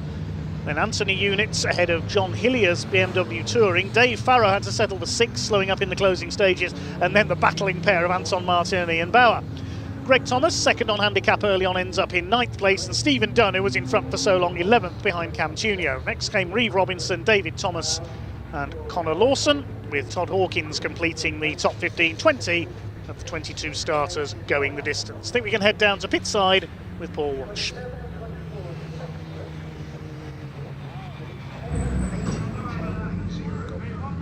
Well, ladies and gentlemen, what a race. What an incredible second race of the Classic Touring Car Racing Club All-Comers. And, well, it just goes to show you, it was close racing up and down the field, and it was very close as well when you applied the handicap times into it. And our top 3 are now with us here, and we're going to kick off by speaking to the man who's now made it back-to-back wins today, and that is going to be none other than our 31 driver of Stephen Walden. Stephen, you managed to do it on the final lap, just snuck into the lead. How was that for you? Great, yeah, really thrilling, yeah. I can't believe it, to be honest with you. I thought 1 was good enough, but for 2, it's unbelievable. Oh, an incredible effort, and to be fair, an incredible machine as well. I mean, you and this BMW seem to be in absolute harmony. Yeah, I do love the BMs, yeah. I've got a couple of BMs that I use, a couple of race cars and a road car, so yeah, well into the BMWs. Oh, fantastic. And will we see yourself and the car back on the grid next year? Yeah, after this, yeah, definitely. I've done one once before, but this was a few years ago, but yeah, it's been a great day. Oh, fantastic. Well, congratulations on the back-to-back victories, and we'll see you next year. Yeah, thank you. Cheers. Alrighty, well, ladies and gentlemen, from our winner, let's come to what would be our second place finisher who's just parked up, albeit he's very joyous. We might have to come to our third place finisher first. Let's wait and see who we can get a word with. As we can just see there, that is our second place man of Michael Rudge. And, well, as Rudge parks up in the 75, we'll let him get out the car first, because he looks absolutely ecstatic. And as he tries to squeeze out, car rolling back slightly there. And, well, I think he's just settled himself down. Gloves coming off the car as well. I think he's in such a hurry to get out the car to celebrate. Well, we'll just wait for him very patiently. But of course, with the handicap leading until the final lap, but I think even if you said to him, well, you're going to come second, I think he'd be ecstatic. But here he is. Michael, good to see you with a massive grin on your face. I mean, you just fell short of the overall victory right at the end, but second place in such a competitive field. You must be proud. I am proud because I've got no gears. I'm stuck in 4th gear. Goodness me, you're channeling a bit of your inner Ayrton Senna, if you will, albeit from Interlagos to Brands Hatch, only 4th gear. I mean, how'd you do it? Don't know, just drove it. Oh, just got on with it, drive what you're given. 100%. I mean, a very nimble car, to be fair. It's all the speed in the corners. I can imagine, with only 4th gear, you probably had enough power to make your way out of every bend. It was a bit hard coming out the top there, but, you know, just got on with it. Oh, well, fantastic. And I've got to ask, will we see you on the grid again next year in this car? Yeah, definitely. Hopefully for the full season. Oh, fantastic. We'd love to see that. Well, yeah. Congratulations on second place, and, well, have a Merry Christmas as well with it. And you, mate. Thank you very much. Cheers. And let's come to our final interview then, our third place man, who has made his way around the back here. It's none other than Daniel Smith, a lovely 48 there with that silvery grey. Daniel, you got time for a quick word? Yeah, you're right. So, third place, hard-fought race, plenty of cars out there. I bet you didn't know which way to look. I didn't know what way to look, no, and considering the morning and the day we've had with not finishing qualify, it was just a nightmare. I didn't even know I got third until my brother-in-law come up and said, you got third. I was like, really? I got a bit of damage there, so I was a bit like, I didn't even know I got there, to be honest. So I'm happy with that. Oh, well, good to be happy with that. And onwards to 2026 in the same car? Yes, definitely. Yeah, be same car. Few mods to do here and there. Obviously now fix a rear quarter, but yeah, we'll get there. Like I said, it's been a first year racing this year, so it's been a big learning curve for me, and obviously getting up with people and that. So it's hopefully we'll come back next year bigger and better. Well, brilliant. Well, with that, we'll leave you there. Congratulations on third place. Thank you very much. Thank you. And with that, ladies and gentlemen, we come straight back in, of course, to plenty more racing, because up next, we've got the second on the moobob at Caterham Academy Races. Back to you, Mr. Goddard. Thank you very much, Mr. Walsh, down in pit lane. So the second race of the day for our Clutch of Intrepid moobob Caterham Academy Championship racers in their autumn trophy. It was an absolutely frantic race earlier on, but all for second place because George Hawkins cleared off in front and took the win, which means he's on pole for this second race. And the grid being organised in the order they finished the first race. So Ollie Smith, number 89, who snatched second on the line from Rob Hicks, will be alongside him. Hicks on row 2 alongside Sebastian Thulle in the 24. Row 3, James French, number 10, and 80 of Ben Oliver. Row 4, 21 Luke Wilson, 13 Stephen Vischer, hoping to get a better start this time. 70 Joe Oliver and 22 Michael Smith complete the grid. Well, I was out of breath at the start of the finish of the first race for these cars. Let's see what they can do over another 20 minutes around the Brands Hatch Indy Circuit. As I said earlier, all these drivers are in their first season of motorsport. To watch them out there, you certainly wouldn't know it. Fantastically talented racers. And they're ready to put on a show once again as the sun sets here at Brands Hatch. The low sun might be causing some visibility issues actually for the drivers coming along the Coupe straight. You can see it's shining straight into the drivers' faces.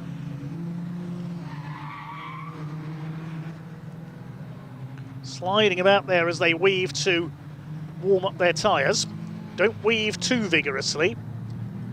You don't want to spin on the green flag lap and end up in the gravel or on the sighting lap, as a certain TCR driver did at Brands Hatch a week ago. No names mentioned, Mark Smith.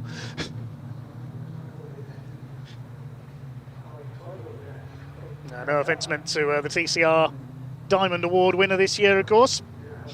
All good fun. Let's see what our intrepid Caterham racers can do then. George Hawkins in the citrus yellow car on pole position.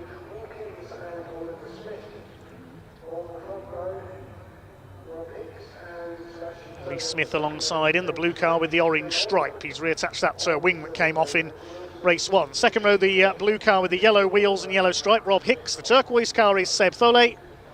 Then in blue and orange on row 3, it is James French. The silver car alongside him is Ben Oliver. 10 cars out there for 20 minutes of racing for the moobob Caterham Academy Autumn Trophy race number 2. The revs beginning to rise and away they go.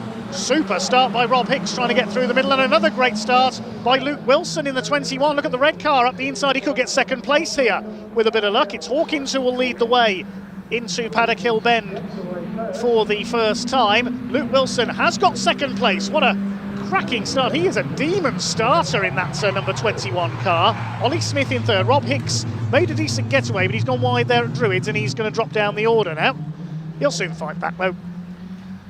So Ollie Smith is in third position, James French fourth, Rob Hicks is in fifth, under attack from Stephen Vischer and Seb Thole at the same time. 3 wide down the Cooper straight. This could end in tears as they come up towards Surtees. Thole trying to make up 2 places in one move. Has he got it done? Not quite. Stephen Vischer, number 13, stays ahead. Rob Hicks now back up the inside as they go into clearways. Thole goes out wide. Ben and Joe Oliver, the 2 brothers behind them. Michael Smith at the back. They come round to complete the first lap. It is Hawkins who leads the way. They start to battle it out. Who's that going to the outside of Seb Thole? It's Ben Oliver, the number 80, but here's Joe Oliver, the blue car with the white stripes up the inside. Takes the place away. Seb Thole trying to get the slingshot down the inside of the 27 of Hicks. Luke Wilson on the inside holding off James French for third place. So back into second has gone Ollie Smith while we're watching the battle further back. George Hawkins leads the way, looking for 2 wins out of 2 to take the overall autumn trophy. Joe Oliver has got ahead of his brother Ben. That's the battle for 8th position, and Michael Smith at the back trying to stay in touch with the field this time. As they come round to complete their second lap. Here comes James French. He had a bit of a wild ride in the first race, was changing lines all over the place. Now he's in the slipstream nearly at the back of Luke Wilson there. He'll take the place as they go into paddock. He's up into P3. He does not want to let the 2 leaders get away here, but he's locked up there. He braked too late for paddock, and Luke Wilson says, thanks very much, I'll retake third. Up the hill into Druids. There are the leaders. Ollie Smith staying with George Hawkins this time. Luke Wilson back up into P3. Big lock up there further behind. I think that was Joe Oliver. Yes, he's lost the place to his brother Ben. Michael Smith has dropped away a little slower here. Full credit to him, at least he's trying his hardest. He'll move up the Caterham ladder next year, I'm sure. As will all these drivers, hopefully. James French all over the back of Luke Wilson. This is the fight for third. The harder they battle, they will bring Stephen Vischer, the 5th place man, into this fight as well. Rob Hicks under fire from Seb Thole. Now, James French, he tried the inside last time through and got the braking wrong. This time he goes around the outside into Paddock Hill Bend. Does he get the braking point right this time? Yes, that's better. And he's got 3rd place. Now trying to go after Ollie Smith for 2nd place, but Ollie Smith's got designs on the race lead. He had a look there at the inside on George Hawkins, wasn't close enough. Rob Hicks all over the tail of Stephen Vischer. That's the fight for 5th place. James French pulling clear by a couple of lengths of Wilson now, the 21. Into Surtees. George Hawkins continues to set the pace. Hawkins comes from Cambridge, Ollie Smith behind him from Warwickshire. They're clear of the battle for 3rd between French and Wilson. James French in 3rd at the moment. Fairly local to Brands Hatch, comes from Orpington in Kent. Ollie Smith getting closer and closer. He's got the fastest lap of the race, 56.514. His last lap time is about 1/10 of a second quicker than the man in front of him. French snaking around there as he brakes for Druid. You can see Druid's now in shadow, so the grip levels might fall as the track temperature falls there. Seb Thole up the inside though and takes Vischer. Rob Hicks had already got ahead, so Vischer's relegated back to 7th position. I think Stephen Vischer might have run wide coming out of paddock. I can see a bit of dirt on his tyres on the left-hand side of the car there. And now he's got one of the Olivers, that's Ben, on his tail.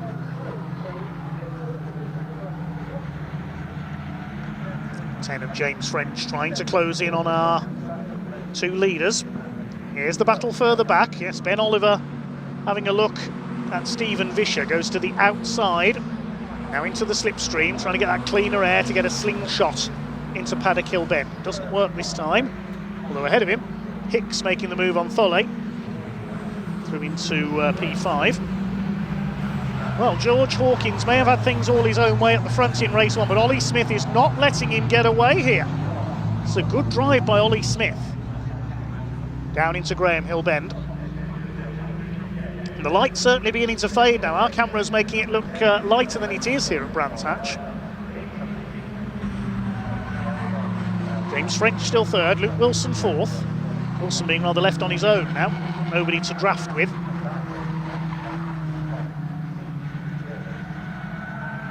Still George Hawkins holds the lead. You can hear the tyre squeal in the background there, right on the edge through the corners here. Rob Hicks under fire from Seb Thole for 5th position. Here he comes.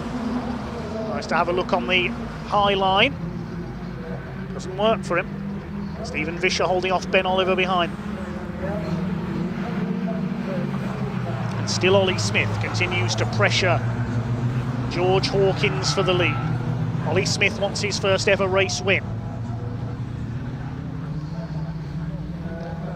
Of course, the top 4 in this year's Academy Championship not here. Max Richardson, Matt Fox, Richard Davies and Kyle Townend. They'll be upgrading their cars for next season. George Hawkins, the only previous race winner here this weekend. James French wants a first win. He's almost caught the 2 leaders now. Quicker than both of the 2 ahead of him on the last lap. Now Ollie Smith, now he could get a run. Look at this, down the outside into Paddock Hill Bend. He's going to go all the way round George Hawkins. No, Hawkins later on the brakes. That's going to allow French to draw up as well. 3 of them, line astern. This is great stuff. Luke Wilson on his own in 4th. Ollie Smith to the inside, James French to the outside. He loves to try and use that line, James French. Now he's right on the tail of Ollie Smith. Now Ollie's got to attack and defend at the same time. Now we'll see what these drivers have learned in their first season of competition with the Caterham Academy, sponsored by moobob. It's Wilson 4th. Hicks still in 5th place, holding off Seb Thole. Ollie Smith, you can see him snaking around there as he tries to get the car slowed down to go into clearways. He's trying to get into the slipstream of George Hawkins so he can try and attack into Paddock Hill Bend. Which side's he going to go? This time he might get a run on the outside. Here he goes, Ollie Smith. Around George Hawkins. He's got to be very late on the brakes. Again, not quite enough. This is absorbing stuff. James French in third position. He's got the grandstand view of this. He knows if anything goes wrong ahead of him, he'll be into the lead. Through Druids once again for the 9th time. Still not even up to half distance in this race. Hawkins pulls away just a little bit down the hill. Ollie Smith taking plenty of curb on the inside there of Graham Hill Bend. Luke Wilson looking on in 4th. Thole's got through into 5th. He's got ahead of Rob Hicks. Stephen Vischer's dropped to 8th behind Ben Oliver. Joe Oliver 9th, and Michael Smith has dropped away in 10th. James French dropping a little bit of ground there, back into 3rd place, but Ollie Smith gets ready for another run down the outside. He's got to take the risk here and be as late on the brakes as he can. That looks better. Again, George Hawkins holds him off. Ollie Smith is experimenting here. He's trying braking a little bit later each time. He could have a run on the inside for Druids this time. Again, not quite. You can see he's trying the same lines every time. Almost daring himself that he can brake as late as possible. It's great driving by Ollie Smith, but great driving as well by George Hawkins to hold him off.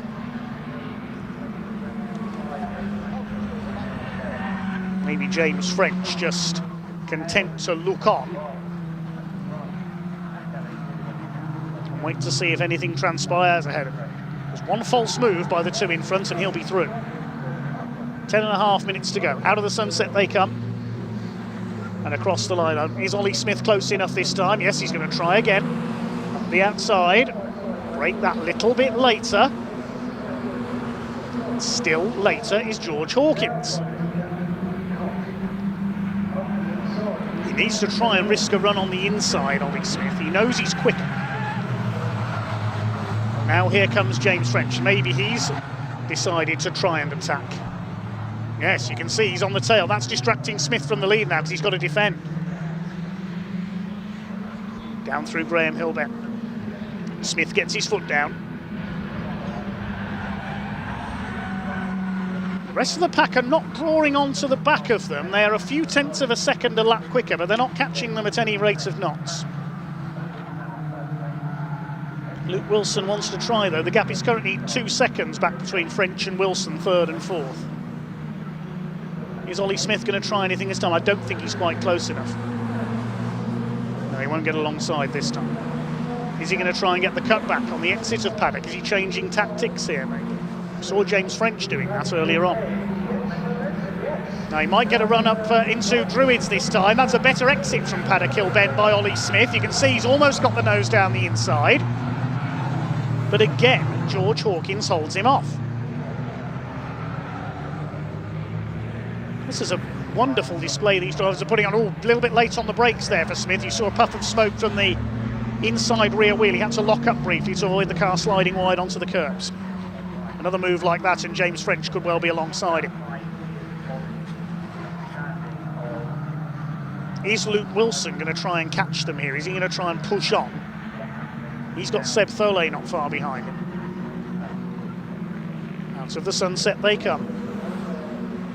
Across the stripe. What's Ollie Smith going to do this time? Goes to the outside. Is he going to cut back across again and try and get a run down the inside? I don't think he's close enough. No, not this time. He's not going to go around the outside of Druid, sure. Thinks better of it, I think. Try and get the exit maybe onto the Coupe straight and completely change tactics. Just over 8 minutes to go for the moobob Caterham Academy. For these drivers, this really is their graduation ceremony. Going to change for 4th, meanwhile, I noticed that. Seb Thole's got past Luke Wilson on this lap, up into P4, so he maybe wants to go after the leaders. Hawkins gets the exits. Smith going with him now. Smith's closer this time. He could try and get a run. What's he going to do? Goes to the outside. This time he's got to run him. This time he's definitely got to run on him around the outside. Again, Hawkins slightly later on the brakes. I think Ollie Smith, he needs to stay in the slipstream a fraction of a second longer down the Brabham Straight. is James French getting impatient, though. You can see he's having a go.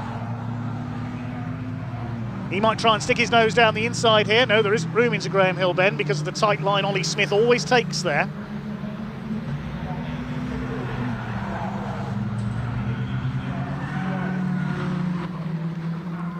Fourth place there is Tholet ahead of Wilson. It's Ben Oliver up to 6th, though. Rob Hicks has dropped back to 7th. Stephen Vischer 8th. Joe Oliver 9th. Michael Smith 10th. It's all about these three at the front of the field. What can Ollie Smith do? He wants a first ever race win. Again, he moves out from behind George Hawkins. They're side by side over the line. Smith has got his nose slightly in front. This could be it.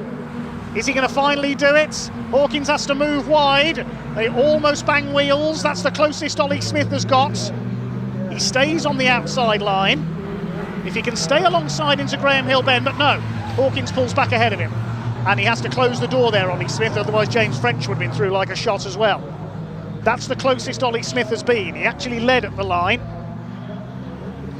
Meanwhile, fastest lap of the race has just been done by Ben Oliver back in P6, 56.481. And now they're definitely closing in. Look at the way Seb Tholet is closing on these three, the turquoise car. Still just under 6 minutes of this race to go. There's Tholet. It's going to be 4 and possibly 5 for the lead shortly. This is absorbing stuff. Can Ollie Smith do it this time? He gets into the slipstream. He pulls out a bit later this time. Throws it down the outside. But again, Hawkins later on the brakes. Is Smith going to get the cutback into Druids? Every move Ollie Smith tries, he's getting impatient now. You see him weave across the track there. Every move that Smith tries, Hawkins is wise to it. And Ollie Smith does not want to get impatient here and make a mistake. Especially as now it's almost 4 for the lead, because here comes Seb Tholet. There's a back marker ahead as well. Michael Smith is going to be lapped, and Ollie Smith, he's got to run up the inside there, potentially into Druids. Into Surtees rather. Into Clearways, Hawkins holds it. What can Tholet do now? Remember me, you three, he says. It's now 4 for the lead. What's Ollie Smith going to do this time? Pulls out of the slipstream a bit earlier. He's alongside, his nose is in front at the line. He's got to get the braking right. Again, Hawkins holds him. If anything, these two are starting to pull away very slightly from James French now, because he's having to defend from Tholet, and Wilson and Ben Oliver are closing in too. It's going to be 6 in a train for the lead here. Where's Michael Smith? There he is. He's going to be given the blue flag by the marshals. Hawkins a little bit wide there at Graham Hill Bend. That will lose him momentum very slightly. There's Smith, Michael Smith that is. He's going to have to get out of the way of this lot. Through towards Clearways. Oh, bit of a mistake there from Hawkins, and there's contact. Hawkins onto the grass. Oh, what a shame. George Hawkins spins off. He got sideways coming into Clearways there. There was nothing Ollie Smith could do there as the car slid back across in front of him. That was certainly not intentional. What a shame for George Hawkins. I wonder if the pressure just got to him a little too much there. The car got sideways coming into Clearways, and as he slid back across, he was clipped by Ollie Smith. So now James French has got the lead. Ollie Smith is down to 5th position.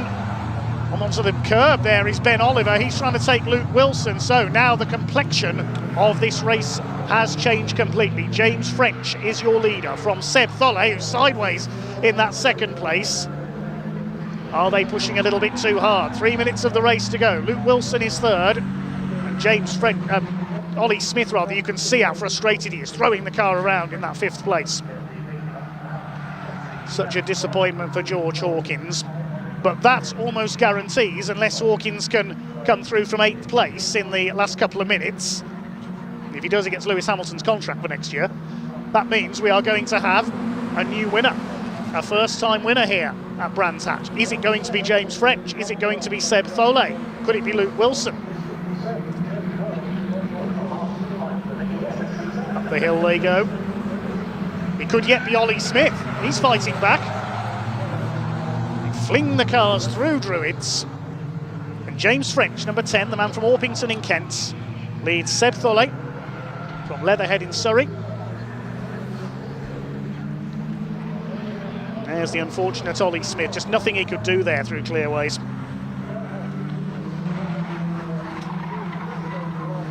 There's Hawkins, back in 8th place. Just under 2 minutes to go now. Now, Seb Tholle can sense a first victory. Oh, somebody's off in the background. Who's that? Is that Ollie Smith? Hard to tell in the setting sun there. Across the line, it was Ollie. Now, I wonder if his car's damaged after that contact earlier on. He's struggling with the steering, perhaps. Or maybe he's just frustrated. Seb Tholle is frustrated. He's ready to attack James French for the lead. Down into Graham Hill Bend once again for the 20th time in this 20-minute race. There's Smith. He's back to 6th now behind Rob Hicks. George Hawkins, meanwhile, is catching Steve Vischer for 7th place. And here are the leaders. There's nothing in it between French and Tholle. Is Seb Tholle going to ambush James French on the run to the line on the last lap, I wonder? They're coming round to start what I think is the last lap this time. Maybe Seb Tholle's not going to wait till the last lap. Here he comes. He's having a look on the outside. Well, Ollie Smith couldn't get through there, and neither can Seb. They head up into the shade of the trees. Tholle to the inside. James French a little bit late on the brakes into Druids. But he holds the lead. Luke Wilson under pressure as well from Ben Oliver for 3rd place. Hard to know where to watch here. Will it be checkered flag this time? I think it is. There's Luke Wilson in 3rd place, Ben Oliver 4th. They've got 2 races for the podium. Only 10 seconds left. Looks like it's going to be checkered flag this time. Has James French done enough to hold off Seb Tholle? One last effort from the 24. Out of clearways. In the sunset here at Brands Hatch. Is it going to be a win for James French this time through? I think the checkered flag is awaiting them across the line. Checkered flag is out. James French has done it. Tholle 2nd, Wilson 3rd, Ben Oliver 4th, Hicks 5th. The unfortunate Ollie Smith in 6th. And poor George Hawkins down in 7th. Stephen Vischer is 8th. Joe Oliver will take 9th. Michael Smith a lap down in 10th. You have to feel for George Hawkins and for Ollie Smith there. They put on an incredible fight at the front of the field. And they end up in 6th and 7th. We'll try and see again what happened. Yeah, Hawkins just got sideways there. As the car slid round, there was nothing Ollie Smith could do. Just caught out by the wayward car of George Hawkins. I think there he was sent spinning into the infield. To his credit, he got going again. James French came through to hold off Sebastian Tholle and take his first ever race victory. Tholle's attack out of the final corner never came. 0.157 the margin of victory for James French over Sebastian Tholle. Luke Wilson on the podium in 3rd ahead of Ben Oliver. He got the fastest lap.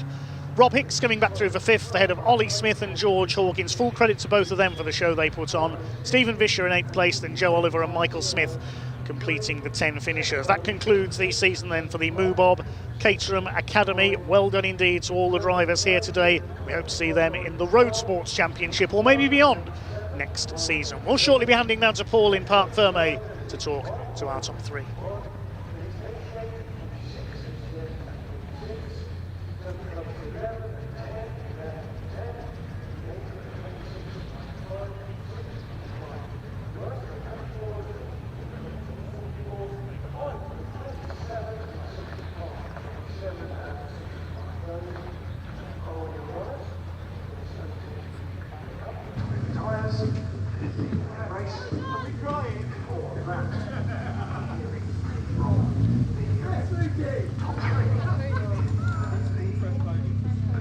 Wow, wow, wow. What a race, ladies and gentlemen, and an incredible conclusion to the 2025 moobob Caterham Academy Championship. Of course, this is a non-championship pair of races today, but either way, it means so much to all 3 of our drivers. And look at the emotions there on James French. A first to win. He's absolutely ecstatic about it. And I do believe for all 3 of our drivers, a first podium of the season as well. Oh, goodness me. He's absolutely ecstatic about it. We'll let him get out the car and, well, then give an opportunity to take a breather. And then let's get a word with James.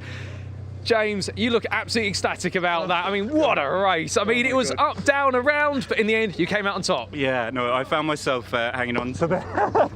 I found myself hanging on to the guys in first and second. I just held there and thought I could see something was going to happen at some point, and it did eventually, and then I just had to hang on for dear life. Yeah, that meant a lot. I didn't get anywhere near the top during the normal season, so I always felt I had a little bit more to come, and it was great that I was finally able to do that, honestly. Yeah, I just, it's incredible. Oh, fantastic. Well, we'll let you soak it on in, but congratulations and onwards to 2026. Thank you very much. Thank you. Thank you. Well, an absolutely emotional man there is James French, and as they all celebrate, well, let's see if we can grab a quick word with our second place finisher of Sebastian Fillet. We'll just get a brief moment if we can find him in amongst it all. Sebastian, you got a chance for a quick moment as Danny gets absolutely absorbed by Caterham drivers here. There you go, Danny. Sebastian, second place. I mean, an incredible way to end the season. I believe this is a first podium for everybody here. First podium, I know. Last time at Brands, when we raced here the first time, I qualified third, but I just missed it due to Ben. I placed fourth, so it's finally good to have a podium on the final race of the season. I mean, I'm so happy, so happy. Oh, brilliant. Well, with that, enjoy it, savour it, and onwards to 2026. Thank you very much, Paul. Thank you so much. Thank you, dude. Thank you very much. Oh, he's over the moon. Let's get a quick word then before we do cut to our next race with Luke Wilson. Luke, quick words there, a big grin on your face. I mean, you were grinning when we caught up with you in the build-up to the race, and you've done it, a third place. Yeah, no, fantastic. Like, that's my first podium this year, so I am so happy. Like, hard work, that was tough, really tough, but I had a really good start, sat in the middle, and then at the end had a little bit of a instant, just snuck through, and just nice third all the way home. So yeah, so happy, so happy. Oh, brilliant. Well, savour it, my friend, and onwards to 2026. Yeah, no, can't wait. Next year, do it all again, and hopefully more of this, really. So. Oh, brilliant. Take care. Oh, and that, ladies and gentlemen, was your podium interviews with your top three for the Caterham Academy race, their final one of the season. But without further ado, it's back to the Hyundai Coupe Cup. It is indeed, yes, thanks very much, Paul. Well, the cars are on the grid for the final race of the season for the OT Publishing Coupe Cup with Toyo tyres. The series already topped out by Nathan Williams, looking for his 8th win of the season in this final race in the sunset here at Brands Hatch. The Coupes are almost racing into the night, aren't they? Well, Nathan Williams has already finished as top dog, 7 wins so far this year. The grid is fixed by the result of race 1, so Nathan Williams starts from pole with Adam Jones alongside him. Second row treble 6 Mark Eales and 75 Dan Fletcher, Hazim Zaki and Matthew Watson on row 3 as the cars move away for the green flag lap. Paul Callaway and Neil Hurren, the XMR2 men on row 4. Eddie O'Kane and Paul Lorry complete the top 10. Row 6 will be 88 Harvey Kersley alongside 46 Mark Worsley. Kersley and Worsley on row 6. Row 7, number 11 David Whedon, BARC official, alongside number 10 Ben Wilkinson. Watch for him coming through after that spin in race 1. The 8th row, we have 26 Roger Owens and 95 newcomer Bradley Trevitt.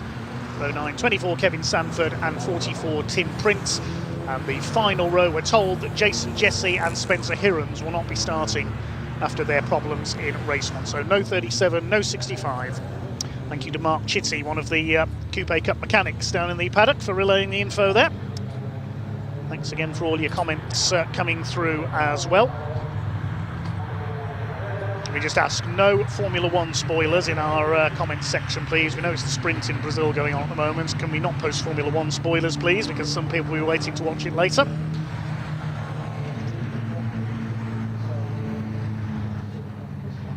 So the cars heading round to the grid then. The black and white car of Nathan Williams on pole, looking for win number 8 of the season. Adam Jones will look for win number 5, the grey and blue number 43. Mark Eales looking for his first win, the treble 6 car, the yellow and grey car with the pink wheels. Beautiful sunset here at Brands Hatch to finish off this OT Publishing Coupe Cup season with Toyo tyres. Thanks to them for their support. Dan Fletcher, the white car with the red trim on the second row. Row 3, Hazim Zaki, the navy blue car, the Egyptian driver, another man converting from sim racing this year. And Matthew Watson, the pink car alongside. 2 white cars of Paul Callaway, number 1. 87 Neil Hurren looking to make up for the disappointment of race 1 when he was in that tangle while fighting for the lead. Completing the top 10 on the grid, Eddie O'Kane, the maroon and white number 9 car. the O'Kane Irish Foods car. 51 Paul Lorry in the red Gen 3 machine. 18 cars out there then for the final race of the season for the OT Publishing Coupe Cup with Toyo tyres. Just awaiting the all clear to get this one underway. The revs beginning to rise, and off they go. Super start by Neil Hurren. Look at the 87 down the outside. He could get second place. A poor start by our pole sitter Nathan Williams. And Neil Hurren, he could get the lead here around the outside. Adam Jones will try to hold him off. They'll be side by side on the run up into Druids for the first time. What a start that was by Neil Hurren. He's fired up after the race one disappointment, I think. Adam Jones has got the lead though on the inside in the 43. That was a poor start by our pole sitter. And is that Hurren? Oh, he's been bumped wide again. He's got no luck at all today. Mark Eels up into second place. Dan Fletcher nearly harpooned in the back. And Nathan Williams sent sideways. Contact with Hurren. Somebody slowing up a bit there, that's Paul Calloway. I think Paul can't see, looking at the sun on his face there down the straight. Hopefully the sun will dip a bit lower and the drivers will be able to see where they're going coming out of Graham Hill Bend. I think that was why Paul Calloway backed off there. He was blinded as they came off Graham Hill Bend. So they come round to complete the opening lap then. The order is Jones from Eels, Fletcher. Nathan Williams is all the way down to 6th position. Let's watch for him fighting back. Where's Ben Wilkinson? He's gained 3 places further back on the grid. Harvey Kersley locking up there as he battles with Eddie O'Kane. Mark Eels up there in 2nd place. Shout for Hazim Zaki as well, the relative newcomer.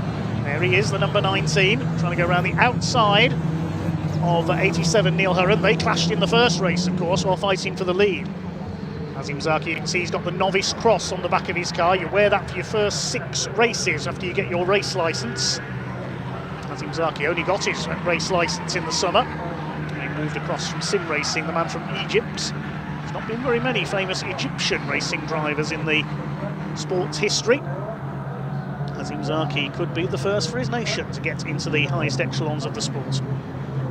He can say to everybody, it's all started here in the Hyundai Coupe Cup. Chasing Neil Hurren and Matthew Watson there. Behind them is Nathan Williams. He's down to 7th now. Here's Neil Hurren up the outside on Watson in the number 12. Zaki cuts to the inside though. He's very quick indeed, is Hazim Zaki. He's going to try and go past both of them on the run into Druids here. How late can he be on that? Oh, he's tagged Watson. Round goes the number 12.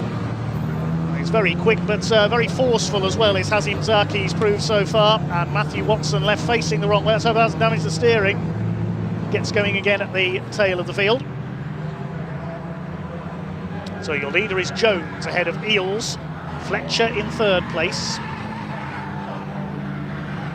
Establish the rest of the order. This is the battle for 2nd. Mark Eels up there, chased by Dan Fletcher, the automobile number 75. Adam Jones leads the way. They're looking for win number 5 this season. Leads by 2.7 seconds now. Been able to get away as a result of the schmozzles behind him. Zaki is 4th. Neil Hurren is 5th after his quick start, but then got forced wide at the exit of Druids for the first time. Nathan Williams is down in 6th. There he is. Harvey Kersley in 7th, number 88. There's the black car in the background. And Eddie O'Kane, Mark Worsley and Ben Wilkinson round out the first 10. Matthew Watson still going at the tail of the field. It'll be interesting to see if Nathan Williams can fight his way back up the order here. Catch his rival this season, Adam Jones, for another victory. It's unlikely, I would say, but you never know. If the safety car comes out again, that will help him. There's a battle between Ben Wilkinson, Paul Calloway, and the 26 is Roger Owens at the inside. Behind them, the number 11, that's David Whedon of the BARC. Didn't get his chance to race at Donington because the car he was supposed to share in the Enduro race got wrecked before he could take his turn. Side by side there into Paddock Bend, a lock-up from Ben Wilkinson. The tyre smoke at Druids as well. There's Harvey Kersley, behind him Mark Worsley, the green car. He's got ahead of Eddie O'Kane. Mark Worsley going well here. in the 46. That used to be John Winter's number. The boss of the series. He used to race in it. Winter, who runs Exit 13 vehicle graphics, based in Milton Keynes. So named Exit 13 because they're next to Junction 13 of the M1.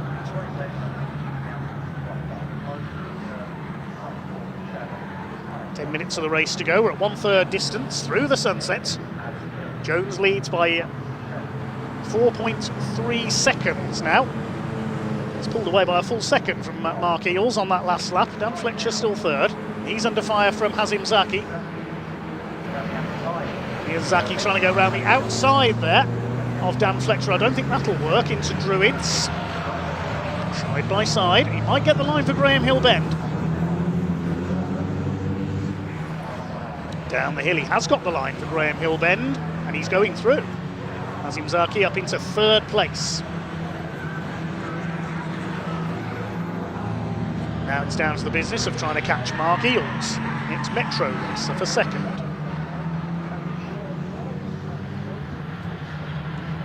Plenty of time to do so. Understeers a little bit wide there, though. Dan Fletcher trying to fight back. Behind them, Neil Hurren, and that man Nathan Williams in the Kersley Motorsport car. Hurren goes to the outside into Paddock Bend. Nathan Williams made a poor start and then got pushed sideways coming out of Graham Hill Bend on the first lap, which dropped him back. Bit of a lock-up there. A bigger lock-up from Dan Fletcher, and he might have been being pushed by Neil Hurren, I couldn't tell there. Is there fluid down into Druids again? They were all sliding there. I wonder, we'll wait and see. All 18 starters still running, of course. Spencer Hirons and Jason Jesse didn't take the start because of problems in race 1. Meanwhile, there's a challenge on for 2nd. Here comes Hazim Zaki. Needs to be careful there. That's where he collided with Neil Hurren earlier on. There's contact again, I think, there. Zaki's got the inside line for Clark Curve. He goes through into 2nd.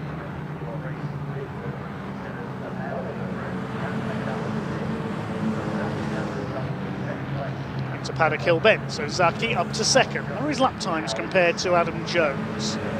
Last lap was about 0.7 of a second slower. He's got nearly 7 seconds to make up, so Adam Jones is well ahead. Mark Eales locks up again. Zaki ran wide there, but he's held 2nd.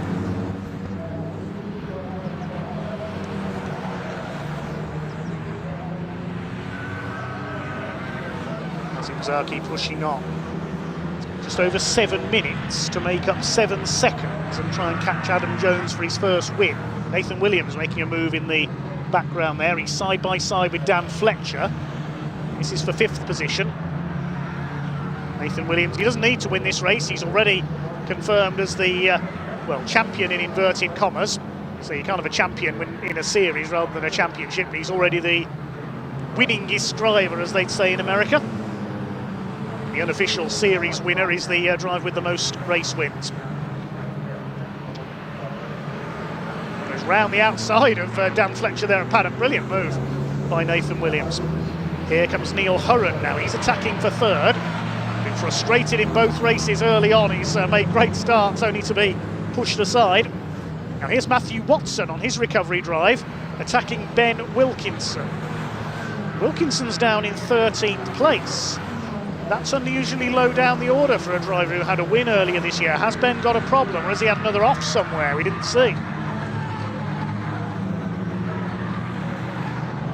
I'm wondering if Ben spun somewhere. There's Neil Hurren's rather battered and bruised looking car. Continuing to chase for a podium place.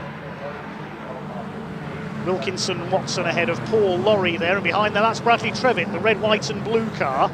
Colours used by former series winner and Kersley Motorsport team boss Alex Kersley. It's Alex's old car he's using. Matthew Watson up the inside there in clearways, he goes through. Those eyes on the headlights of Matthew Watson's car, they even move as the car corners if you look closely. Brilliant. Well, we always say motorsport should be fun. Here in the Coupe Cup, it certainly is. Nobody takes it too seriously in this series. There's a team of Hyundai Coupes from this series a few years ago, won the prestigious BARC relay race, the 6-hour relay race at Silverstone. They were entered this year. They led on handicap for a time. Finished a few places off victory, the Coupe team.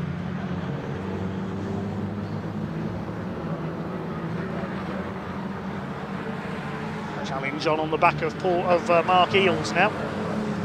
This is Nathan Williams. He wants P4. Neil Hurren's already gone through into third. So Mark Eales dropping back slightly. Nathan Williams to the inside of Druids. 4.5 minutes of the race to go. Mark Eales locks up. He always does there. Locks up his Toyo tyres. And here comes Williams. He won't have the line for Graham Hill Bend. The yellow machine will still have the inside. Williams just keeps his foot in over the curves, nearly onto the grass. He's going to get the place, I think, into Surtees coming off the Cooper straight, round the outside. Yes, he's got it. Up into P4. Dan Fletcher's going to have a go as well. Well, we haven't seen much of this man because he's so far in front. Adam Jones, number 43. His lead gap was 7.7 seconds over Hazim Zaki in second place. 7.5 seconds now. There's Zaki. There's our third place man, Neil Hurren. Is he going to put the earlier frustrations of this Brands Hatch race day behind him?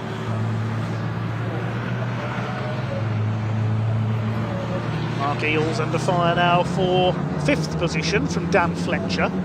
Then there's a gap back of about just over 8 seconds to Harvey Kersley in 7th.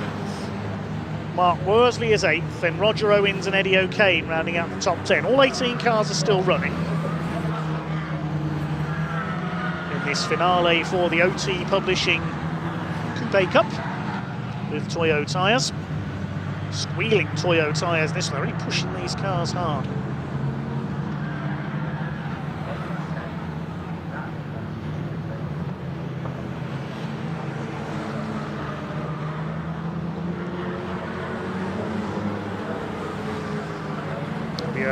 Break following this race, a tea break before we have our final race of the season to make sure we do race into the night with Britcar.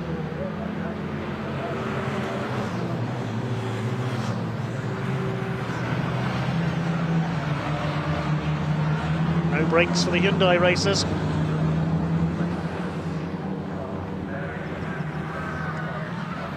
Looks like it is going to be a win for Adam Jones. The gap is not coming down.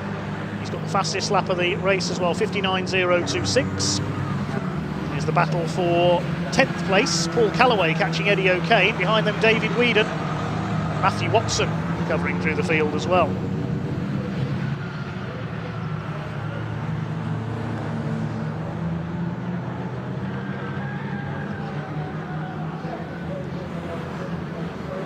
Down the Cooper straight they come.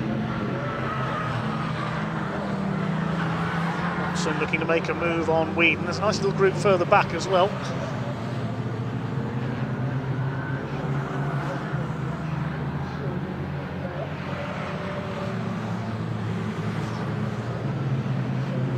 Paul Callaway just ahead of them in the number 1. I don't think that novice cross is for him because Paul's been racing at club level several years now. I think that was for another driver earlier in the season in that car. Ben Wilkinson under fire from Bradley Trevitz. Paul Lorry's dropped back as well. Paul not in his own car today, of course. His own car got written off at Donington. Behind them, Tim Prince, number 44. The last runner further back behind them is number 24 of Kevin Sanford in the yellow car. Ben Wilkinson, a lock up there into Druids. Something amiss with Ben's car. He's well off the pace here. Of course, we saw him win the Enduro race, his first ever win at Donington. There's less than a minute left on the clock now. As Matthew Watson attacks David Whedon there, going into Surtees.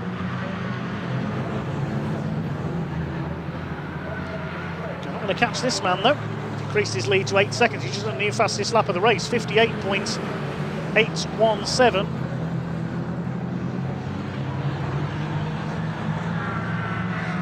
Coming up to lap Kevin Sanford.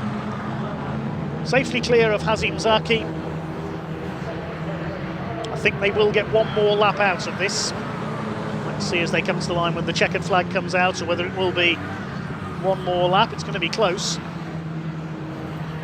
Adam Jones, the number 43, the man from Coventry, up across the line. We will do one more lap. He was 3 seconds early there for the checkered flag.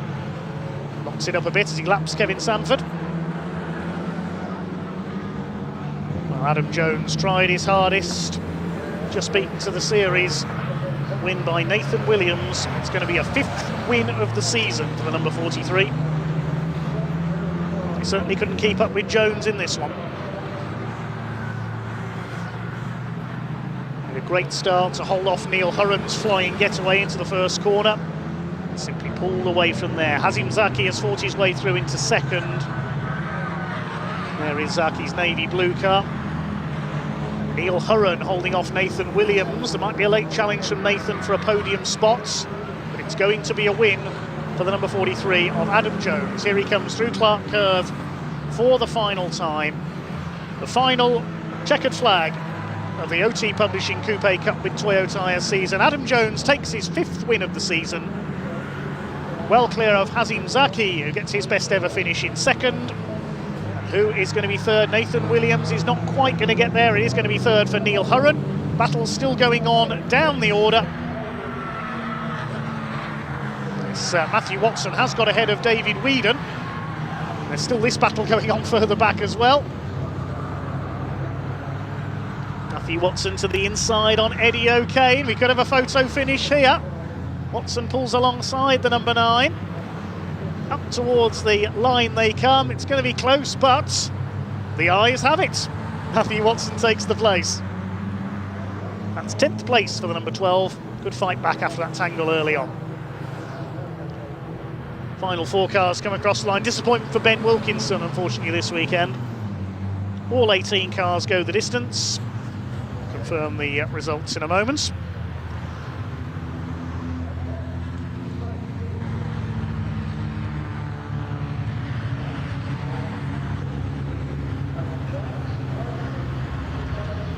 So Jones wins it by just under 7.5 seconds ahead of Hazim Zaki. Adam Jones getting the fastest lap as well. Neil Hurren gets a podium to improve his weekend. Nathan Williams taking 4th.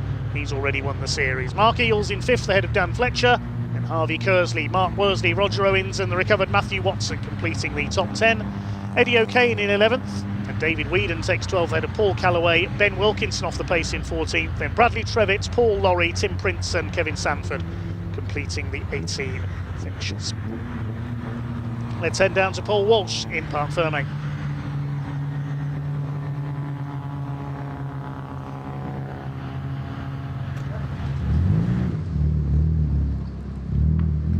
Well, after a brilliant race one early on today, ladies and gentlemen, the OT Publishing Coupe Cup with Toyo Tyres did not disappoint in their final race of 2025. And, well, it was not the happiest conclusion in race number 1 for Adam Jones. But this race, it's been a much better conclusion as he takes his helmet off.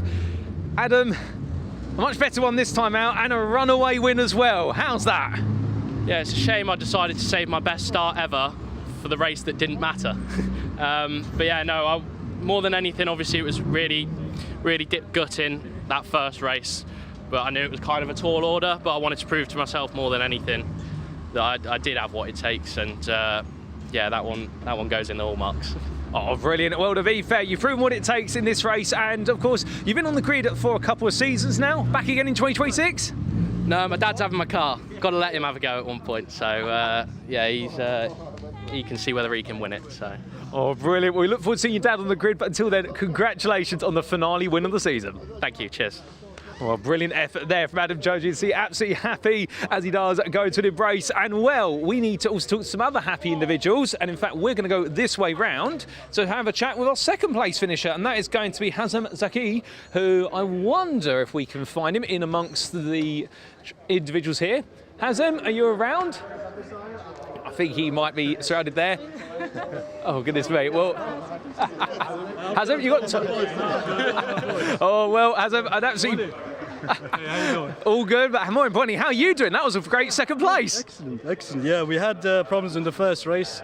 Unfortunate, with the car that's now third place.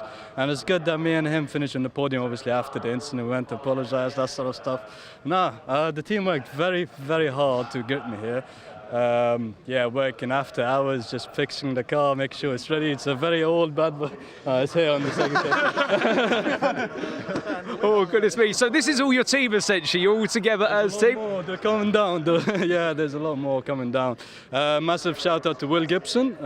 He's a racing driver with UK Legends. He helped me massively throughout this weekend, organizing everything, tire pressure, setup, that sort of stuff. And obviously Harvey, Fabs, my mechanic, Orlando, my best friend, and Seb, my number 2 mechanic as well.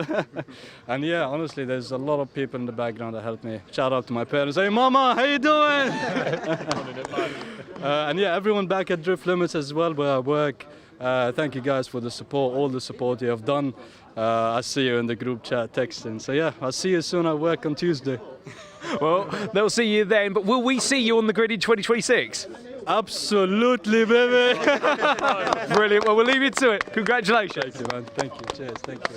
See you then. And, well, now we're going to have a chat to our third place finisher, if he's around still, Neil Hurren, who in the end, oh, there he is. Neil, that's a big smile on your face. Final race of the season. Couldn't end better. Couldn't end better, yeah. It could have started better, though, on the first race where I got knocked out, I was on pole and got taken back. But no, what fun.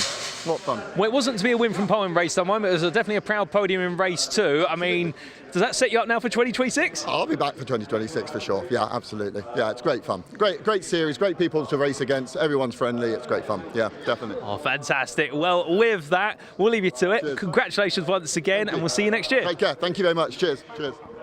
Well, hearing there from the third of our podium finishers, and ladies and gentlemen, that does bring the season to a close for the OT Publishing Hyundai Coupe Cup with Toyo tyres, but it doesn't bring our day of racing to a close, because coming up after this is one more race of the schedule. Of course, it's the Into the Night race for the Britcar Endurance Championship, where the sun is gradually setting at the moment as I look to my right, and I don't know, Danny, whether you can perhaps see that sun setting on the horizon. I'm conscious of the fact you might blind the camera and our viewers, but the fact the sun is almost set, and it does mean that race, which is due.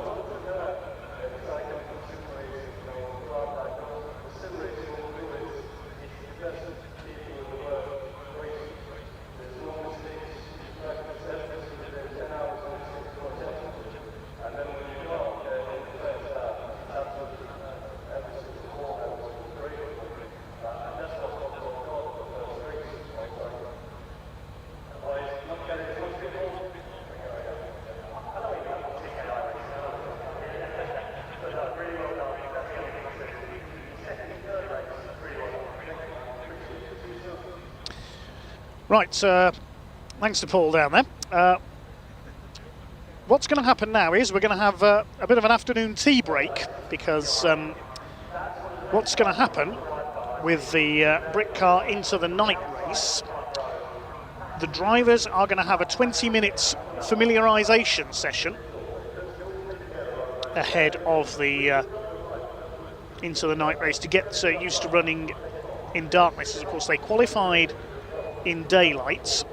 The familiarisation session, it's a 30-minute session I should say, and that will come up after a bit of a tea break. It's scheduled for about 10 to 5, the familiarisation session, which the drivers have to have to get used to running in the dark. The grid is already decided by the results of race 1, and the race will start just after 5:30. So we're going to take a break now ahead of the final race of the season, just to make sure we do get the race run in darkness.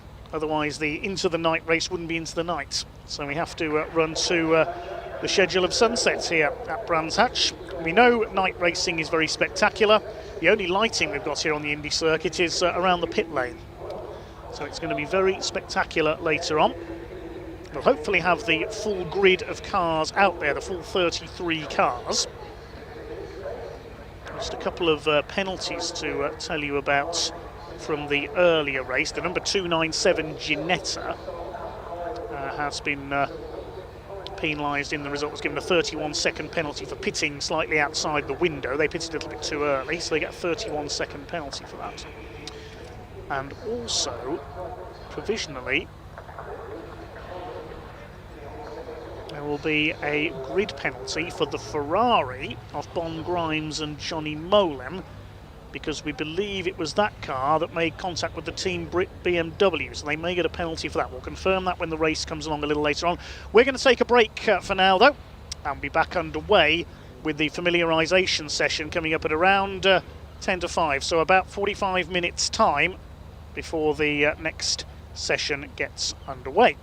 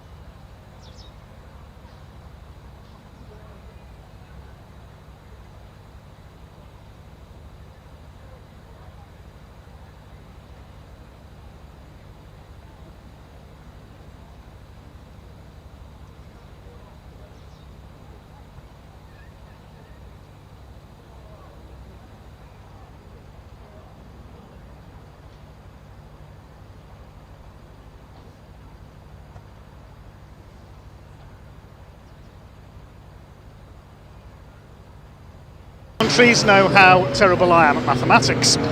Anyway, cars on their way to the grid then. We'll have a look at the grid for this first Britcar Endurance Championship race of the day. The front row of the grid, we will see the Ferrari and the number 41 Ginetta heading up the grid for this one. In pole position it is the Ginetta, only just, the Ferrari I should say, only just, as you can see there, getting the marginally quicker time. Bon Grimes will start the Ferrari, sharing with pro driver Johnny Molem. Alongside them will be the number 41 Innovation Ginetta. Luke Bennett will start that car, sharing with Daniel Wiley. On the second row of the grid, it will be numbers 18 and 74. Number 18 will be started by Ash Muldoon, sharing with James Kellett, and Don Malone will start the similar Porsche, also run by Amspeed, sharing with Adam Smalley. Malone and Smalley have done the majority of the race winning outright so far this year. Row 3, number 23, the Woodrow Motorsport BMW of Nathan Wells. He drives solo alongside the Ginetta running the invitation class, which will be started by Michael Nibbs, sharing with pro driver Aidan Hills. Row 4, 189, one of the outsiders for the title here today, Martin Addison, at the wheel of his Aston Martin Vantage GT4. Will start alongside Chris Bingham, also driving solo at the wheel of the number 63 Ginetta G55. No Michael Lyons in that car this weekend. Completing the top 10, the TCR Audi of number 11 Jack Constable starts alongside the number 47 Ginetta. Maurizio Cilio will start that car, sharing with Marco Anastasi. On the sixth row, number 26, the Innovation Motorsports Ginetta will be started by Simon Griffith, sharing with Sevin Christian, alongside the number 40 BMW, started by Brian Branson, sharing with Jazz Sapra. Row 7, number 10, Callum Bates will start his BMW alongside the number 118 Ginetta. David May will start. I'll hand over to Mark Skeets at the pit stop. Row 8 is the Wilson family and the number 22 Ginetta. Ian Wilson will start. Elliott will take over. Number 3 Ginetta alongside will be started by Nick Casey. Brazilian Adriano Medeiros, the pro racer, the former single-seater racer, will take over. On row 9, we heard from Alex Reed during the lunch break, the Caterham Motorsports boss, but he will be racing his TCR Cupra in this one for the JLC Group team, and touring car star Dan Lloyd will be sharing with him. Alongside him, number 721 Chris Murphy in his BMW M3. On row 10, it's the Wheeler family. Number 24, Michael Wheeler will start. His father Richard will take over their McLaren 570S. Alongside them is young gun Archie Buttle, who shares with Freddie Ingram at the wheel of their Ginetta G56 GTA. The 11th row of the grid, number 297, that's the car run by Paul O'Neill and his team. Carl Garnett starts that car. Darren Lewis, good to see him on a return to racing, takes over. And then it's Alias Smith and Jones alongside. Number 36, Mark Smith will start the BMW M3. Former British touring car man Carl Jones will take over. Row 12, the Harrison family. Number 62, James Harrison starts their Ginetta. Steve Harrison will take over. Number 7, it's the TCR Cupra started by Rob Ellick, sharing with Finn Jones. Row 13, the Hayes family. They're in title contention if they can beat Team Brit. Number 114, Jamie Hayes starts. Chris will take over. And alongside them, the Audi TT, number 77, started by Craig Fleming, sharing with Mark Jones. Row 14, number 888, started by Andrew Dauber. Nathan Wright will take over the BMW M2. Alongside number 12, Cedric Bloch, the French-born racer in his TCR Audi, which races with hand controls. Row 15, Steve Frezzel in his Ginetta will share with the very quick Jack Mitchell in their Ginetta G55. Alongside number 29, the Jam Sports Subaru TCR car. And that will be started by Liam Turnbull, sharing with Jensen O'Neill Going, the 16-year-old. Team Brits are the championship leaders in their BMW. Car number 4 will be started by Asher Silver, sharing with Bobby Trundley, alongside the Alfa Giulia, which will be started by the car's owner Barry McMahon, sharing with Paul Plant. And at the back of the grid, number 13, which is Tom McFarlane in the VW Scirocco.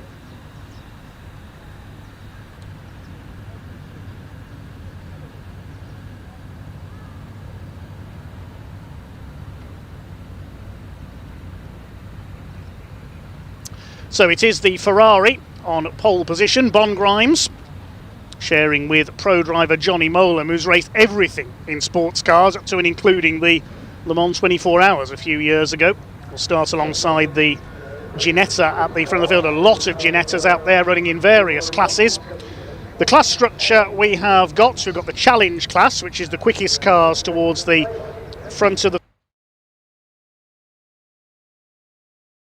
lane, opens 18 minutes in. It's a very short pit window though. Bon Grimes in the Ferrari will lead them away. The Ginetta number 41 of Luke Bennett alongside him. We are underway here at Brands Hatch in the sunshine. The front row pulls away.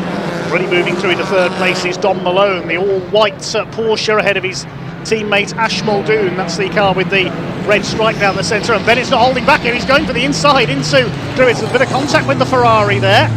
Ginetta up the inside and it's taken the lead. Number 41 of Luke Bennett.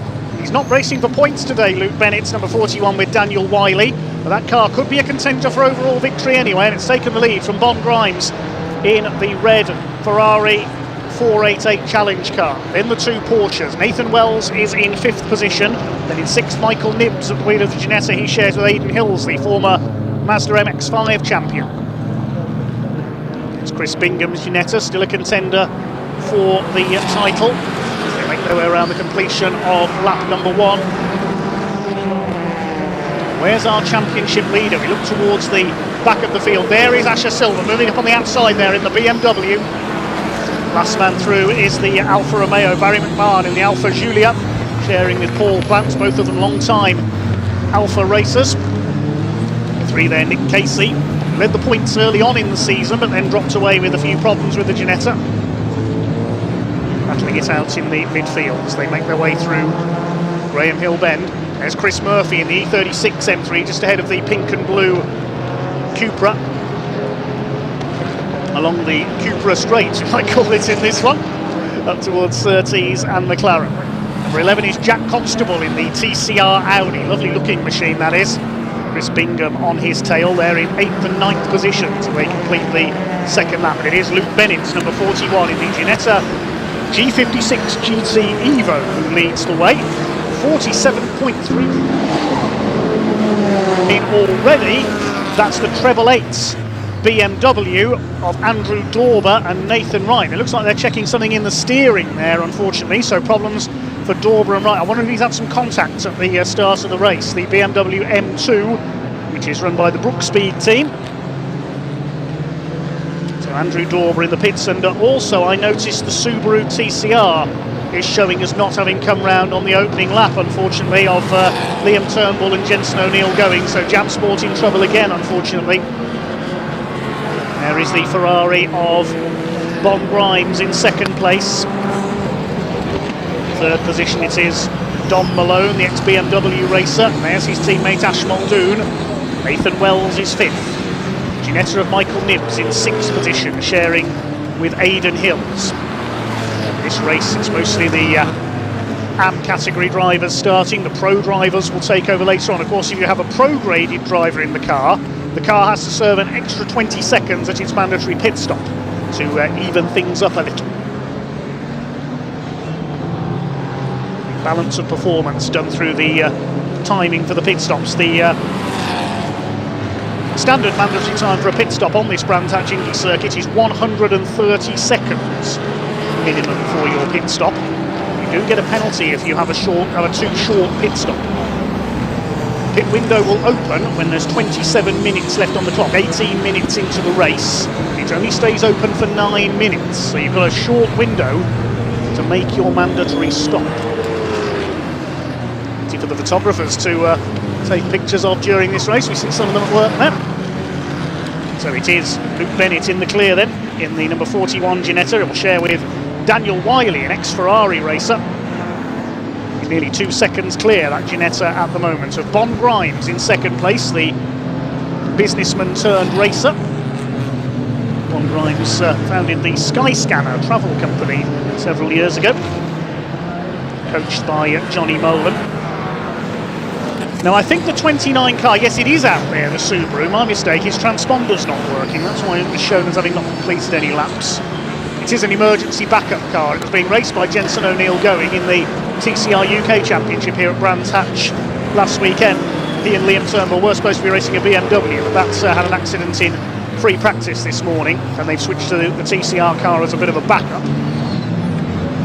Try and pick it up somewhere down the order. There's the number 36 BMW going through. That's the Smith and Jones car, Mark Smith and Carl Jones. There's number 297, the car run by Paul O'Neill and his team, the TCR commentator. It's Carl Garnett on board at the moment, and he'll share with Darren Lewis. To have Darren back in there, a former TCR racer himself. I first saw Darren Lewis race back in 2004 in a banger race at Birmingham Wheels Raceway. Further down the order, there's the Subaru, fourth in this group. There it is, the WRX, one of the Ginettas up behind it there. It's the number 43 of Steve Fresno, I think. There are the leaders, already lapping some back markers. Number 13, VW Scirocco of Tom McFarlane has been lapped. So no change among the leaders at the moment, with 6 laps completed. I think we can hand down to pit lane to find out what's happened to the 888 Brookspeed BMW.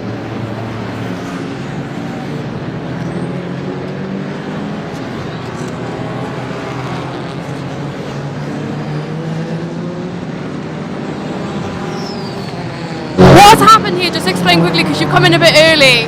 Say again? Just explain very quickly, you've come in a bit early. Oh yeah, well somebody hit the side of the car, a Druid. So as I was turning in, and it's bent the suspension. And no. And when something like this happens, are you hoping to go back out now? Yeah, if we can. And what's your game plan from now? Say again? What's your game plan from now? To get back out as soon as we can. Okay. Yeah. Awesome. Thank you. Appreciate it. Thank you. Thank you. Thanks to Amy there. We find out the reason why that 888 Brookspeed BMW was in the pits. It was a bit of contact Okay on that. on the opening lap.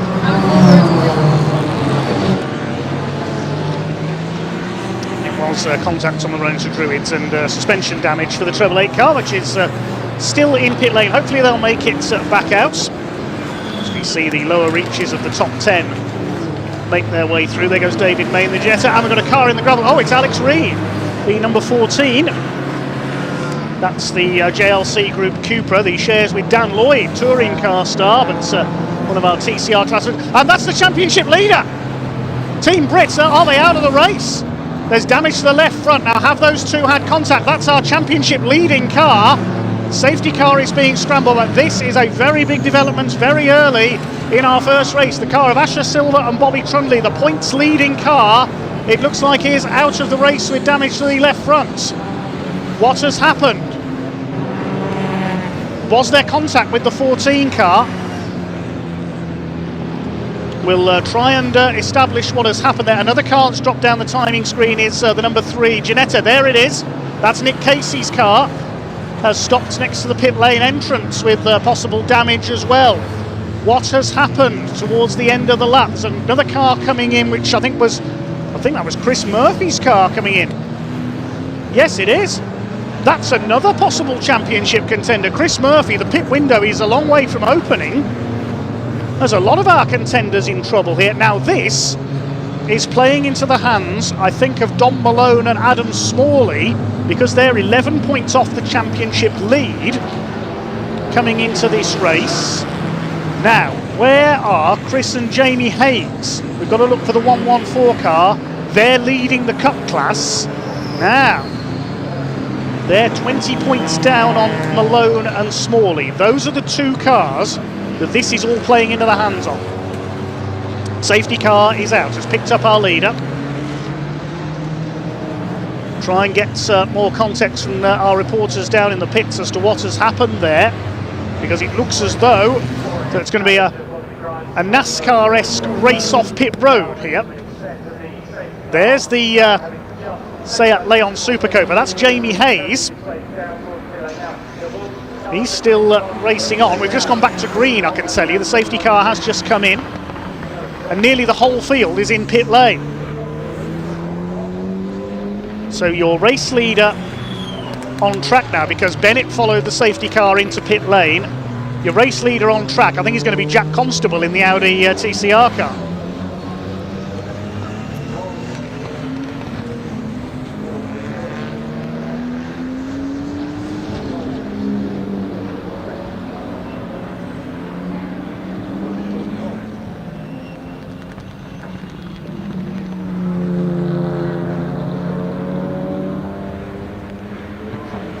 So Jack Constable, will he go in this time? No, he wants to lead a couple of laps. And now the order is going to be totally jumbled, because nearly the whole field's in pit lane. It's going to be completely confused when everybody comes back out. Ferrari's back out there, with Johnny Molen now on board. The pro drivers will have taken over. Yes, Adam Smalley is in the number 74 Porsche. Darren Lewis will take over the number 297 Ginetta. Good to have him back in the championship, the man from Birmingham. There's Nathan Wells in the BMW. There's the Ferrari. Johnny Molen, one of Britain's great GT racers, has now taken the wheel. Take the rest of the race to list his accomplishments in the sport. Jack Constable and Tom McFarlane, number 13 in the Scirocco. They're the only two cars that haven't pitted now, because the Hayes family have come in. Jamie handing over to Chris. We can see that car down there at the bottom right of your picture. They're one of our championship contenders.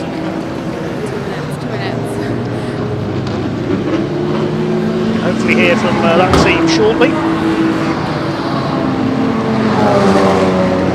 So the leading car that has already made a stop, I believe, is now the Ferrari, ahead of Adam Smalley in the number 74 Porsche.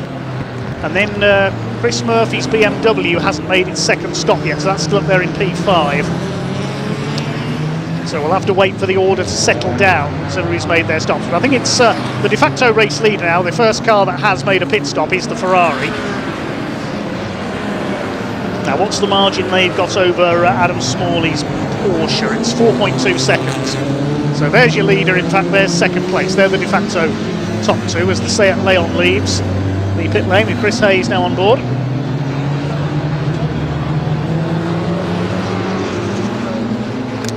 So everybody except Chris Murphy, I think, has now made their mandatory stop. Yeah, the Treble 8 car is coming for a second time, according to the timing screen, so Nathan Wright will take over that car. There is a yellow flag on the run into Surtees and McLaren. What has happened there? Pick that up in a moment if we can, because the Ferrari of Johnny Molim is up with some back markers here, weaving his way past Richard Wheeler's McLaren there ahead of him, the number 24. Ahead of them is the Subaru. That was close. Richard Wheeler hasn't noticed that Johnny Molim's there. I don't think he cut straight across his nose coming up Halewood Rise. That could have been a disaster. And now he's boxed in behind the Subaru as well. Get out of the way, says Johnny Molim. He just about gets through there with number 29, which I think is now Jensen O'Neill going on board that car. The 16-year-old at the wheel of the Subaru. There's yellow flags waving on the road to Surtees and McLaren. We know not why at the moment. Just trying to see if anybody's dropping down the timing screen here. There's the number 36 BMW. That's Carl Jones now on board that car. Raced Sierra Cosworth in the British Touring Car Championship back in the late 80s. Still going strong in historic racing. Sharing Mark Smith's car today. Mark's been racing that BMW for many years in various series. Dominic Malone's Porsche now driven by pro driver Adam Smalley. Running in second place and closing on Johnny Molim. Has lost a bit of time after that little slip up with the back markers. Now Malone and Smalley will want to catch Johnny Molim if they can here. They want to win this race because they'll know that the car that's leading them in the points, the Team Brit BMW, is out of the race. There's the number 41 that was leading before the pit window on the back of the Alfa Romeo with Paul Plant on board. That's Alfa looking fairly quick in Paul's hands here. I think we can head down to the pit lane in a moment, now that things have calmed down a bit down there.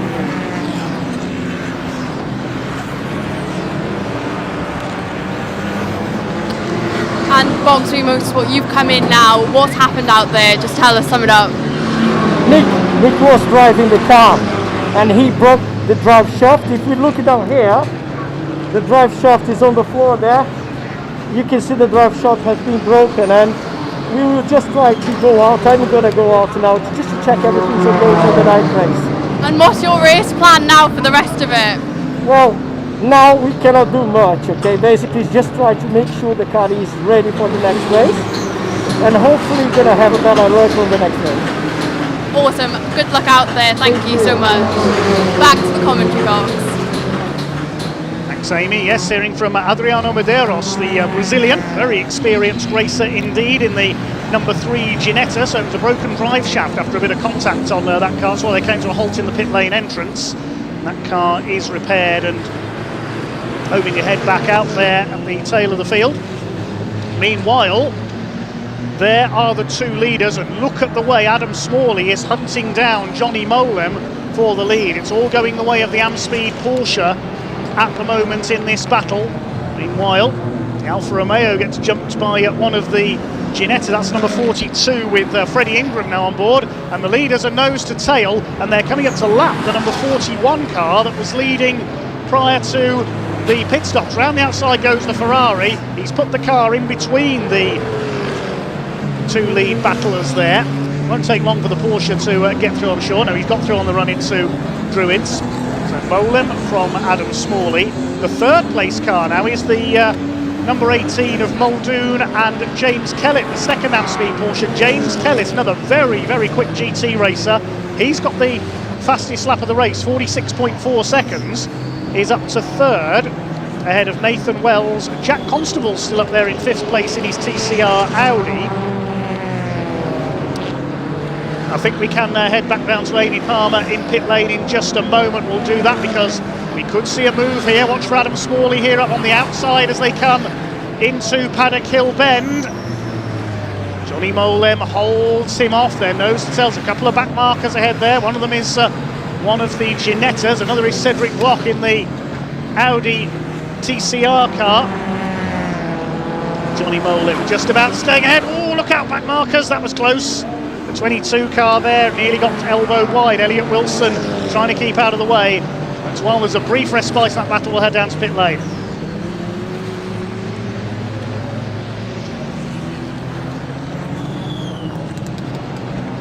You were in championship running, you still are, but Team Brit have had a bit of a problem out there on track. How are you feeling right now? I would like to say smug, but unfortunately that's how motorsport goes, and we had the same thing with us at Thruxton 3 or 4 rounds ago. So to be honest, they're still in it, they can get their car repaired, so at the end of the day we're still in the fight. It's good for us, but I don't think they're out just yet, so let's see, but it's good for us. You've come in and you pitted. How was it out on track there? Because it is a bit chaotic from the outside. Honestly, utter carnage, because we're quite slow compared to everyone else, so we have to stay out of the way whilst trying to not compromise our race. And we had a really good start. We made up 6-7 places really good because our tyres warm up a bit quicker being front wheel drive, but yeah, carnage, absolute carnage. But yeah, we're still in the fight, car's going well, so we're all good. Good luck for the rest of the race. Thank you for speaking. Back to the commentary box. Yes, thanks Amy. It was a bit carnage in the early stages, wasn't it, out there? Meantime, there come the lead battlers into Paddock Hill Bend, and Adam Smalley is all over the back of Johnny Molim. He could get past here with a bit of luck on the run into Druids. He's going through. Smalley takes the lead in the 74 car from Johnny Molim. Takes a special driver to be able to overtake Johnny Molim here at Brands Hatch as a marker pole goes flying there, courtesy of Jazz Sapra's BMW. And look at the way Smalley is fairly rocketing away from the Ferrari now. This is exactly what John Malone and Adam Smalley wants. They could be on to take the lead of the championship with 1 race to go here later on tonight. Johnny Molim down to 2nd in the Ferrari. Let's have a look at the class leaders now then. The challenge class is led by Smalley and Malone. The GT class by Nathan Wells. The trophy class by Darren Lewis and Carl Garnett in 6th place in the new Ginetta, the 297 car. Further down, the Ginetta Super Cup class is led by David May and Mark Skeets, the Irish pair in 10th place, the number 118. The TCR class is led by Finn Jones and Rob Ellick in their Cupra, the green number 7 car. What about the Cup class? That's being led by the Hayes family, number 114. That's exactly where they need to be leading their class. Marco Anastasi has pulled back into the pits in the number 47 Ginetta, so they've had a problem somewhere.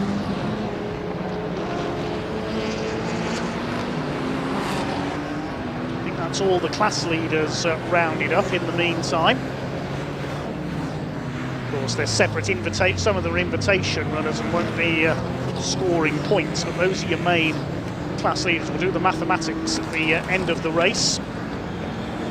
It's Adam Smalley continuing to lead. James Kellitz, his teammate there with the white Porsche with the red stripe down. It still has the fastest lap of the race. He took over from Ash Muldoon. He's in 3rd. Jack Constable has just come in for a 2nd stop. He's got a stop-go penalty, so presumably an infringement at his pit stop, and the Treble 8 car had a drive-through penalty as well. So presumably those are infringements at their pit stops. We haven't been given the reasons why as yet. Yes, Treble 8 and pit lane infringements. Jack Constable, I would expect, is the same thing. He's got a stop-go penalty in the Audi. Martin Addison, beautiful Aston Martin Vantage GT4. He's raced Caterhams as well. He raced a Peugeot 106 GTI earlier in his career as well, in the CSCC tin tops. Very different to that Aston Martin. So Chris Bingham is now up into 6th place ahead of Addison. Nathan Wells door to door with a Ginetta there I saw through Paddock Hill Bend. There's Jack Constable. He's been in to serve his stop-go penalty, and that's a lovely looking TCR Audi running in the guest class here this weekend. 12.5 minutes just over of this race to go. 45 minutes does fly by in Britcar. There's James Kellitz going into Paddock Hill Bend. He's about 12 seconds down on the 2 leaders now. 1-8 is Mark Skeets in the Ginetta shared with David May. He leads the Ginetta Super Cup class. Their main rivals, Celio and Anastasia, have had to make a second pit stop. Subaru is back in the pits as well, I can tell you. So Jensen O'Neill going. Jack Constable's come in again. Now that's a third stop for the Audi. There he is. So according to the timing screen, he's been in for a third stop. He's taking his penalty at the moment. Presumably that's for too short a pit stop. Not taking the minimum time of 150 seconds because, of course, Jack Constable is a pro-graded driver. So he has to take an extra 20 seconds in his pit stop. Perhaps he didn't. Oh, car in the gravel at Paddock Hill Bend. That's number 42, Ginetta. That's Freddie Ingram in the car started by teenager Archie Buttle. Now, can he get out from there, or are we going to have another safety car? He's in a very hazardous position there on the outside of Paddock Hill Bend. The yellow flags will be waving. He's trying to get the car going again, Freddie Ingram. That car, just looking to see where that car was running. It was outside the top 10, certainly yes, 12th place that car was when it spun off. Bit of traffic there coming out of Graham Hill Bend along the Cooper Straight. The leader's in the back of all this. He's got all this to negotiate, Adam Smalley.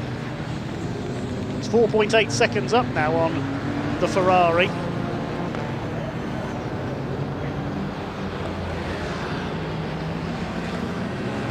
There's the BMW of Nathan Wells, which is now in 4th place. And I think the safety car is coming out again.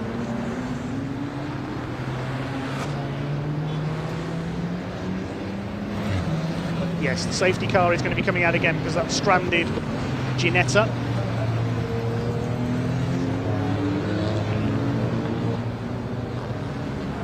Great shame for the two young guns, Freddie Ingram and Archie Buttle.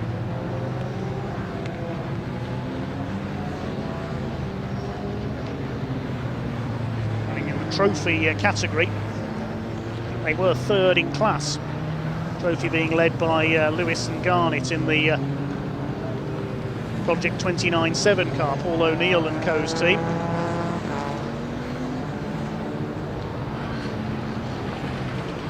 So safety car with just under 10 minutes of the race to go. Your leader, Don Malone and Adam Smalley in the Amspeed Porsche. Grimes and Molem in the FF Corsa and Red River Ferrari in 2nd place. And the other Amspeed Porsche of Ash Muldoon and James Kellett in 3rd. Nathan Wells in the BMW driving solo in 4th position. Completing the top 5, Lewis and Garnett. They lead the trophy class. Wells leads the GT class. Chris Bingham's Ginetta is 6th. He'd ideally want to be ahead of Nathan Wells and leading his class. There's the safety car. We have to pick up our leader. 7th, it is Martin Addison's Aston Martin. 8th is the Bennett and Daniel Wiley Ginetta G56, the car that started on the front row. 9th place, Nibs and Hills in the number 82 Ginetta. They lead the Ginetta Super Cup class, not a point-scoring car. And Sapper and Bransom's BMW, Jazz Sapper at the wheel, rounding out the top 10.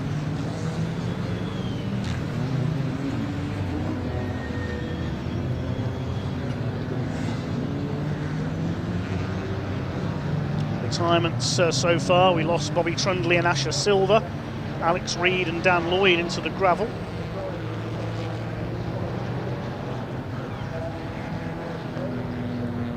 And we lost Casey and Medeiros as well. Now we've lost Buttle and Ingram. The Subaru of Turnbull and O'Neill going in the pits as well. And talking of pits, I think we can head down to Amy Palmer in pit lane.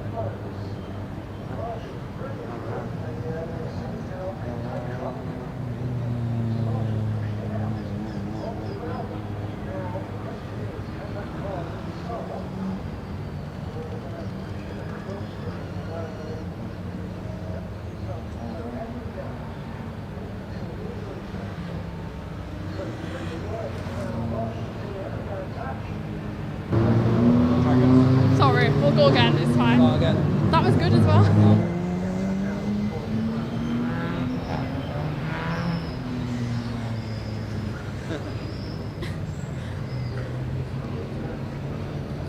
Sorry about that, that was some technical difficulties from our side. I'm joined with Rob Ellick, and you are one of the 8 championship contenders today. How is the race going so far for you guys? Yeah, it's going fine. Obviously, we missed the last round at Alton Park, so we're just trying to pick up as many points as we can today. I don't actually even know where we are or how many points we need to be in with a chance, to be honest. But I think most people would put it down that the BMW from Team Brit was bank on to win, but they seem like they've had a bit of an unfortunate incident. So I guess everyone's opening their eyes that they could be in with a chance still. So we'll have to see where it looks after the end of this race, I suppose.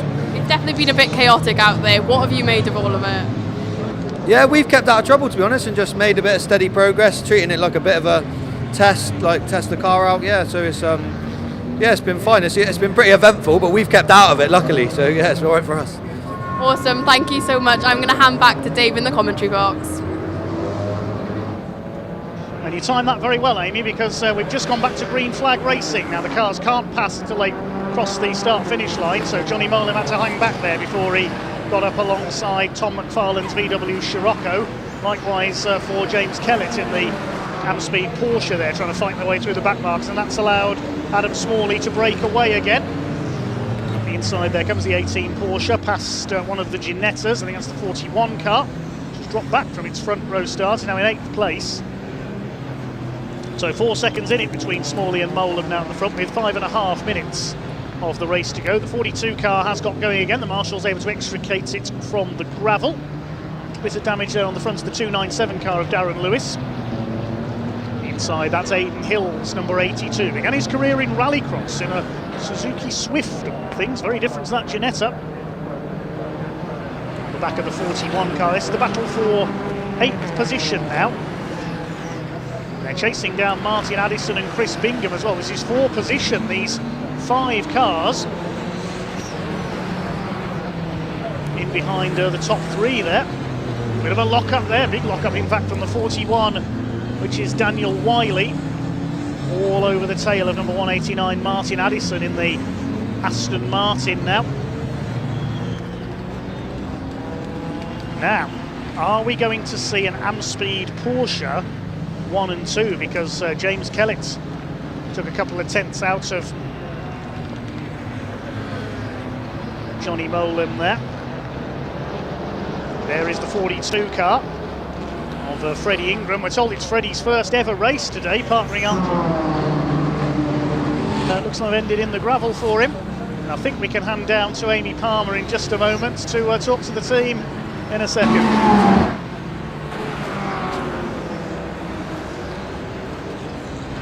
Just letting the driver get out of the car and take his crash hat off down there at the moment. And look, while that's going on, we've had a change for 2nd place. James Kellett has taken the Ferrari. Amspeed have really got those Porsches wound up here today, and it looks like they could be heading for a 1-2 finish. To the end of another lap. Adam Smalley clear in the lead in the car started by Don Malone. James Kellett now 2nd. He's just done the fastest lap, 46.4 compared to 46.9 for Adam Smalley.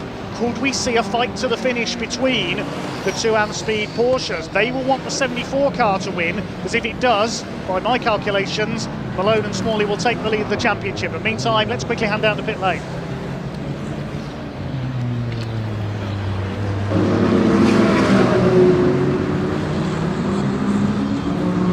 I'm joined here with Freddie Ingram. Your car just came in. Just tell us how that race has gone for you so far. Well, went out on the 2nd stint, started going well, made a couple of overtakes, got back into the position we was in before the pits, and tried going for an overtake down the 1st corner, and yeah, guess it didn't really work out. Hit the brakes hard as I couldn't, just went flat to the floor. So I mean, couldn't really do much else, but it's the way it is sometimes. I'm right in saying that it's your first time racing in a car and not karting. How different has it been to come in here and racing with Britcar today? Yeah, so it's a lot different. I mean, I've driven cars for 5 years and it's my first weekend, so I mean, it was going good up till that race, but we'll bounce back in race 2 and see where we end up. Thank you so much for speaking with us today. Thank you. Back to the commentary box. Thanks very much, Amy. Yes, just a couple of minutes of the race to go now.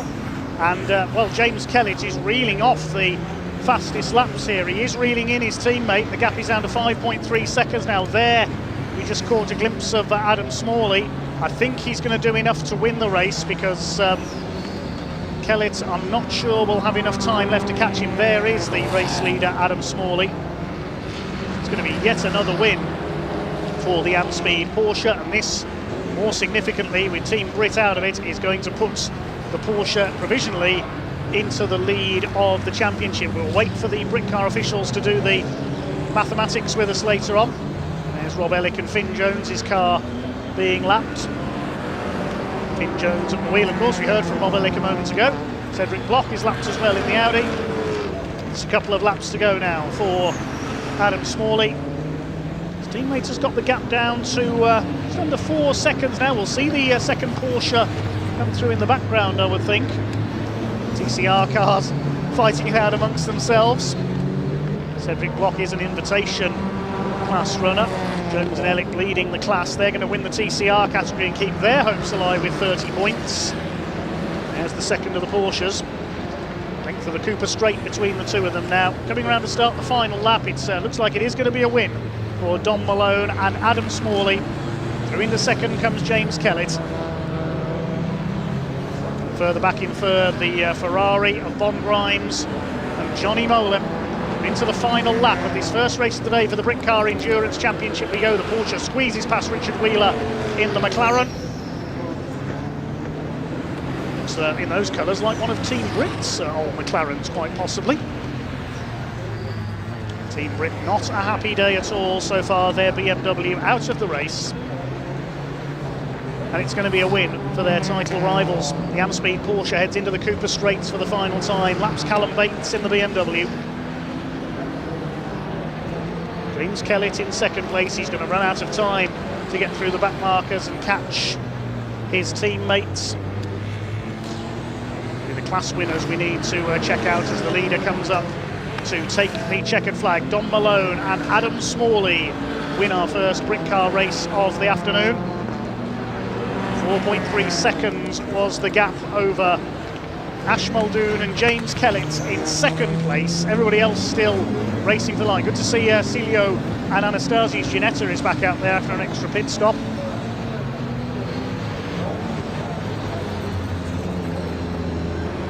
Third place will go to Grimes and Molem in the Ferrari. It's class winners we need to look for. Nathan Wells is going to win the GT class. That's bad news for Chris Bingham for his title hopes. He'll drop points there. The Ginetta class, I think, is going to be won by Michael Nibbs and Aidan Hills, but they're not scoring points. So maximum points goes to May and Skeets, number 118. Ginetta class title contenders were Anastasi and Celio, but they're further down the order. They had to make an extra stop. So we'll confirm the provisional results in a moment. Then it is a 1-2 for the Amspeed Porsches. Malone and Smalley ahead of Muldoon and Kennett. The Ferrari in third of Grimes and Molem. Nathan Wells a class win in fourth place. Then Bennett and Wiley, they fought back in the closing stage there. Good scrap for fifth position in the end. Chris Bingham was sixth. Then Martin Addison, I think that might spell the end of his title hopes. Then Nibbs and Hills, they win the Ginetta category, but May and Skeets will get the top points there. Lewis and Garnett win the trophy class. Maximum points goes to the Wilsons in number 22. Behind them, Smith and Jones, Sapper and Branson, and Callum Bates. Further back in the order, the TCR class goes to Jones and Ellick in number 7. And the Cup class, more importantly, goes to the Hayes family in the number 114 car. So I would say now the championship is most likely going to be between Don Malone and Adam Smalley and Chris and Jamie Hayes going into the night race. But we'll confirm that officially with the officials from the Britcar Endurance Championship.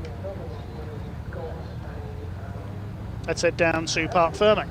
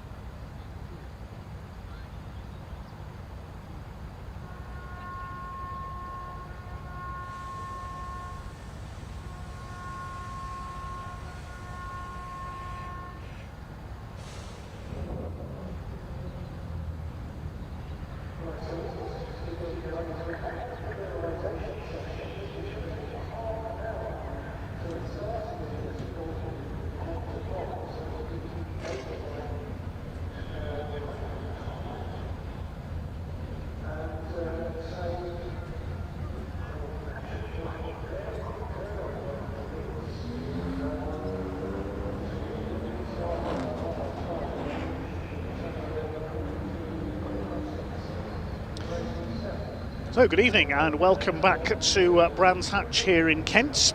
It is almost time for one of the most spectacular sights of the club racing season. Almost time for our final race on BARC TV in 2025. The Britcar Night Race, and a very different Brands Hatch to what we saw earlier on. We showed you a quick replay of the first race from earlier. Now the cars have a 30-minute familiarisation session to get used to running in the dark. It's almost like the Le Mans 24 hours in miniature, isn't it? The only lighting covers the pit lane area, where Amy and Paul will be down there reporting for us during the race, and the cars starting to hit the track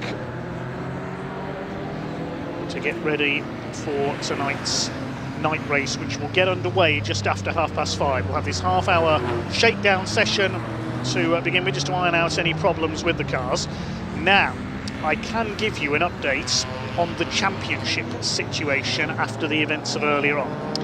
Even though Team Brit's number 4 BMW of Asher Silver and Bobby Trundley did not finish the first race, they still get half points for third in class, because there are 3 runners in the Cup class, so they got half points for third, which is 12.5 points. But that's their lowest score of the season. You drop your lowest score of the season, so it's immediately taken back off them again. The Amspeed Porsche, meanwhile, that won the race, of Don Malone and Adam Smalley, they got 30 points for the win, taking the challenge class, which puts them onto 298 points for the season. Their worst score of the season, however, is 20 points. They dropped 20. That means that going into this final race of the season, Team Brit are on 279 points, Amspeed are on 278. That's right, there is 1 point in it for the championship lead going into our final race of the season. Just awaiting final confirmation on the 114 car as well. They are still in mathematical contention, the other Cup class runner, because they picked up 30 points from the earlier race. They dropped 10 as their worst score of the season, the Hayes family in the Seat. They're on, to my calculations alone, 268.5, so they're still in contention, but they need the other 2 contenders to hit trouble. And from what I've worked out, the other contenders, the likes of Chris Murphy, Chris Bingham, and the Ellick and Jones TCR car, rather, run by Team TSR, I think they're now out of contention. So it's just between those top 3 for championship honours. Just 1 point between Team Brit in the Cup class and the Challenge class Amspeed number 74 Porsche. They are your title contenders. They are 1 point apart going into this race. Thank you to Steve Wood from Britcar for confirming those figures. We'll try and update you if things change as the race goes on. The other bit of news we have for you: we won't see the Ferrari of Bon Grimes and Johnny Molan. Damage to the subframe on that car means it's you can see it down in pit lane if you look in the centre of your picture there, just behind the departing Scirocco. That car, we're told, will not be starting the race later on due to some damage to its subframe. So we won't see one of our potential challengers for victory out in our final race of the season. We saw that car pick up damage at Thruxton as well when a tyre exploded with Johnny Molan at the wheel. That's a great shame. So we won't see the Ferrari on track. That car had picked up a grid penalty of 10 places as well for contact in the earlier race. We believe that car was the one involved in contact with the Team Brit BMW as well. So it's all happening here at Brands Hatch. This is a timed session, but it's not to qualify for the race later on. The grid has already been set by the results of the first race.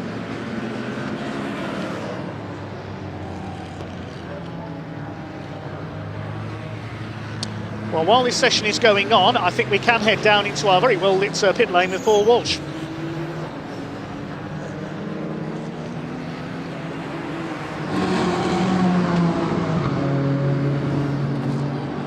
Well, down in the pit lane here, everyone's getting excited for the final race of the season. I'm joined by none other than Ian Wilson. Ian, your son Elliot's out in the car at the moment for the Race Car Consultants team. How are you both feeling for this one?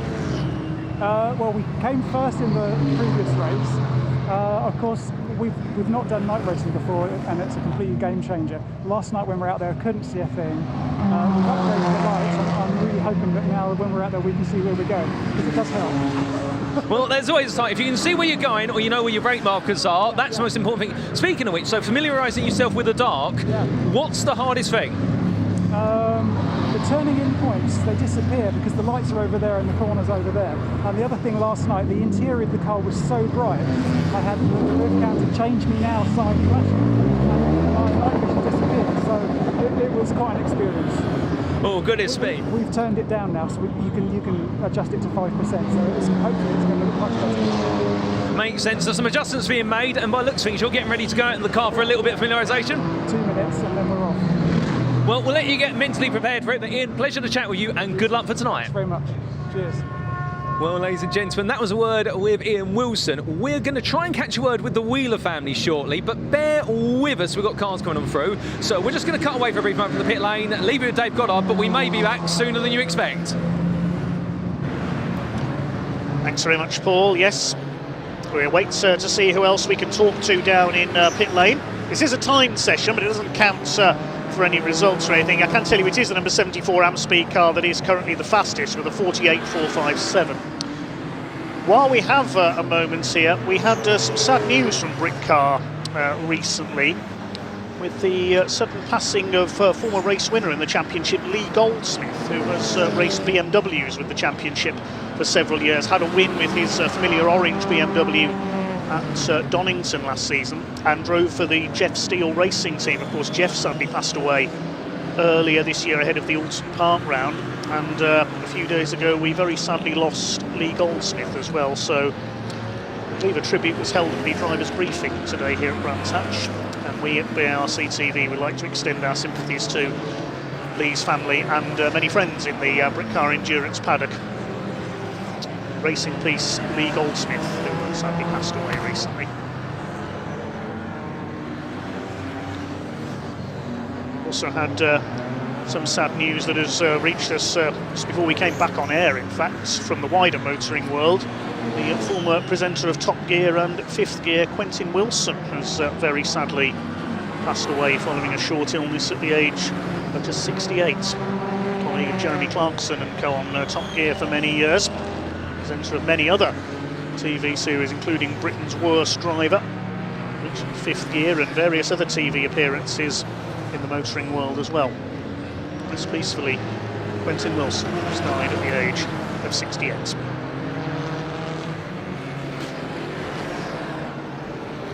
I think we now can head back to Paul Walsh down in pit lane, who's got some more content for us.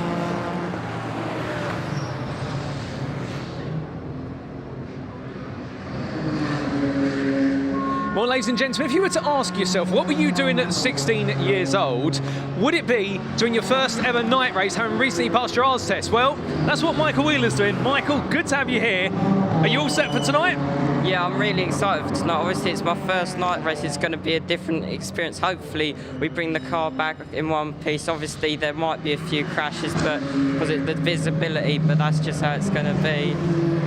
Oh, fair play. And in terms of, obviously, your teammate is your dad, Richard. He's out there at the moment. I mean, has he been giving you any pointers of what to look out for? Because you're not going around in anything small. You're going around in a McLaren GT4. Yeah, I mean, he's giving me pointers, and also I've got the team going like on TSL time and looking at my time, and then telling me like where I can go faster and stuff.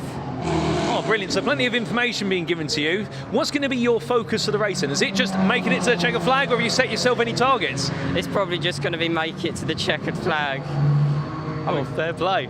I'm expecting there to be a few bumps. Yeah. Well, hopefully no bumps come your way, but with that, Michael, we'll leave you to it. Thank you for your time and good luck for tonight. Yeah, thank you. Righty, back to you, Dave.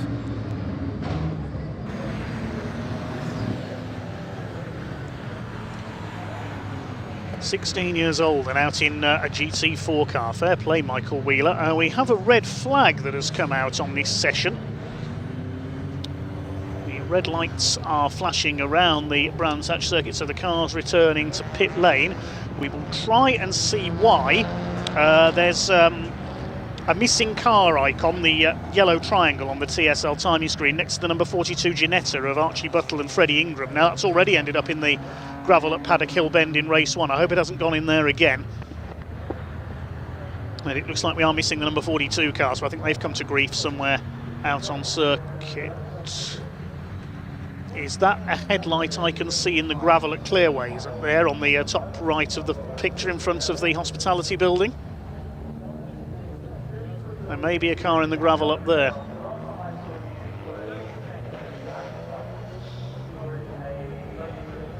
We'll try and pick that up if we can once all our camera crews are back in position. Big thanks to all our camera teams here at Brands Hatch this weekend, and indeed last weekend as well, when we covered the finale for the British Truck Racing Championship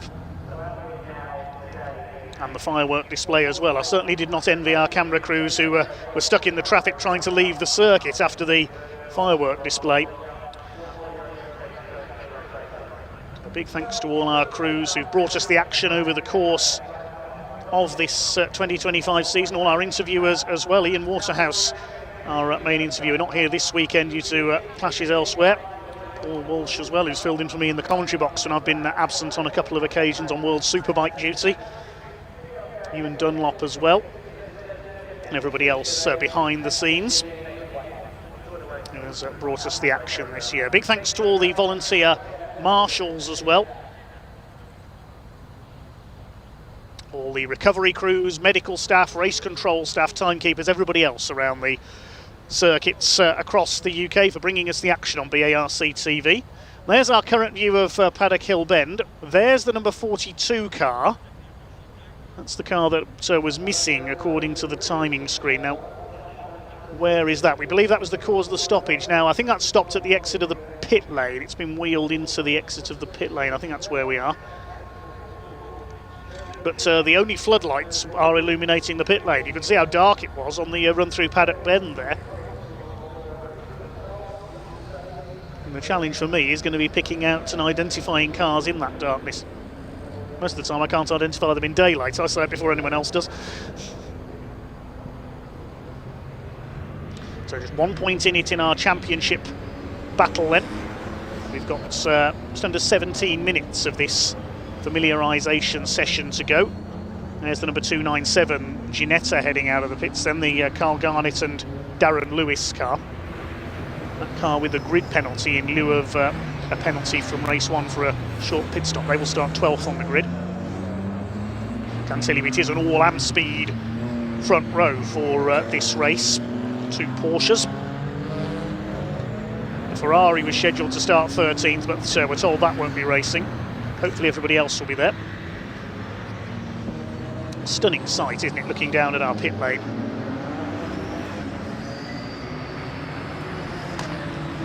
It's definitely a unique atmosphere when it comes to night racing. How many cars have run in this session so far? 29 cars have hit the track.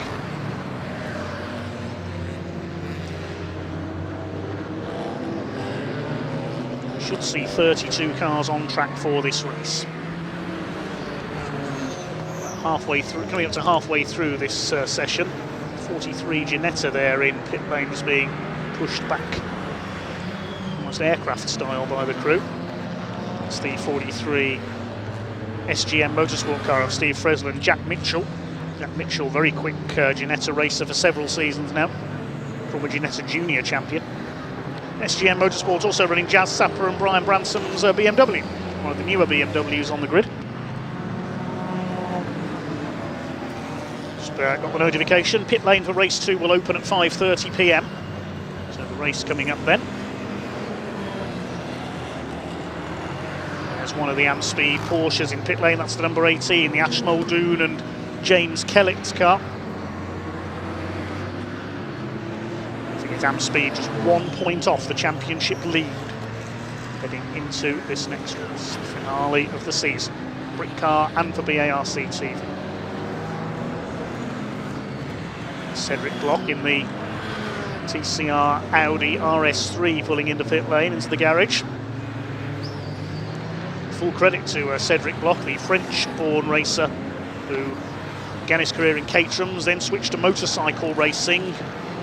very sadly suffered severe back injuries in a crash, if I remember rightly, it was at Snetterton. And sadly confined to a wheelchair, but he did not let that hold him back. Learned to drive again with hand controls, and here he is back in action. He's appeared in the TCR UK Championship this year, and now in Britcar Endurance.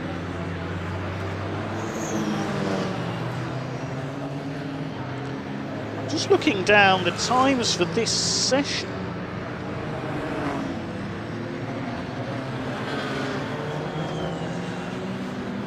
The Team Brit BMW hasn't been out there.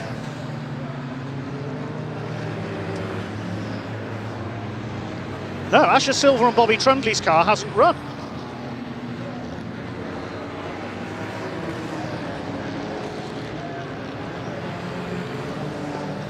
I'm just about to get the starting drivers through from Britcar's press officer Stephen Wood, so we'll confirm those shortly. But the Team Brit BMW has not gone out in this session.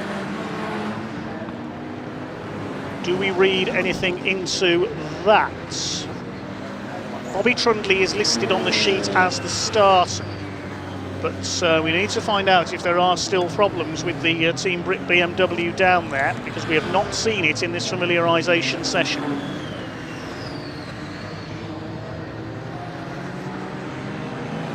We know the Amspeed Porsche's out there because it's quickest, 74.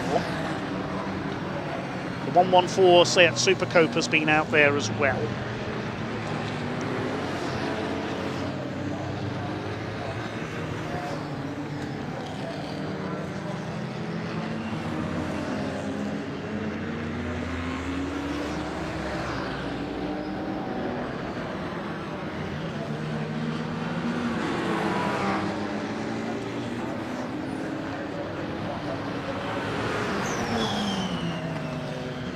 In this session, it will be the pro drivers, by and large,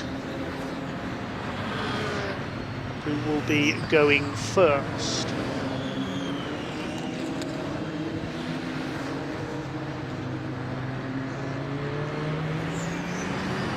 Just confirming the starting drivers at the moment. We'll be back in just a moment.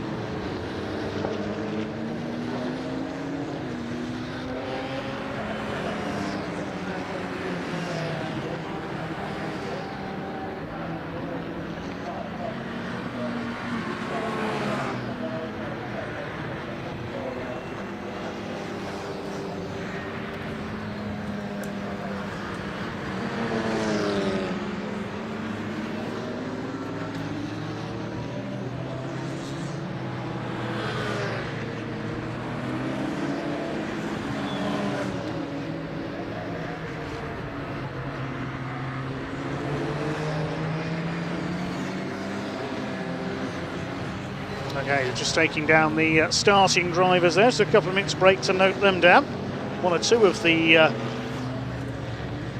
drivers will be the same starters as race 1. Some will be swapped round, and the driver that went second in race 1 will go first in race 2. I'll say a quick hello to Mark Chilton, who says, not as good as night racing at Birmingham Wheels. Yes, bring back Birmingham Wheels.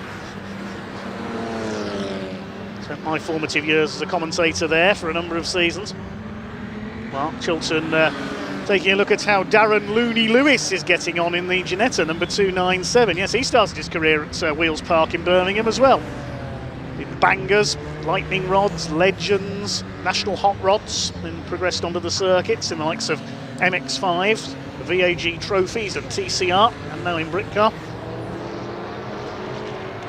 Mark Chilton grew up on oval racing because his father Richard was very successful in the Super Rods formula. Mark now a circuit racer. He's been in Porsches for many years and a Nissan Skyline as well. Good to have you on board this evening, Mark.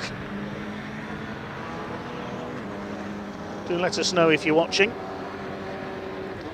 Yes, thank you Tracy Walters, who spotted the Subaru isn't out there either. The Jensen O'Neill going and Liam Turnbull car, and we haven't got a starting driver listed for that car, so I think it's possibly safe to assume that car is not going to compete in the second race.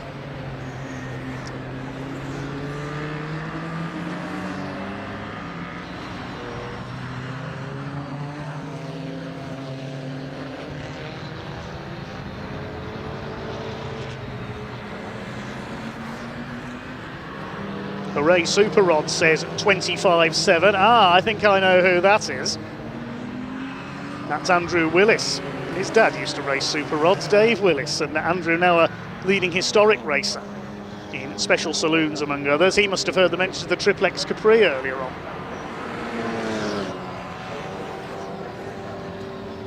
Because it's him that's restoring it. Good luck with the project, Andrew.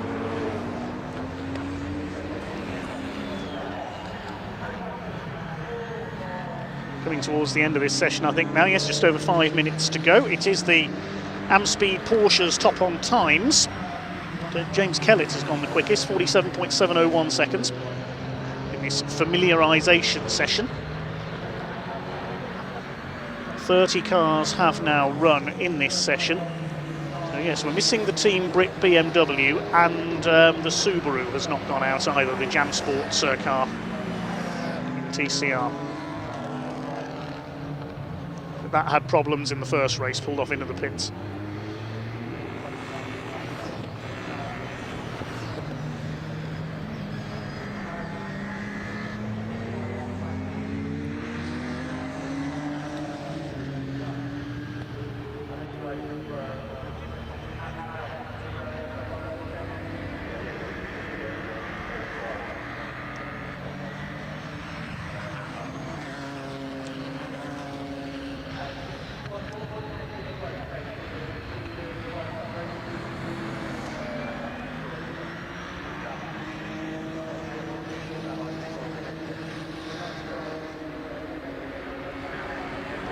Team Brit are still repairing the BMW for the race, or whether there is still a problem.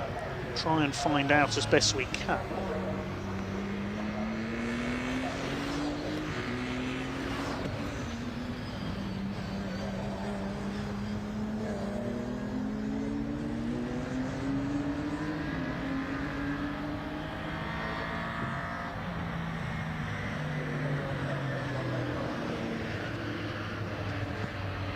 Number 14 of Alex Reed and Dan Lloyd.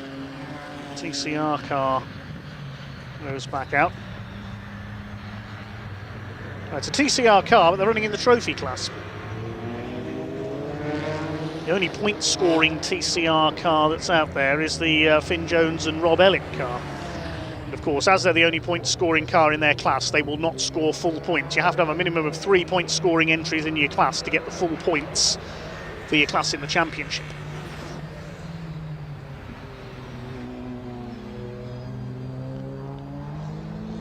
Comes number 43, Ginetta, into the garage. That's their run over. Come towards the end of this session, and Then the pit lane will open about 10 minutes after this session ends, and we'll get the cars onto the grid for our final race of the season here on BARC TV, the Britcar Endurance Championship decider.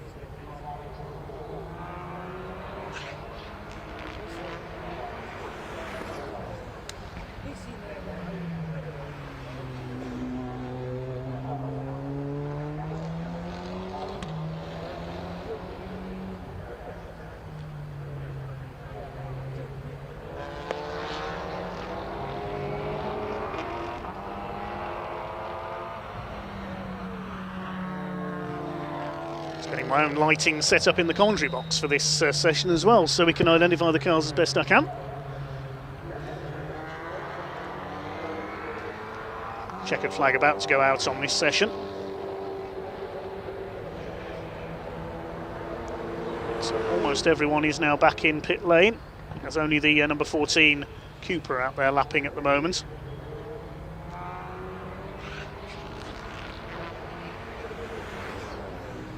Alfa Romeo just heading out for a final lap as well, the Barry McMahon and Paul Plant machine.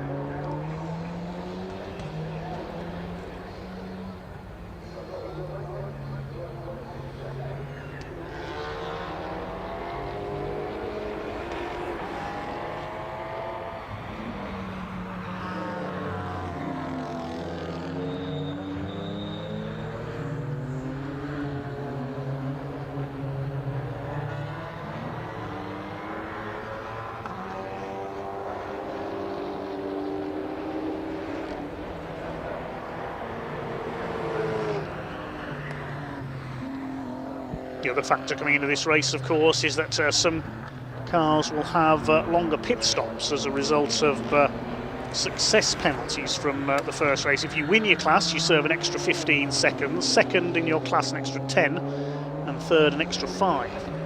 That's your pit stop.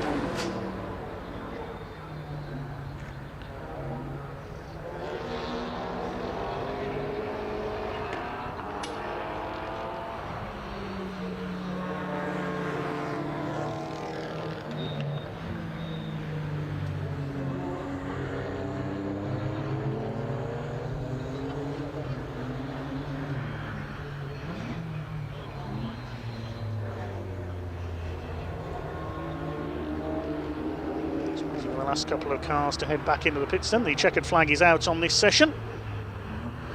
There'll be about 10 minutes before we see the cars making their way to the grid for this 45-minute race. Same format as earlier on. 45 minutes, a mandatory pit stop to take place with 27 minutes to go, between 27 minutes to go and 18 minutes to go, so a 9-minute pit window.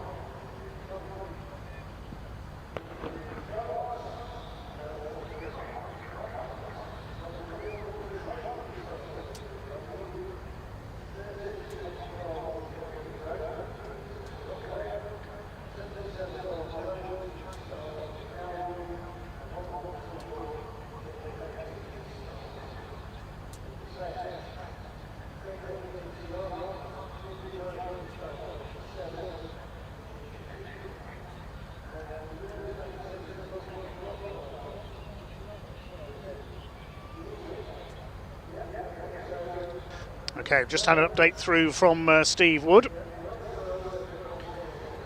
The number 14 Brits BMW, the drivers did night practice last night, so they are approved for night running. So they will be able to start the race.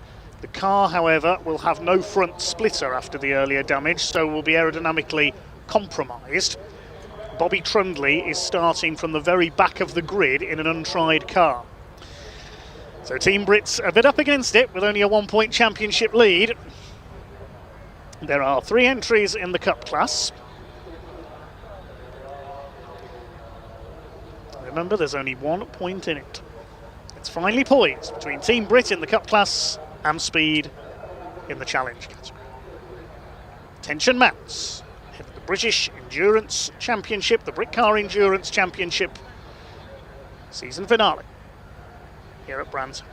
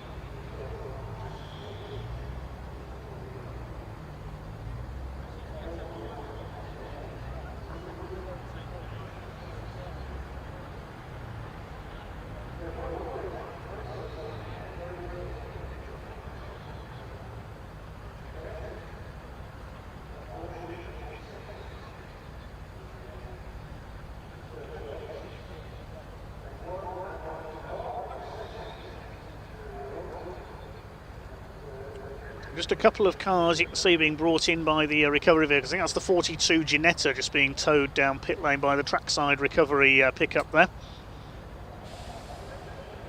of Archie Buttle and Freddie Ingram. So hopefully they'll be ready for the start of the race. The car couldn't be recovered till the end of the session. They're meant to be on the grid in about 5 minutes' time. We'll bring you the grid shortly and hopefully be able to get Paul and Amy down there out onto the grid this time.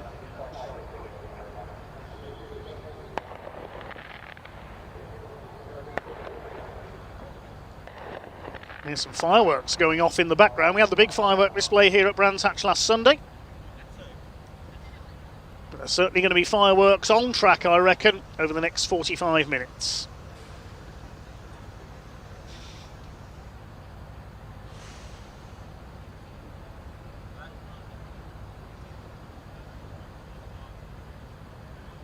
We'll give you the grid very shortly.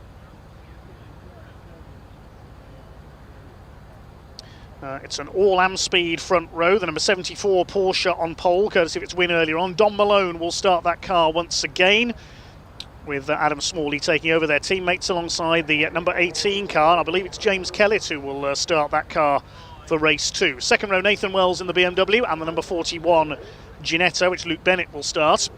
Row 3, Chris Bingham's Ginetta, Martin Addison's Aston Martin. The fourth row, 82, started by Michael Nibbs. Aidan Hills will take over the Ginetta, alongside Mark Skeets, who will start the number 118 Ginetta. Row 5 is the Wilsons, number 22, Ian Wilson will start, alongside number 36, Smith and Jones. It will be Mark Smith who starts that car. Row 6 of the grid, the number 40 BMW, Jazz Sapra will start, alongside the 297, which will be started by Darren Lewis. Row 7, we won't see the Ferrari, so Callum Bates BMW will start there alone. Row 8, it is the Wheelers, number 24, it'll be Richard Wheeler going first this time, alongside the number 26, Simon Griffiths will start. On row 9, Jones and Ellick, the Coupe TCR, Finn Jones will start, alongside Jack Constable's Audi TCR. Had a couple of stop-go penalties in race 1. The 10th row will be the Alfa Romeo, number 57. Not sure who is starting that one. We'll check that in a moment. 43 alongside the Ginetta will be started by Jack Mitchell. Row 11 of the grid will be the number 12 SGM Motorsport Audi, that's Cedric Bloch. Alongside will be number 62, which is the Harrison, Steve Harrison going first. Chris Murphy's BMW on row 12 alongside the Hayes family. Jamie Hayes will start. Row 13 is the Audi TT, started by Mark Jones, alongside the number 13, which is Tom McFarlane's VW Scirocco. Then it's Anastasi and Silio in their Ginetta. Marco Anastasi going first. Will that be alongside, hopefully, the 42 Ginetta with Freddie Ingram scheduled to start. Row 15, the Treble 8 BMW, Andrew Dorber will start. Alongside, I don't think the Subaru is going to be there. We didn't have a starting driver through for that one.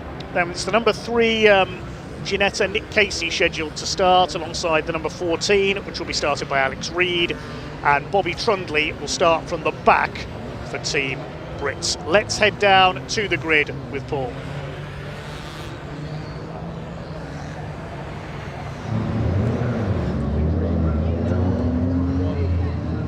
Well, ladies and gentlemen, our final race of the day and the final race of the British Automobile Racing Club's year for 2025 is almost here. It is, of course, race number 11 of the 2025 Britcar Endurance Championship. We're here stood on the grid for what is the inter-night race, albeit we are in the night and they're going to be roaring the way into night. And as we wait for our drivers to make their way onto the grid, well, we're going to be escorted down a couple of rows of the grid by a wonderful marshal standing to either side of us. And they've been absolutely decorating a high vis, as is their purpose, and therefore they're going to stay with us to make sure that we don't get lost and we don't end up staying on the grid all the way till it's too late. But it's going to be an interesting grid because, of course, we now have all the championship permutations in mind, and there are 3 big contenders. At the very top, it's Team Brit, who lead currently by a very limited number of points ahead of Amspeed. Team Brit, of course, in what is the Cup class versus the Amspeed Challenge Porsche Carrera machine. We also do have the JLC Motorsport team. They'll be out there in trophy looking to potentially try and steal the honours, but the way it stands is Team Brit need to match the result of the Amspeed Porsche. If they're able to do so, then they will take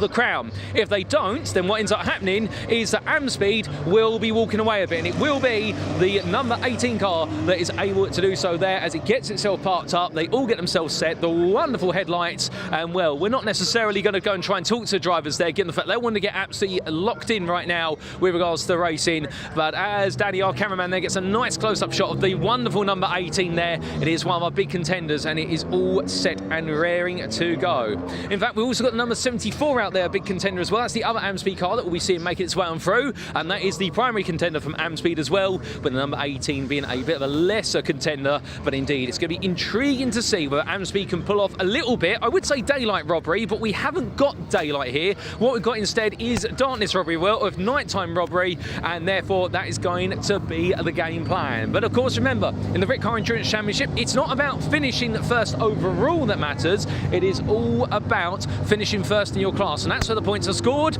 And if you finish first in class, you get the maximum possible points, and you can get the job done. So that's what will make this intriguing. Plus also the fact that we're no longer in daylight, we're in nighttime, and they've had all their familiarisation. All the drivers now will need to make sure that they've got everything absolutely and mentally locked in. If they don't, then there could be mistakes, they could fall foul, and that's where the places can be lost, because of course nighttime racing is a very different story compared to daytime racing. You're missing your brake markers that you normally look for in daytime. Also the fact that you don't have constant reference markers in front of you, and also you've got the absolutely luminous glare of headlights. And speaking of luminous glare there, we look to the number 23 BMW E46 M3 as it parks its way up on the grid, and that is the wonderful car there of none other than Woodrow Motorsport as it gets set to make its final journey for this year. And well, as it does so, parking up there in 3rd place on this grid. And we also do have the wonderful 189 Aston Martin GT4 Vantage there, but we also got the number 63 Ginetta that parks up, and indeed in the Ginetta class going racing, and that's the wonderful car with a Hesketh Motorsport livery or tribute on the side of it there,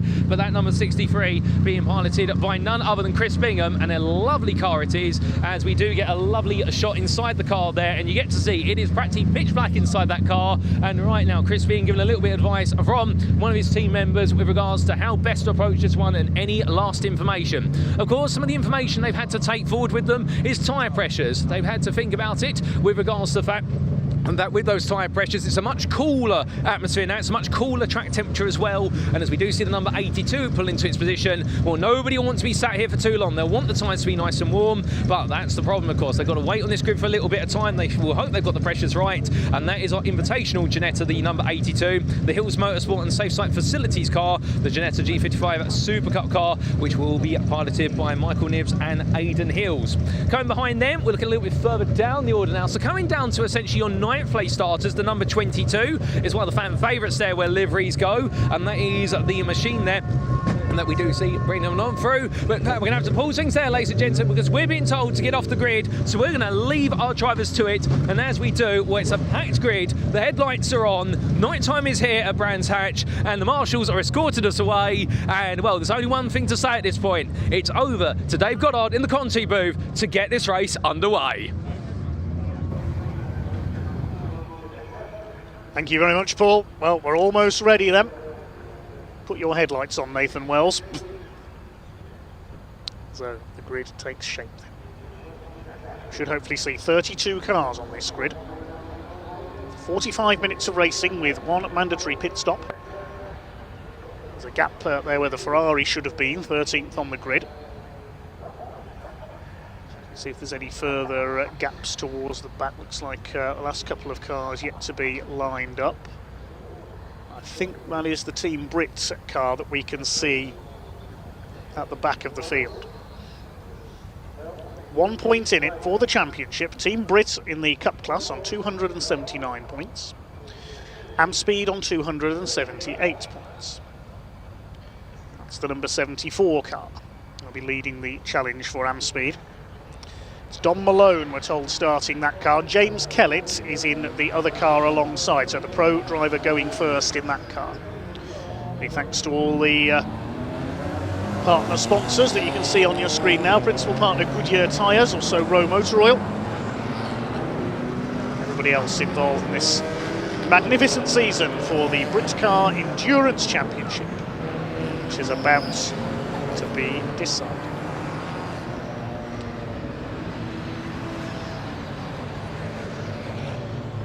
Anything could happen in the next 45 minutes. Great blaze of headlights, so difficult for the drivers to see with all that in your mirrors. Difficult for us to identify the cars as well, so I'll apologise in advance for any missed calls. Want to follow the live timing? tsl-timing.com is the place to do so. I suspect the pace car is going to take them round for a second lap here on this short 1.2 mile layout.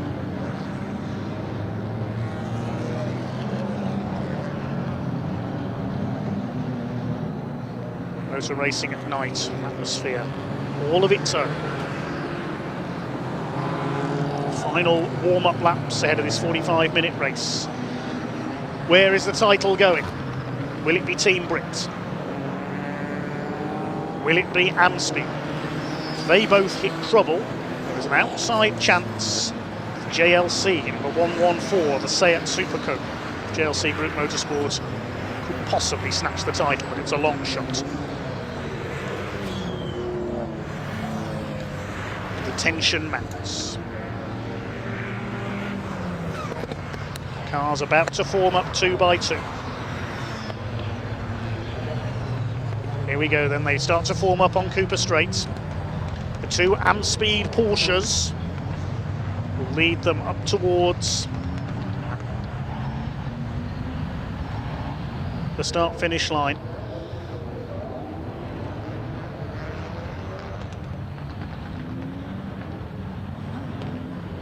car starting from pit lane. That's the Alex Reid, Dan Lloyd Trophy Class Coupe to make repairs after going into the gravel earlier on. Porsches lead them round. One of those Porsches could become champion.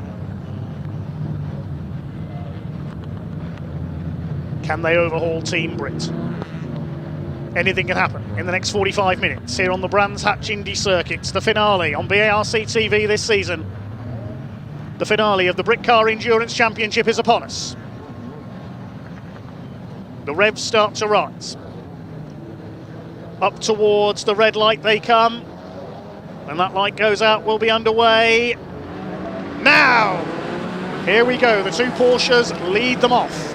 There on the outside, Luke Bennett in the Ginetta. Great start by James Kellett, as expected. The pro driver is going to clear off in front of the A stages. Luke Bennett's up there alongside the second of the Amspeed Porsches of Don Malone. Great blaze of headlights as they come into Druids for the first time. Nathan Wells is in fourth place. One of the Ginettas just overshooting a little there. I think that was the Wilsons in number 22. There's one car spun into the gravel up there. Try and identify that in a moment. That might bring out an early appearance of the safety car. Possible to pick them out as they head along the Cooper Straights. A good start by Luke Bennett in the number 41, sharing with Daniel Wiley. It's the number 26 car of Simon Griffiths, I think, that's facing the wrong way at Druids. You can see it was a Ginetta. So Griffiths is stuck there, sharing the car with Sevin Christian, the American. Just in the Focus Cup earlier this season, the Innovation Racing car is bogged down, so I wouldn't just be surprised if we see the safety car appear very shortly. There's the McLaren, the Wheeler family, and yes, the safety car is going to be scrambled to rescue the Ginetta. We have our first safety car period of the race. You can see the yellow lights flashing around the circuit. And race leader James Kellett will slow the field down. In just one lap, he pulled out a lead of 2.5 seconds at the wheel of the number 18 Porsche.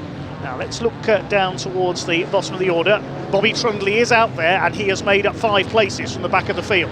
So Bobby Trundley is there in the Team Brit BMW. I think that's him we could just catch a glimpse of there. So he's already making progress in the back of the field despite a bit of damage to the aero on that BMW. The other car to watch is in third place. Don Malone didn't get the start he wanted. He's down to third behind Luke Bennett's Challenge Class Ginetta. See the marshals signalling there with lights instead of flags. Looks like one of the ground controllers at an airport, doesn't it, with the glow stick there. So the field now slows. The order is James Kellett from Luke Bennett, Don Malone in third, then Wells. Chris Bingham is fifth in his Ginetta, the Rothmans look-alike. Martin Addison's Aston Martin in P6. Wells leads the GT class. Where's Bobby Trundley in relation to the other Cup cars? He's second in class behind Jamie Hayes. That's the car he's got to beat to win the Cup class and give himself the best chance possible of winning the title. Of course, if he fails to finish, completes, I believe it's 75% of the distance. Yes, if you complete 75% distance, you get full points. If you don't, you get half points. There's only 3 cars in the Cup class.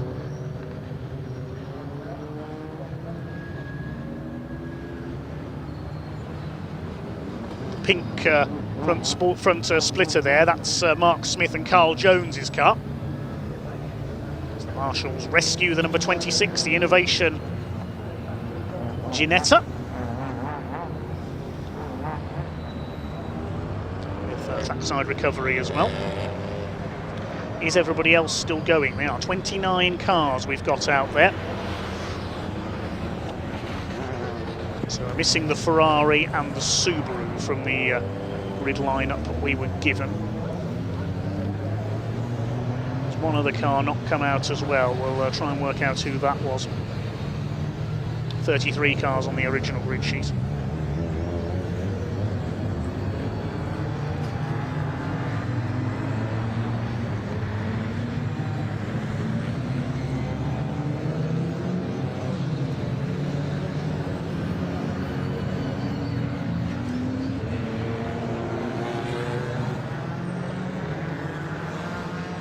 comments coming in. We'll read them out as and when we can, as the 26 car makes its way round. We should hopefully be going back to green flag racing now the car's been released from the gravel.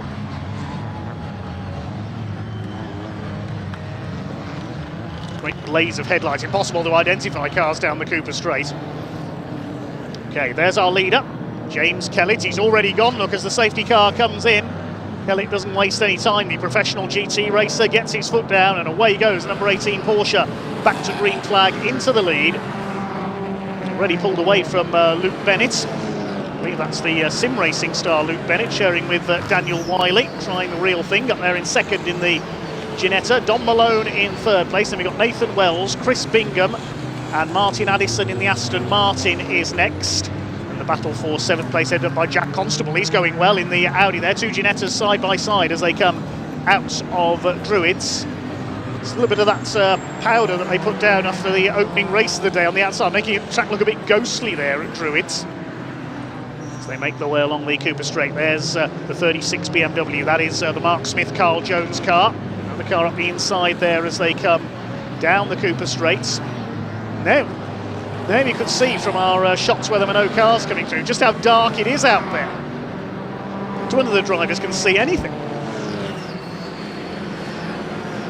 I think we can head down to Amy Palmer down in the pits for our first update of the race.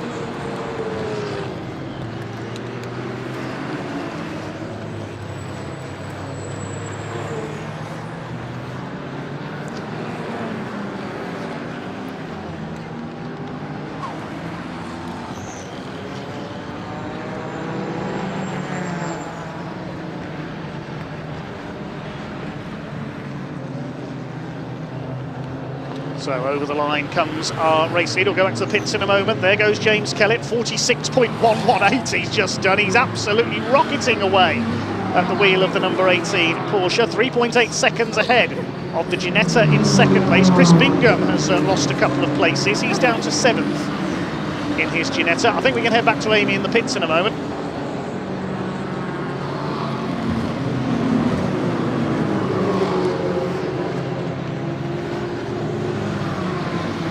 Got to apologise, we had some technical difficulties there, but I'm joined with Asher Silva, who was in the Team Britcar in race 1, and it didn't go your way at all, unfortunately, but you've managed to turn the car round.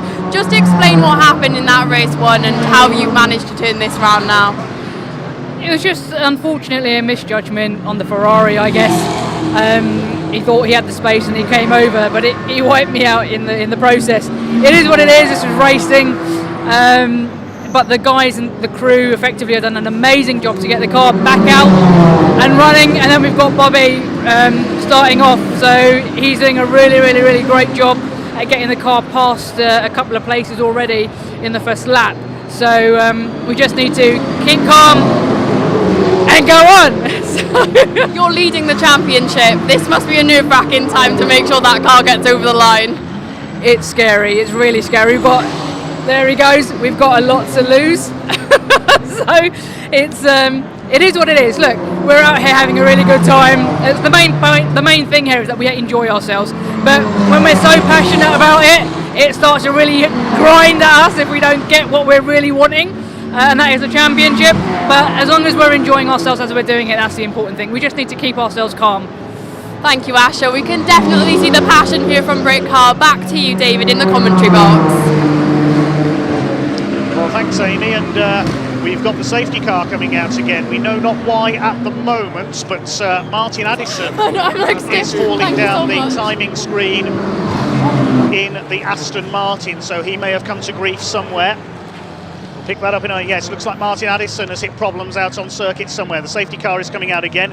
Also, I can tell you, the 114 Seat Super Coupe has come into the pits. That was 10 minutes before the pit window opened, so I think the car that had an outside chance of the championship coming into today has got a problem.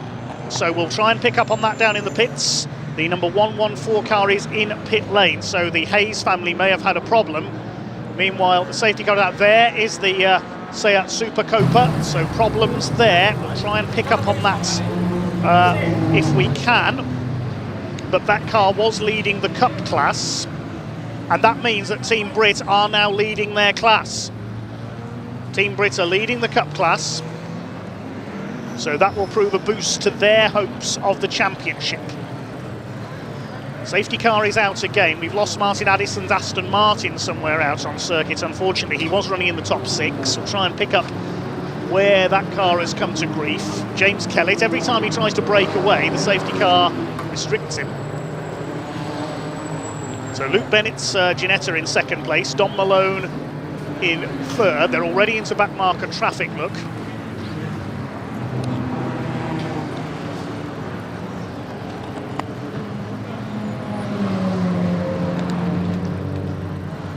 That's the 22 car. That's Ian and Elliot Wilson's car has come to grief as well. They won the Ginetta class, if I remember rightly, in race 1. So another car we've lost there. That is at Surtees, I think, out the back of the paddock. There's the Aston. It's in the gravel at Paddock Hill Bend.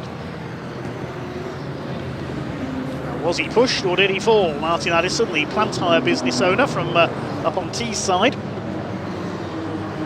Began his career at his local circuit of Croft in the Northern Saloon and Sports Car Championship several years ago. Now, some sort of problem with the right front. I can see a bit of damage there. So has that Seat had some contact? Try and find out. We'll get the lowdown from the team when we can, when they're less busy. Definitely over everything on the right front corner of that car. Well, it certainly looks as though they won't be taking the title, unfortunately, because they were relying on their rivals not scoring and then winning the Cup class. Safety car still out. The telehandler will have to be brought in to remove Martin Addison's Aston from the gravel.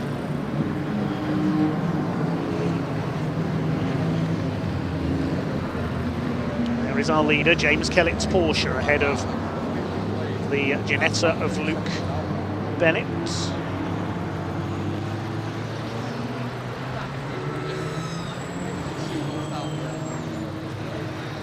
I don't think the safety car has yet picked up our leader. It has now. I think so. Anyway, it's impossible to see through that blaze of headlights. Yes, he's got the leader.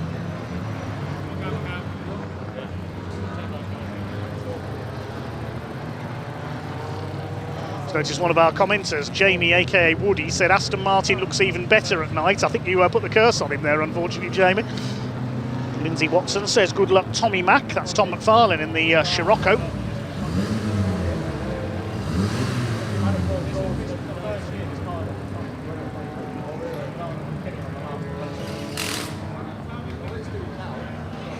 There's the telehandler coming in to remove the Aston. There's the treble 8 BMW. Problems in race 1 for Brooke Speed, but Andrew Dorber and Nathan Wright back up and running again, the BMW M2.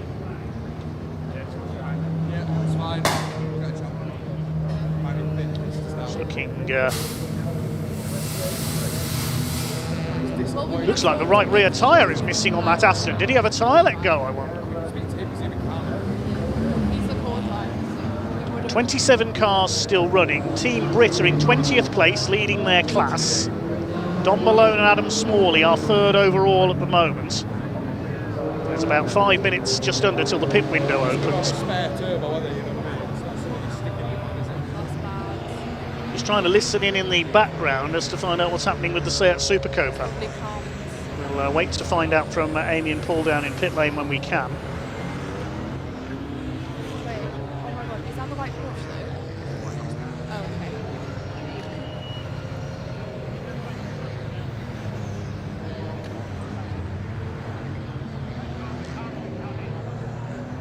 Fastest lap of the race still with James Kellett, 46.118 seconds. There's Martin Addison standing disconsolately next to his Aston Martin GT4. Let's take a look at the class leaders. Muldoon and Kellett lead the Challenge class. The GT class is led by Nathan Wells in 4th place.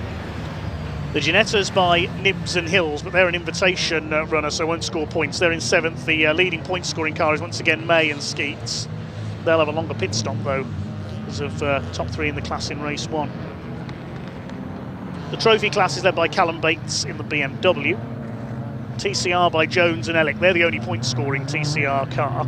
The Cup class is led by Team Brit number 4.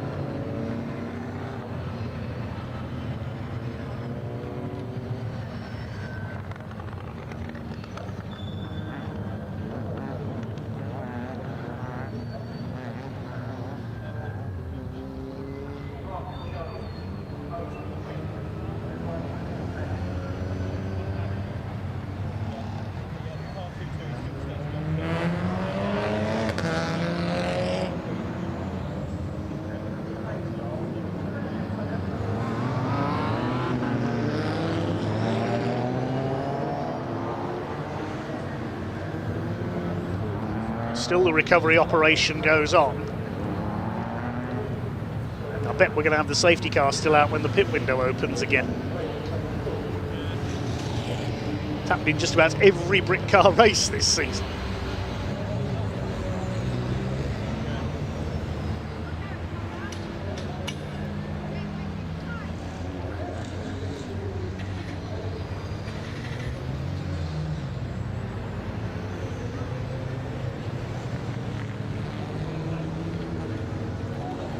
There's the Ginetta, the Wilson's being towed away, the number 22.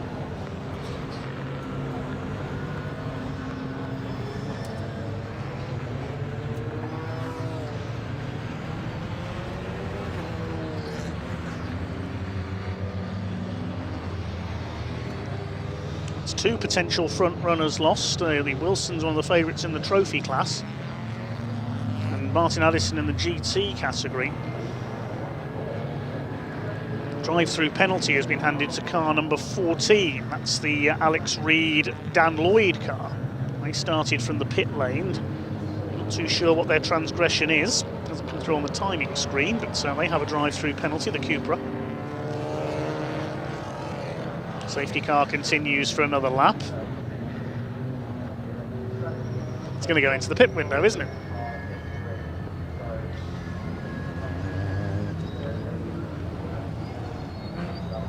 The Alfa Romeo of McMahon and Plant has come in. We don't know who started that car, but it's in pit lane. That's a bit early, so they've got a problem. Still have no news on what's happened to the Seat of the Hayes family. And Dave May and Mark Skeets have come in as well. That's early. The pit window doesn't open until 27 minutes to go on the clock. I think we can head down to Amy in the pits.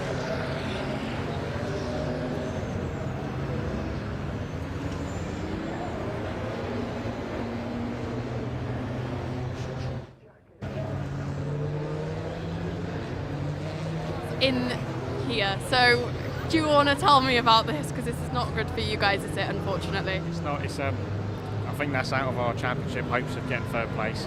Jamie had a cracking start, to be fair, but lost power 3 or 4 laps in, no boost at all, come in, and yeah, after quick inspection, I think a turbo's gone, and it's a sore one, but it's not worth the hassle of killing the engine.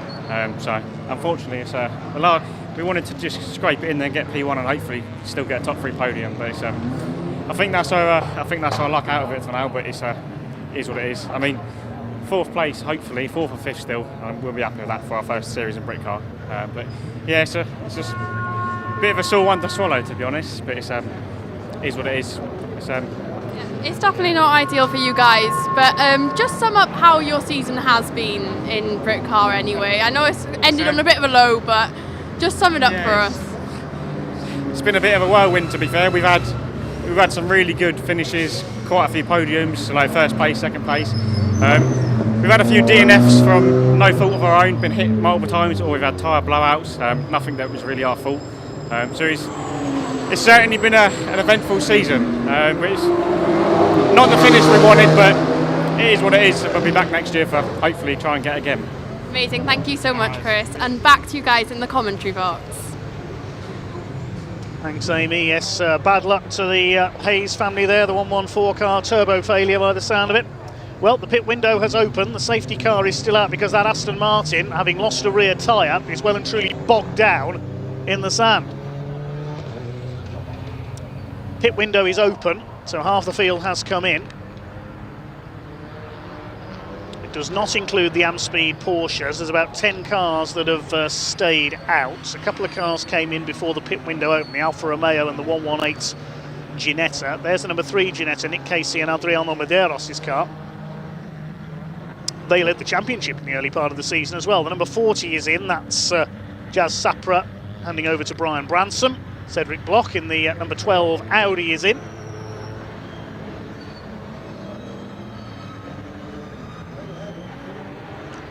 Dominic Malone has just come in the car fighting for the championship. Adam Smalley is going to take over.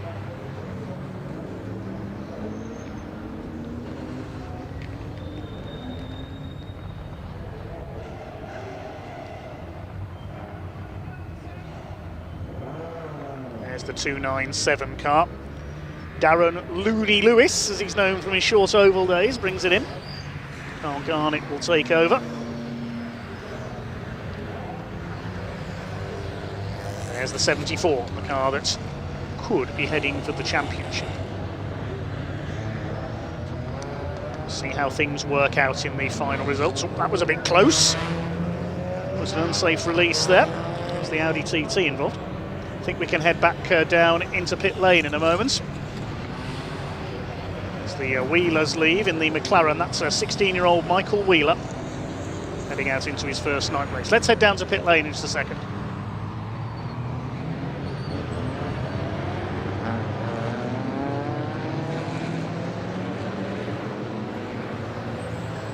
I'm joined here with Nick Casey from Box 3 Motorsport. You've come in now, the car's gone back out. What was it like out there? Actually, it was incredible. It's my first night race ever, first time at Brands, and a little bit chaotic, I'm going to be honest. The nighttime races, a bit on the edge of your seat stuff. But we managed to make up 10 places, and yeah, it's such a shame we had to spend so much time behind the safety car because I was looking forward to making more. And a night race, what type of preparation goes into a night race compared to a day race? Lots of sim work. So I've done a lot of hours on the sim with a bunch of these guys, the engineers and actually just running as many hours as we can. Amazing. I'm glad you. Test session yesterday. Yes, that would help. Yeah. And I'm glad you enjoyed your time out there. Thank you for taking the time to speak to us. And back to Dave in the commentary box. Thanks, Amy. Yes, the race is now back underway. The vast majority of the field, I think, have made their mandatory pit stops. We've just gone back to green flag racing. James Kellett has yet to stop. He'll run for as long as he can, the pro driver, before he hands over to Ash Muldoon. Jack Mitchell likewise has yet to stop in the number 43 Ginetta before he hands over to Stephen Fresel. And Team Brit have yet to stop as well. Bobby Trundley is the pro driver in that car, so he'll stay out to the end of the pit window before he hands to Asher Silva, who we heard from earlier. The only other car I think that is yet to make a stop is Marco Anastasi and Maurizio Silio's number 47 Ginetta.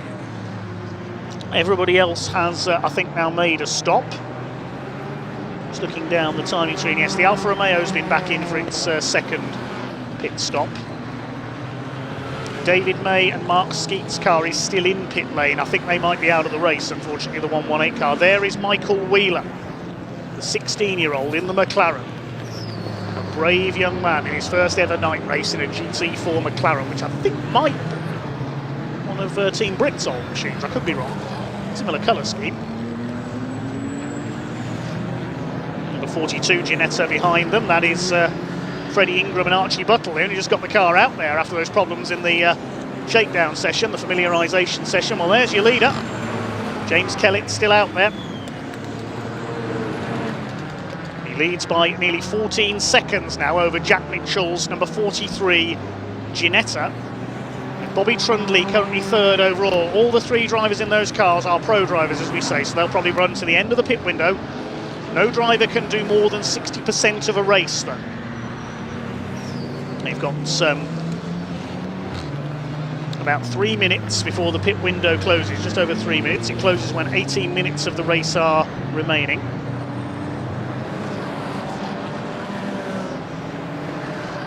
Team Brit lead their class. The 74 car is currently in 15th place and 4th in category, but Adam Smalley will soon fly back up the order, I'm sure. He had to take a longer pit stop this time, of course, because of the success penalty from race 1. Jazz Sapra and Brian Branson, number 40 car, Brian Branson on board. They've been given a drive-through penalty. The BMW in 7th place at the moment, so presumably a pit stop infringement for that car.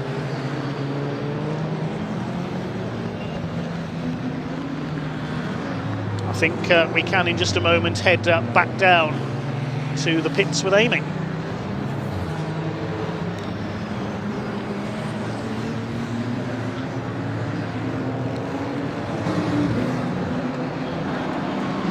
And I'm joined here with Dom Malone. How was that out there? Good night race so far? Yeah, I mean, amazing to race at night. It's obviously a different experience and really, really good fun. You know, bit of safety car again, so kind of cut my stint a bit short from that side of things. But no, really great fun out there. And how was the pit stop just now? Adam's gone back in the car. Did everything go smoothly? Yeah, it was pretty good. We didn't really gain, we kind of lost a bit there under safety car, but I think Adam will probably gain that back out on track now. So yeah, we'll see where we are. Amazing, thank you so much. Thank you, and back to the commentary box. Thanks, Amy. Yes, the leader has come in. I think we just heard James Kellick coming to a halt there in the background outside the Amspeed garage. Jack Mitchell's come in as well, the first and second place cars. I think we'll hand over to Ash Muldoon and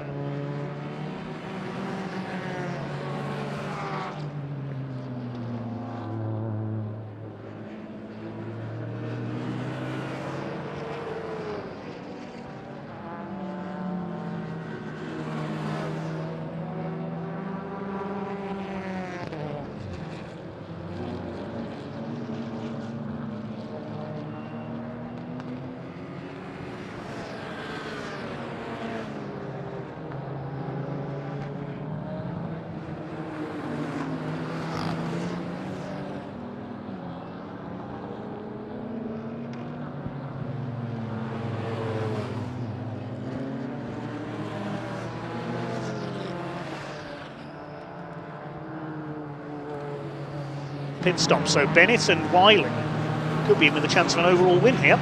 It's alias Smith and Jones in second place, Mark Smith and Carl Jones in their BMW. Great to see Carl Jones back out there. When I was very young, I remember seeing him in the Duckham Sierra Cosworth in the British Touring Car Championship. Steam and smoke there from Ash Muldoon, the Australian, in his Porsche. Showing how hard that car was pushing, I think. So I think everybody, yes, has now made a mandatory stop. I hope that's just heat smoke coming off the brakes. I hope that car's not on fire.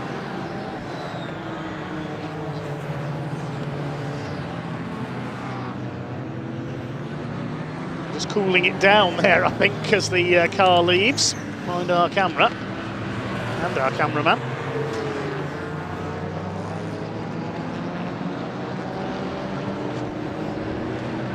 The 57, that's the Alfa Romeo still going.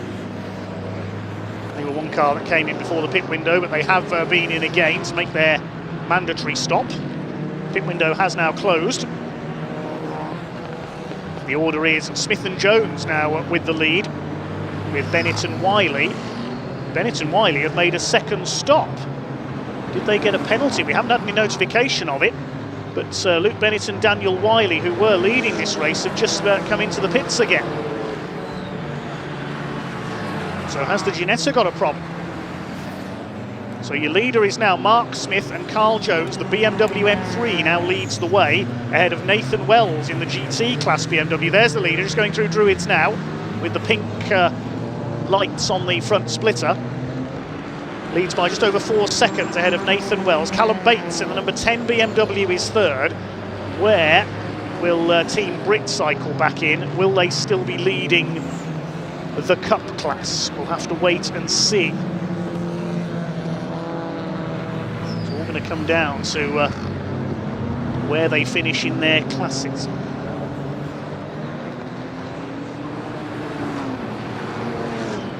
Malone and Smalley They're second in the challenge class. They're in 4th overall, second in class at the moment. But it is Adam Smalley on board that car, so watch that Porsche fly. What about Team Brit? They're currently showing as 3rd in the Cup class in 24th place. 23rd place now because they've jumped above Bennett and Wiley. We need to find out, if we can, down in pit lane, what has happened to that 41 car, because they could have been on for an overall win.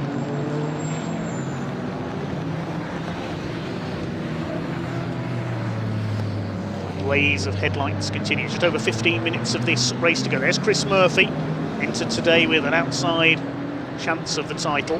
He's got the number 3 Ginetta of Casey and Medeiros behind him. There's Chris Bingham, no longer a championship contender in the beautifully liveried number 62 Ginetta. Flash of flame from the exhausts. He's got the 18 car behind him. That's the Muldoon and Kellett car. Down in 15th place now after its stop. They had to have a longer stop, of course, with the success penalty from race 1. Ash Muldoon now on board. There goes the 18. Jazz Sapper and Brian Bransom's car has come back in again. That's a 3rd stop for them. It's Jack Constable's very smart TCR Audi, the number 11, running in the guest class. They're in that car in 9th place. So Carl Jones leads the way, originally from mid-Wales. That's the car of Jazz Sapra and Brian Branson, the BMW in pit lane.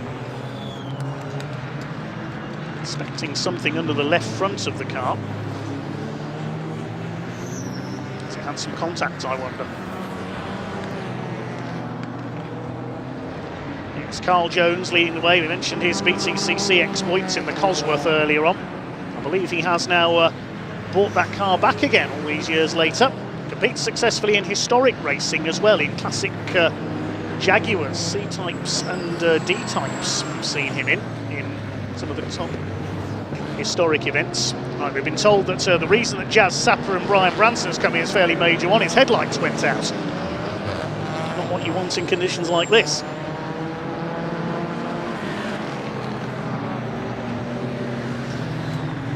Given a stop-go penalty as well. The number 12 has been given a stop-go penalty as well. That's Cedric Block in the TCR Audi. It's Callum Bates, the number 10, running in 4th place. So the order is Smith and Jones with Nathan Wells less than a second behind now. Wells has been gaining. Last lap was 2 seconds quicker than the number 36 of Smith and Jones. We'll try and pick up the BMWs out there. See if Nathan Wells can take the lead here, the GT class car. Well, there's David May and Mark Skeets. They've been in the pits for a long time. They're about 15 laps down now, so they're out of contention. There's the Scirocco. And Nathan Wells, yes, I can tell you he has taken the lead in the number 23 BMW. So Nathan Wells in the BMW M3 GTR, your new leader. Past Smith and Jones in the E36 M3. Adam Smalley is 3rd though, and he's lapping in the 47s. The BMW is lapping in the 51s and 52s. There's the 2nd place car. There's Sapra and Branson. Their troubled race continuing. I think this car might be out of the race at this stage. So Adam Smalley is about 8.5 seconds down on the 2 BMWs, but he is lapping about 4.5 seconds on average a lap faster at the moment, so it won't be long before the Porsche has caught the BMWs. Now, where is Bobby Trundley? Bobby Trundley is currently 3rd in class. And as things stand at the moment, Team Brits for 3rd in class. Let's just check that the 2 other Cup cars ahead of him are scoring points, so only one of them is. So Team Brit, if things stay as they are at the moment, would get 27 points. Malone and Smalley would get 27 points for 2nd in the Cup class. If they get past Smith and Jones and into the lead of the challenge class. As things stand, if they get through, the title is going to Amspeed. As things stand at the moment, the title is going to Team Brit by a single point, because they're both second in point scoring in their class. That's how I have it anyway. We'll have to officially ratify that. Doing a bit of mathematics on the move there. Jack Constable has been given a stop-go penalty, the number 11, I think, for a pit stop infringement.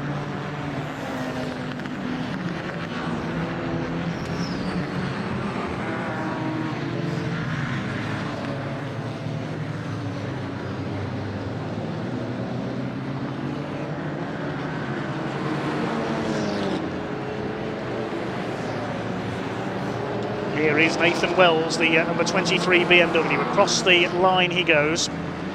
His lead is 3.9 seconds, and Adam Smalley has taken second place. But more importantly, he has taken the lead of the challenge class. So for a class win, the Amspeed Porsche, the number 74, there it is. If they win the class and Team Brit do not win the Cup class, the title is going to Amspeed by 2 points. So Adam Smalley has just moved the Porsche into a championship winning position.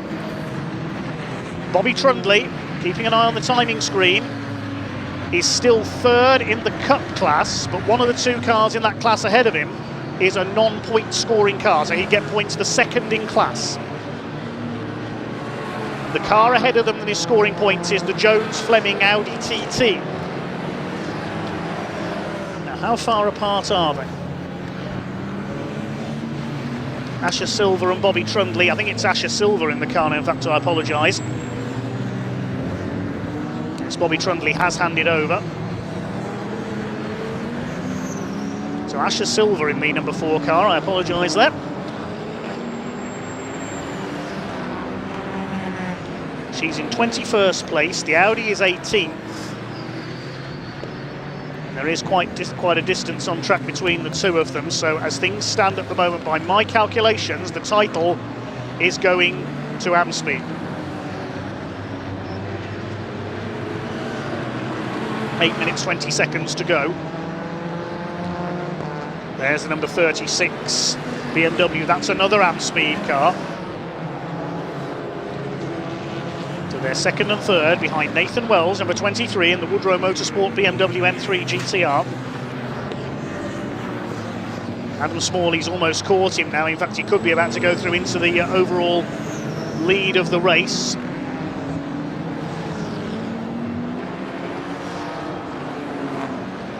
Try and pick that up in a moment, but I think Adam Smalley on this lap could well be about to take the lead. He was up behind Nathan Wells. I think we can head down meanwhile to Amy in the pits.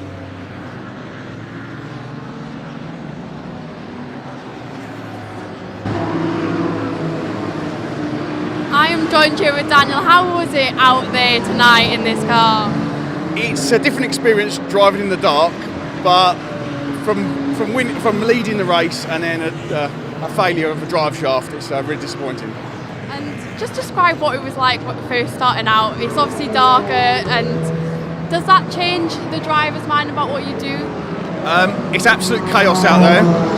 When you've got like full beams in your rear view mirror, you can't see a lot, and you're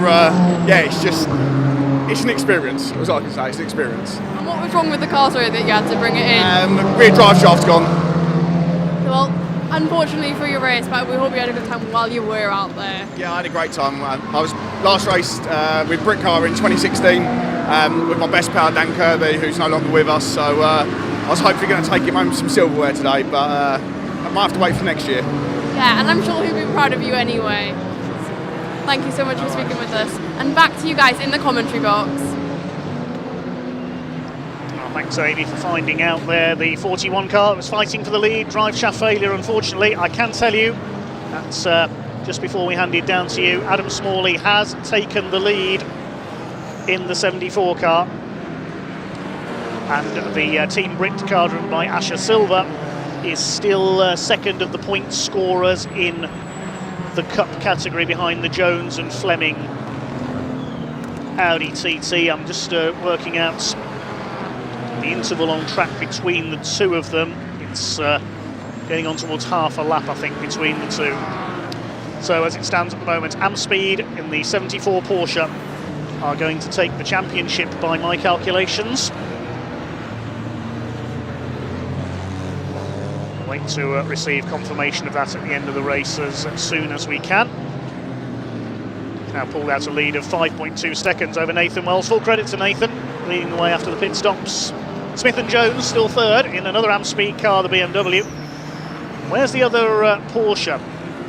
Of course, they swapped starting driver. This time James Kellett started the race and Ash Muldoon took over. They're in 11th place. They had to serve a longer pit stop this time after the victory in race 1. Just look at the way Adam Smalley is reeling off the laps. Fantastic. We've got drivers of the calibre of Smalley, James Kellett, and so forth in this race. Jack Mitchell as well, Adriano Medeiros, Carl Jones. There is the Team Brit BMW. Asher Silver and Bobby Trundley have fought their hardest, but their undoing was that contact at the beginning of race 1, sadly. It's a great shame for Team Brit if they lose this title at the last. They've led the points for most of the season. Flashing the lights there, Adam Smalley at the number 13 of Tom McFarlane. Get out of the way, he says to the Scirocco. That Scirocco is actually leading the Cup class, but it's not a point-scoring car. It's an invitation car. Callum Bates is in 4th. He's leading the trophy class, and the Ginetta class, the Ginetta Super Cup cars, Casey and Medeiros are in 5th position. Chris Bingham is 6th. Is Ginetta in the GT category. Chris Murphy in the BMW is 7th. 8th, it's the Wheelers in their McLaren. 9th is the 297 car, Darren Lewis and Carl Garnett. And Reed and Lloyd, despite a stop-go penalty earlier on, they're running 10th in the Cupra. As our lone TCR class point scorer, Jones and Ellick. There's the Audi TT of number 77, that's Mark Jones with Craig Fleming. They're in 18th place, first point scoring car in the Cup class, which is where Team Brit needed to be.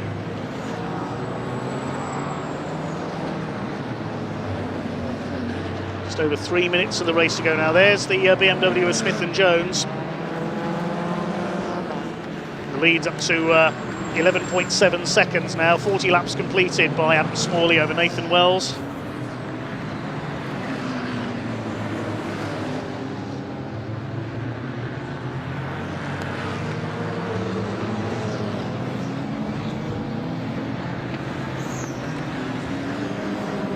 When you look at the CV of Adam Smalley, the man from up in Lancashire,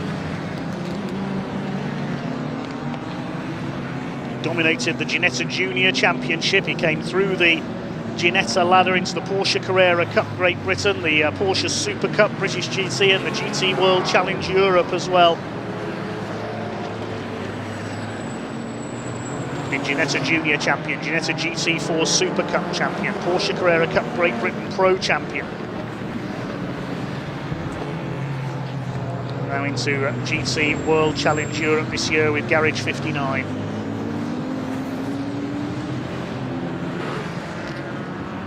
Was third in British GT last year. Magnificent CV for a magnificent driver. The car started by Dominic Malone, the former BMW racer. Drive-through penalty for car 297. It's the Lewis and Garnett Ginetta, the Paul O'Neill run car.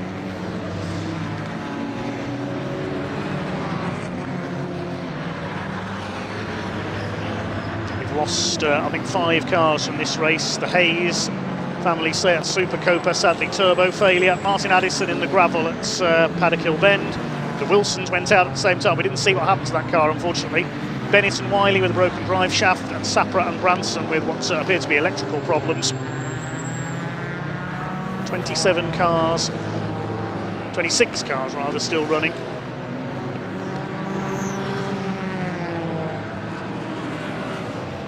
Two cars that didn't start, the Ferrari and the TCR Subaru.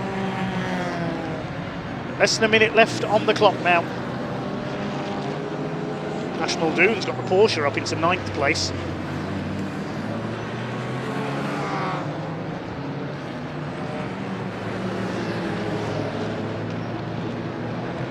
There is Adam Smalley, 18.5 seconds clear of Nathan Wells now.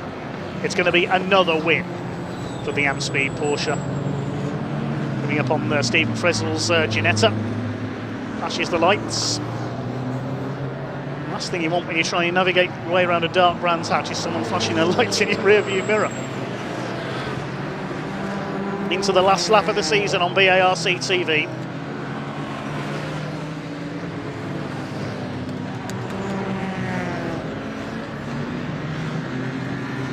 Well, Team Brits tried their hardest. But they are going to fall short, by my calculation, by just 2 points. You have to feel for them. But it's been a magnificent, a dominant season for the number 74 Porsche 991 Cup car of Don Malone, pro driver Adam Smalley. They've done the vast majority of the overall winning this season. They're coming out of Clearways into Clark Curve now. The checkered flag is in sights. Amspeed win the race into the nights. And provisionally, by my calculations anyway, win the Britcar Endurance Championship 2025.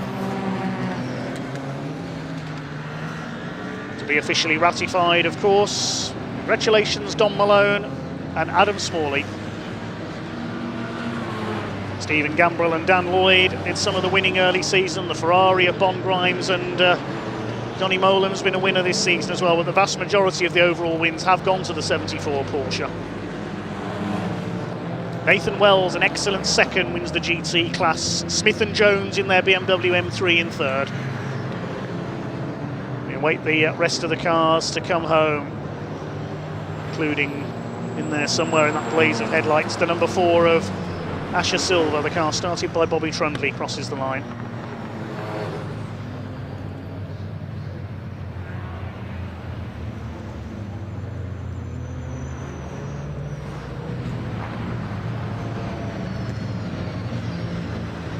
They, by my reckoning, have come up just a couple of points short. Malone and Smalley take the win by 22.3 seconds in the end. Nathan Wells wins the GT class. The Ginetta class, Casey and Medeiros a fine 4th overall.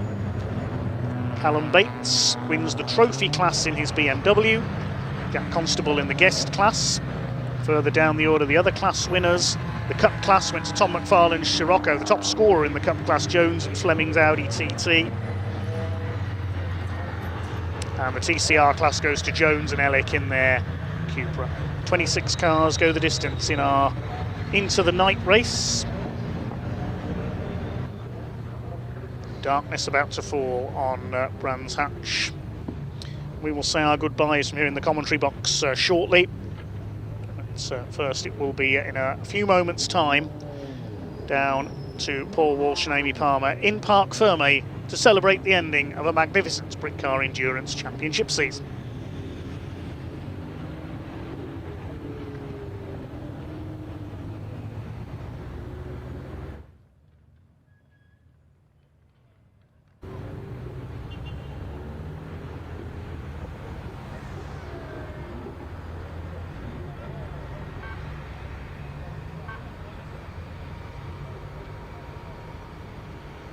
Champions, who will be coming to shortly and we'll tell you more about. But firstly, let's get a word from our top 3 overall winners. Starting off then with our 2nd place finisher as he gets out the car. We're going to be chatting to Nathan Wells very shortly as he gradually gets out of his machine for Woodrow Motorsport. He looks very happy, celebrating with the team.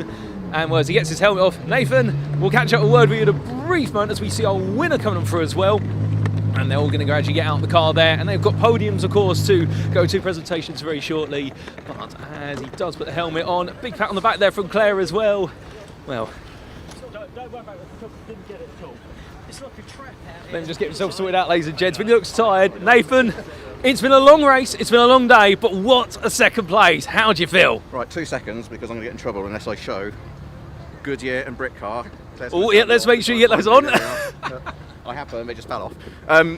Yeah, really good. Happy with that. I've never raced at night before, so yesterday I was about 2 seconds off the pace in practice compared to earlier in the day, so I was feeling a bit down about it. Didn't really think I was going to get much of a result in this, but yeah, just the familiarisation session went well.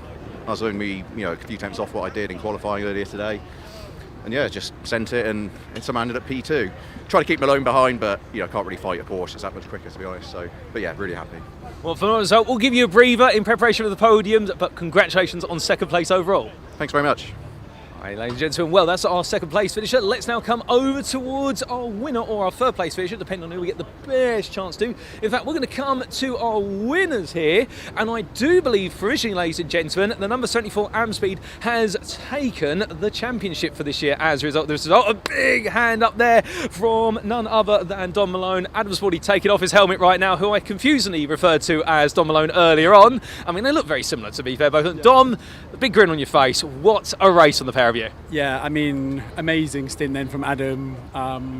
Yeah, couldn't ask for any more. Obviously, we just kind of did what we could, obviously, to push to win the race. We'll obviously, I think the points have got to get confirmed, but Team Brit did amazing to get their car out there, and it was great that they were out there right down to the wire. Couldn't be any closer. I think it's like a point in it or something crazy. So, yeah, mega. Down to the wire. That looks that grin on your face. That's how you love it. Yeah, I think, look, it was obviously a privilege being with Dom, so thank you, first of all, for him putting his trust in me for this year. It's been really enjoyable, working with the AMC guys. They've been absolutely fantastic, and it feels like a very family-run team. It's such a good atmosphere to be involved in. Always really positive. Love every single race weekend, and obviously love working with this guy. So he deserves the title more than anyone. What a way to round it off. Oh, 100%. Well, with that, gents, we'll let you have a breather before the podium celebrations. Congratulations on the great result and the provisional championship crown. Thank you. Thanks, mate. Thank you. Thanks a lot. Well, ladies and gents, we are going to very quickly try and come to our third place finishers if we can. I'm going to try and walk past Danny, our cameraman here. Watch your back, Danny, as he does so. He's doing a brilliant job, to be fair, today. He looks absolutely knackered, but I think we may have lost our drivers there who did take that home. We're just going to see if we can find Mark Smith, alternatively Carl Jones. Oh, I believe we might have Mark. Is this Mark or Carl? Mark and Carl. Well, I've got both of you, but in the wrong order. Gentlemen, a brilliant drive to third place overall, but what was it like out there in the dark? Well, we're two old men. I was doing it by braille, and I always said Carl could drive around here with his eyes shut, and he proved it tonight. He just did it from memory. So the last time I'd driven in the dark, a race in the dark, is probably almost 30 years ago. So no way. Yeah. But absolutely loved it. Fantastic championship, and thanks to Mark and Aaron, Bodie, all the boys at Amspeed. They've been brilliant, and congratulations to Dom and Adam for winning the championship outright. Brilliant, absolutely loved it. Great championship. Thank you. Well, brilliant, gentlemen. We'll let you have a bit of repose before the podium celebrations, but congrats on third place once again. Thank you very much. Thank you. Cheers.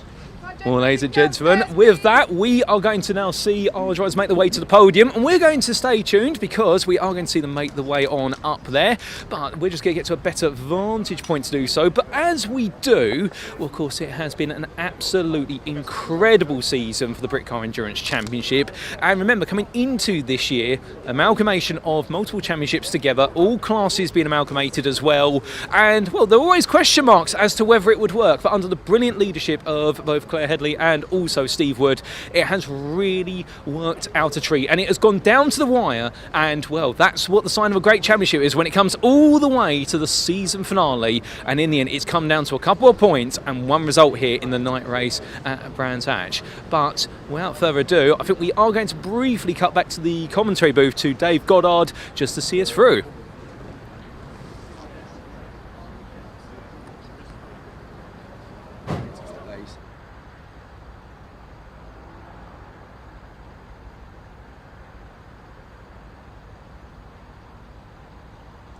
So we'll hand back to Paul for the podium celebrations very shortly once the drivers are in position. Quite a fitting way to round off the season here at Brands Hatch, I would think.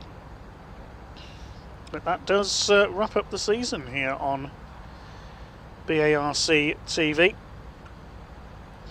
It's been a very busy season indeed, right the way through from when we kicked off in March. We've been around the UK, and beyond as well, when some championships, including Caterham, visited Zandvoort in the Netherlands. And a fantastic year it has been for all our championships as well. Just looking back over some of the highlights at the moment, we had the likes of the British Truck Racing Championship. History was made there when Ryan Smith made it 10 titles in a row last weekend. TCR UK goes from strength to strength. They had their biggest ever entry last weekend as well. The Classic Touring Car Racing Club, always great entertainment. All the various Caterham Championships, not just the Academy, but the Road Sports 270Rs, 310Rs and Caterham 7 Championship UK as well.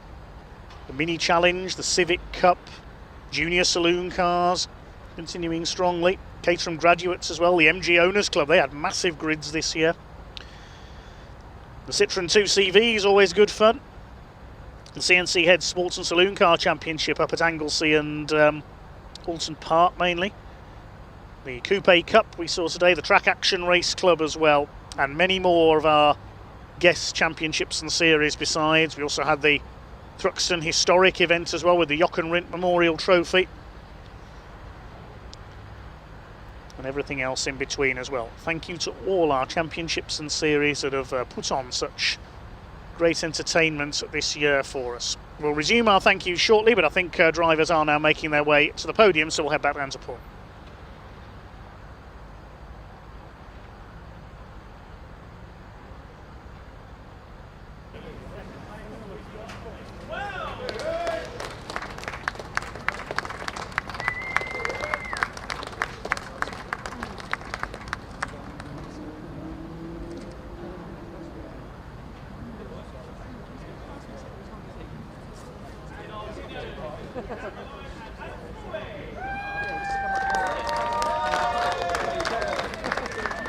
Sure Paul can hear us down there at the moment, but drivers onto the podium. Well, ladies and gentlemen, our drivers on the podium now, getting themselves all set, and the champagne as well.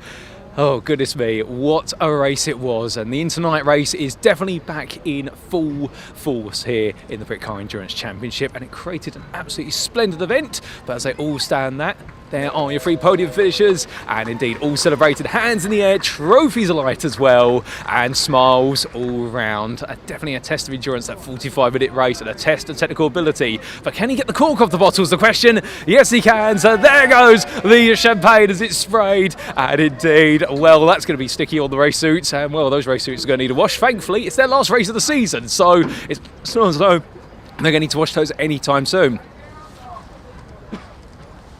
But there, well, a little bit more, still trying to get some corks out of the bottles or some lids off as well. It's been a bit challenging, but back to Dave Goddard for what is a little bit more post-race analysis.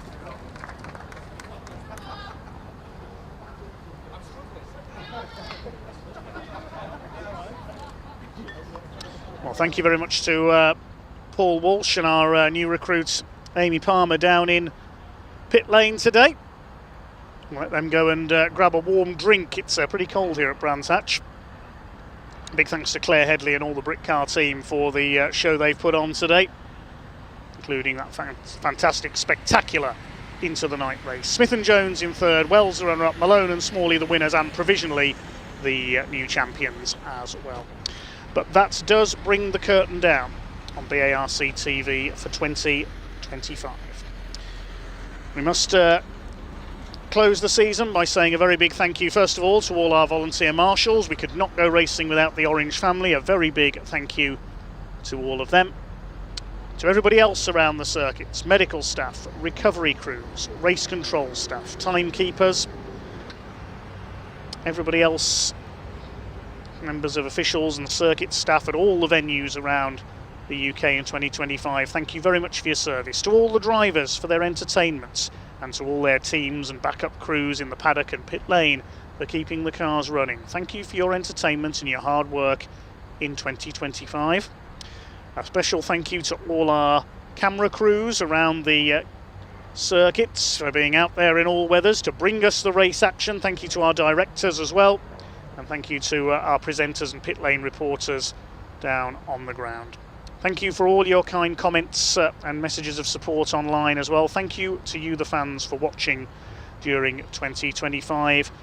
That is a wrap on BARC TV for 2025, and we will see you back for more great race action from around the UK circuits in 2026. But from here at Brands Hatch and for the 2026 season, this is commentator Dave Goddard signing off here on BARC TV for the 2025 season. Winter well, we'll see you next year. It's Wallop straight over and out. Thank you very much for watching. Goodbye, everyone.